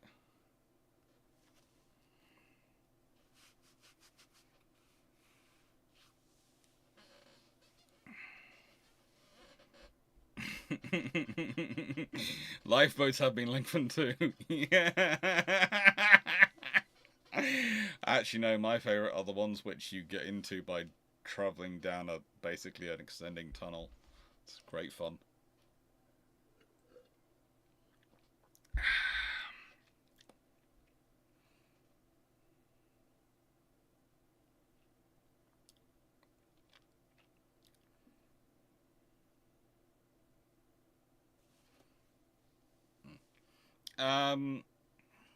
No, sorry, question 42. Does a 22 to 25,000 ton make sense for Des Moines if the US heavy cruiser line started at 15,500 tons? You're not far off it. Probably it's going to be somewhere in that region. Give or take a couple of thousand tons. Give or take a couple of thousand tons. Why is it so easy to fall foul of the trap of putting the 2 Courageous and 1 Furious into place? Because traditionally people talk of them as if they are battle cruisers. And because that's the closest thing they can be linked to. That's what they're in. Because they have these big guns, but they have these big ships. So they don't fit the cruiser idea of people at the time, so they must be battle cruisers. But they're not. They are large light cruisers. In many ways, they are the true successors to the extent of the armoured cruisers, but they are built on almost pre-dreadnought designs when you consider they've got literally main guns fore and aft and primarily depend on their secondaries for actually engaging anything. Because they haven't got enough to actually do the fighting. It's just, they are, in many ways, here is the thing. Look at those ships and look at the Deutschland class. The Deutschland class, at no point does anyone consider them a battle cruiser. They are automatically a heavy cruiser. Look at the Deutschlands. Look at the Courageous and Glorious and Furious. Notice the similarity going on.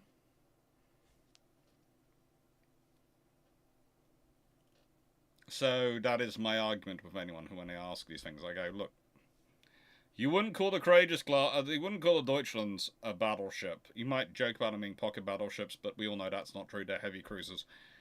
Well, look at Courageous and Glorious and Furious. Yeah.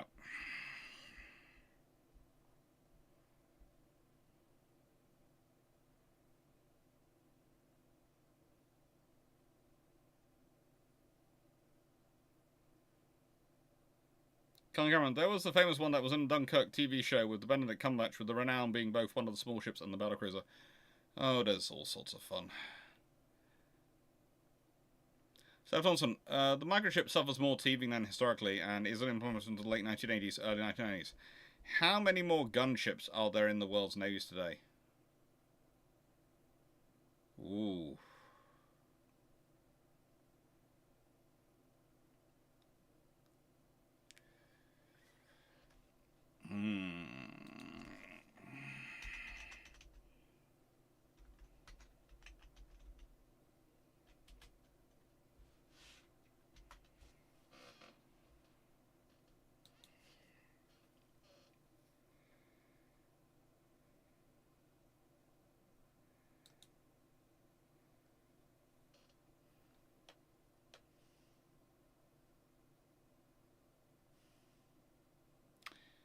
So basically, you're talking about a 20-year delay.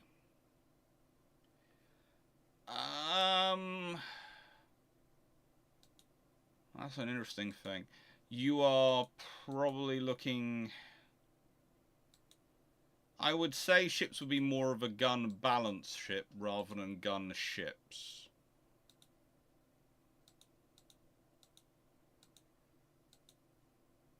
That's what I'd say would be carrying on.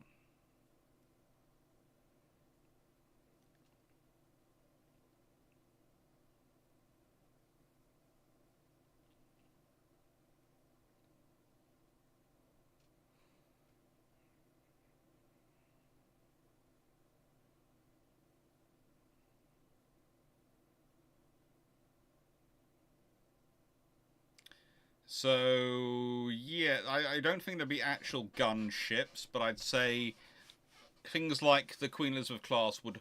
I don't think you'd have necessarily had the going to the single gun turrets.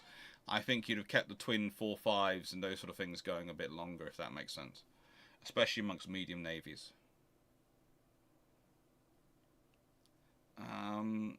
And maybe a modern daring class would have two twin 4.5s because of the utility of them in the Falklands War, etc. And that sort of scenario. They go, oh, actually these are really useful, so we're going to keep these around.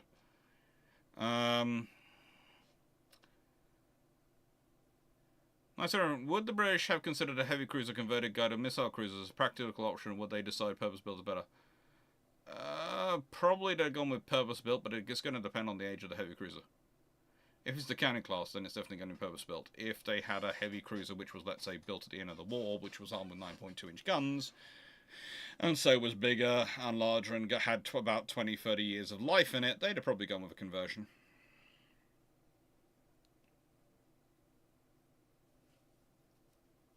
You know, has any officer commanded a ship named after one of their ancestors in the Royal Navy or Navy?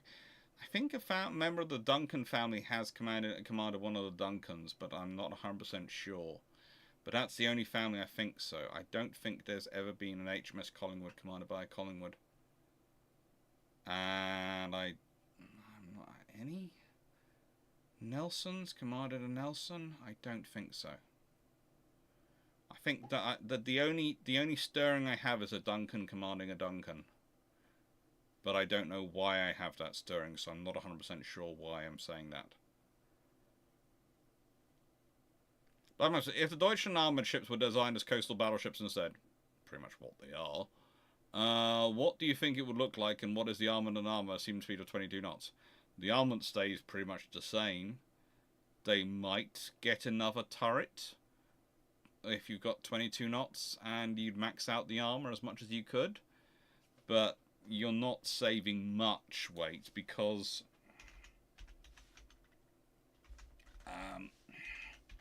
if we consider the Deutschland class, and you've got to love their persistence for this, their standard load is 10,800 tons.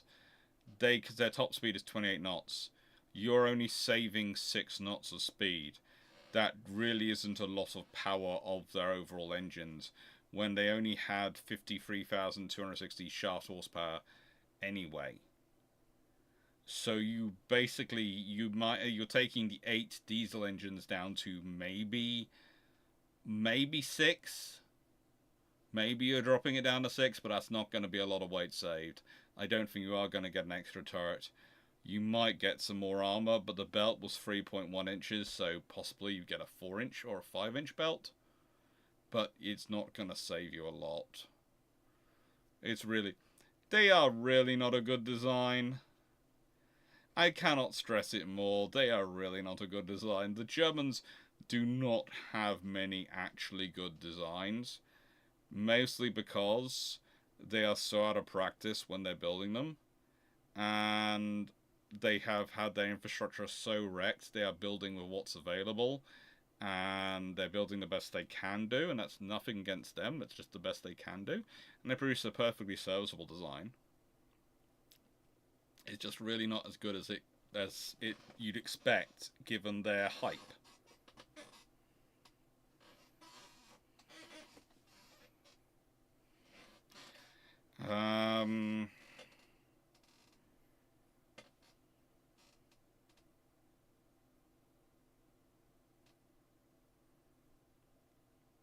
Henry Beaufort, with populations at an all-time high and the size of most modern militaries being at the lowest number of personnel they have been, does the shortfall experience not point to a lack of patriotism? No.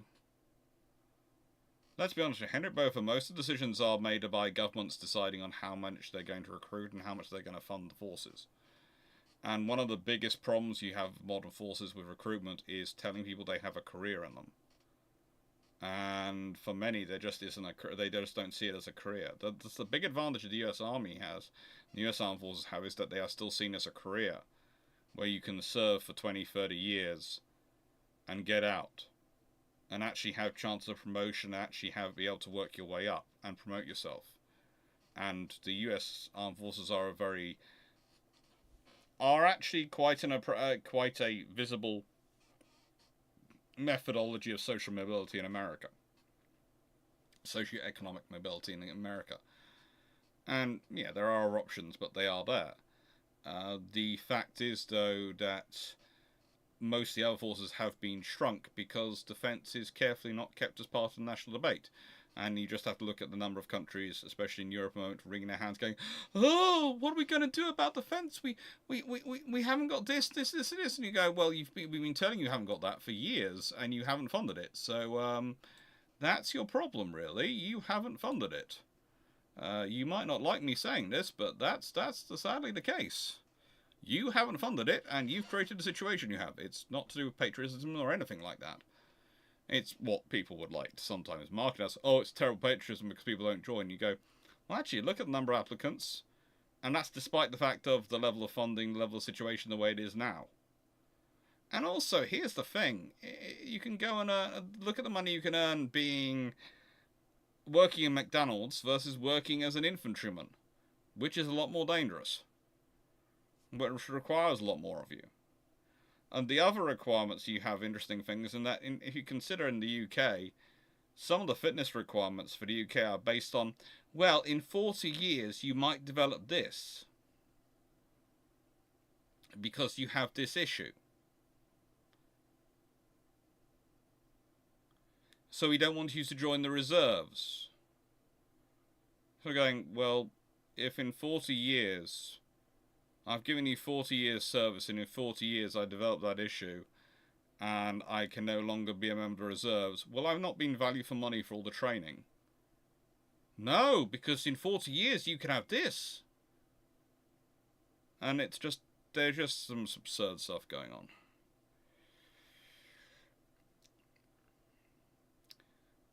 Black Max, what scale are your model trains? I have both OO scale, OOHO scale, and N gauge. N gauge are my trains which appear sometimes in the videos. And they're the railway which you will be seeing the most of once I get to Cornwall, because they're the railway I'll set up in my office. Whereas the OO gauge railway will probably get set up in the woodworking shop where I'll be doing woodworking. Before anyone says, that won't the sawdust create trouble to trains? Probably will do, but it's also the best space for them. And there is a space in the woodworking shop where I can set up a space to clear out. If I need to do anything which is going to be a lot of cutting and a lot of sawdust created, I'll just take it outside on some trestles. But for a lot of woodworking, I will need clamps, I will need vices, and I will need to be chiseling away and doing work like that. And frankly, that's not going to create anything that's going to hassle the trains. And if I have to do one quick cut, that's not going to create enough dust to cause a problem. If I have to do a lot of cuts, then that's a problem. But that's what trestles are for, and outside plugs, basically. Nice area for everyone. Would the British have decided that a high box-like structure like Long Mountain Beach near Enterprise even isn't practical for a cruiser? That was never really the British shaping, so I doubt they'd have gone that route.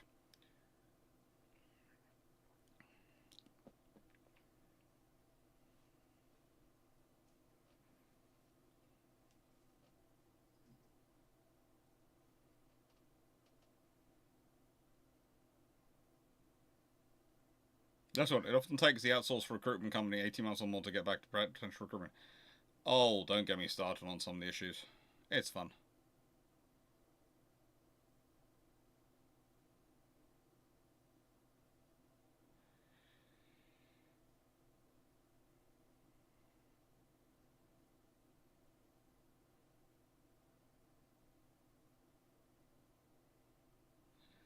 Take care, Carl Williamsburg. Take care, Paul. Oh, no. Paul's just saying goodnight to Carl. Take care, Carl.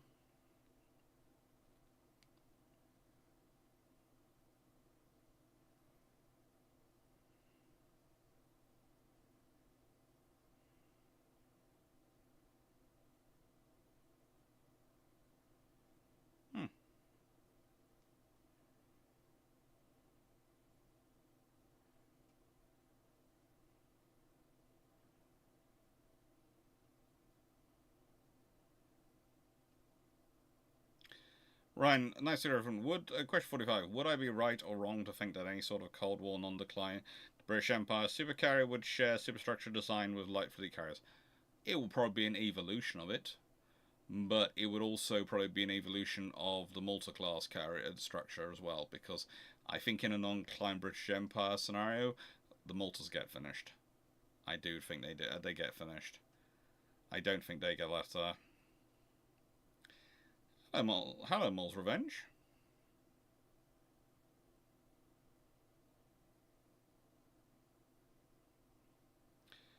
Money 640. Given the advancement of miniaturization of vacuum tubes, would it really have been a significant effect? Yes and no. More on the control systems and the survivability of the processing power in missiles doing high performance maneuvers, and some of the things we've applied to shells, etc., and targeting systems. So, yes and no, basically. It wouldn't have maybe had an effect on the eventual capabilities, but it would have had an effect on how you can utilize those capabilities, which would have probably led to some retention of firepower in terms of the gun forms. But notice I said 4.5-inch doubles, i.e. county class scenario would continue on, rather than saying 6-inch or 8-inch guns appearing. So basically the scenario I was thinking was more like you get something like the county class modus operandi continuing on, because that's about the right thing to sort of continue on the idea of. Black Maximus, if the UK had either gotten the shipyards or helped paid for the dockyards to be upgraded to handle building and outfitting ships that could be 1,000-foot long and 250-foot wide, there is a section 2 coming for Blackburn Maximus, and it hasn't arrived yet. Maximus, does the current war in Ukraine mean that the West needs to reconsider the effectiveness of smart weapons, i.e. not a guaranteed kill?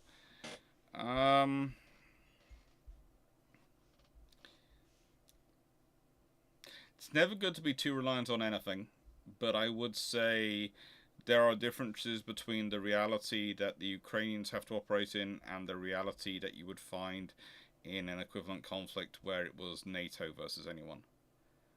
In that, the thing is, the NATO forces are trained from the get-go the whole way through to operate with that capability and to sustain that capability and provide the correct information through to get the best out of that capability. The Ukrainians are doing a very good job of adapting and innovating and integrating that capability whilst in the middle of an active war. There is a big difference in that scenario.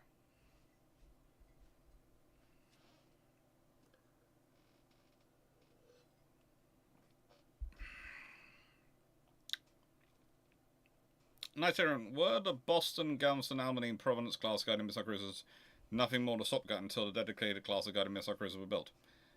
They were about developing skills and developing technology and understanding things, so they're not so much a stopgap, but they are a path of evolution.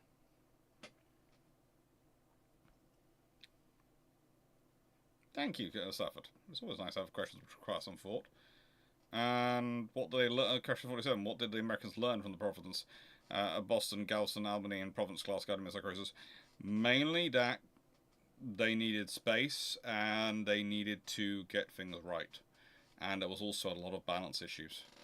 A lot of balance issues that you needed to include and think about how crew were going to get around the ship. So, let's go to Blackburn Master's question, and that's going to be the last question on tonight, because it is now 5 past midnight. If the UK had either gotten the shipyards or helped pay for the docks to be upgraded to handle the building and outfitting of ships that could be 1,000-foot long and 250-foot wide, in a scenario where the G3 battlecruisers are converted into carriers, what impact would this have on future carrier designs if the carriers are limited to 30,000 tons and 10.5, 10.5744. You get some very big, very interesting carriers.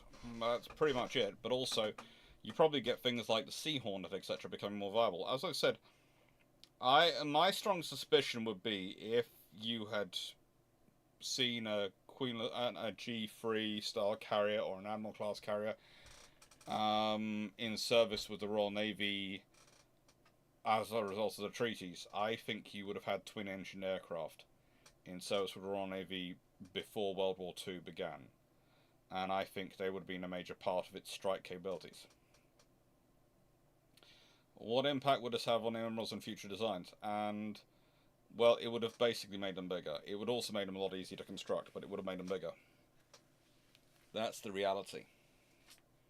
It would have made them bigger, a lot easier to construct, and a lot quicker to construct, which could have probably caused trouble for the Washington Naval Treaty.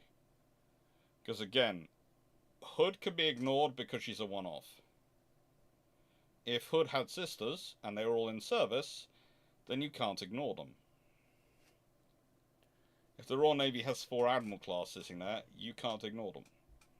Anyway, as said, that's going to be the end of tonight's questions.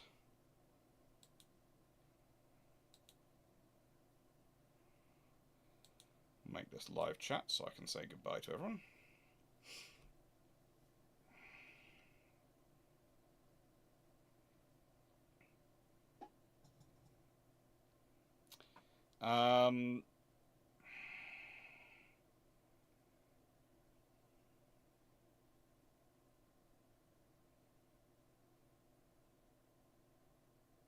There won't be an aerial view of the property. What there might be, and what I might do, is when I've finished with this house, getting it all done up and ready for sale, I might do a walkthrough. Because I'm going to do a walkthrough video for my family anyway, so they have the video for it, but it might be nice to stick it up on YouTube. I'm not sure, I'll think about it. Anyway, thank you very much, everyone. Take care.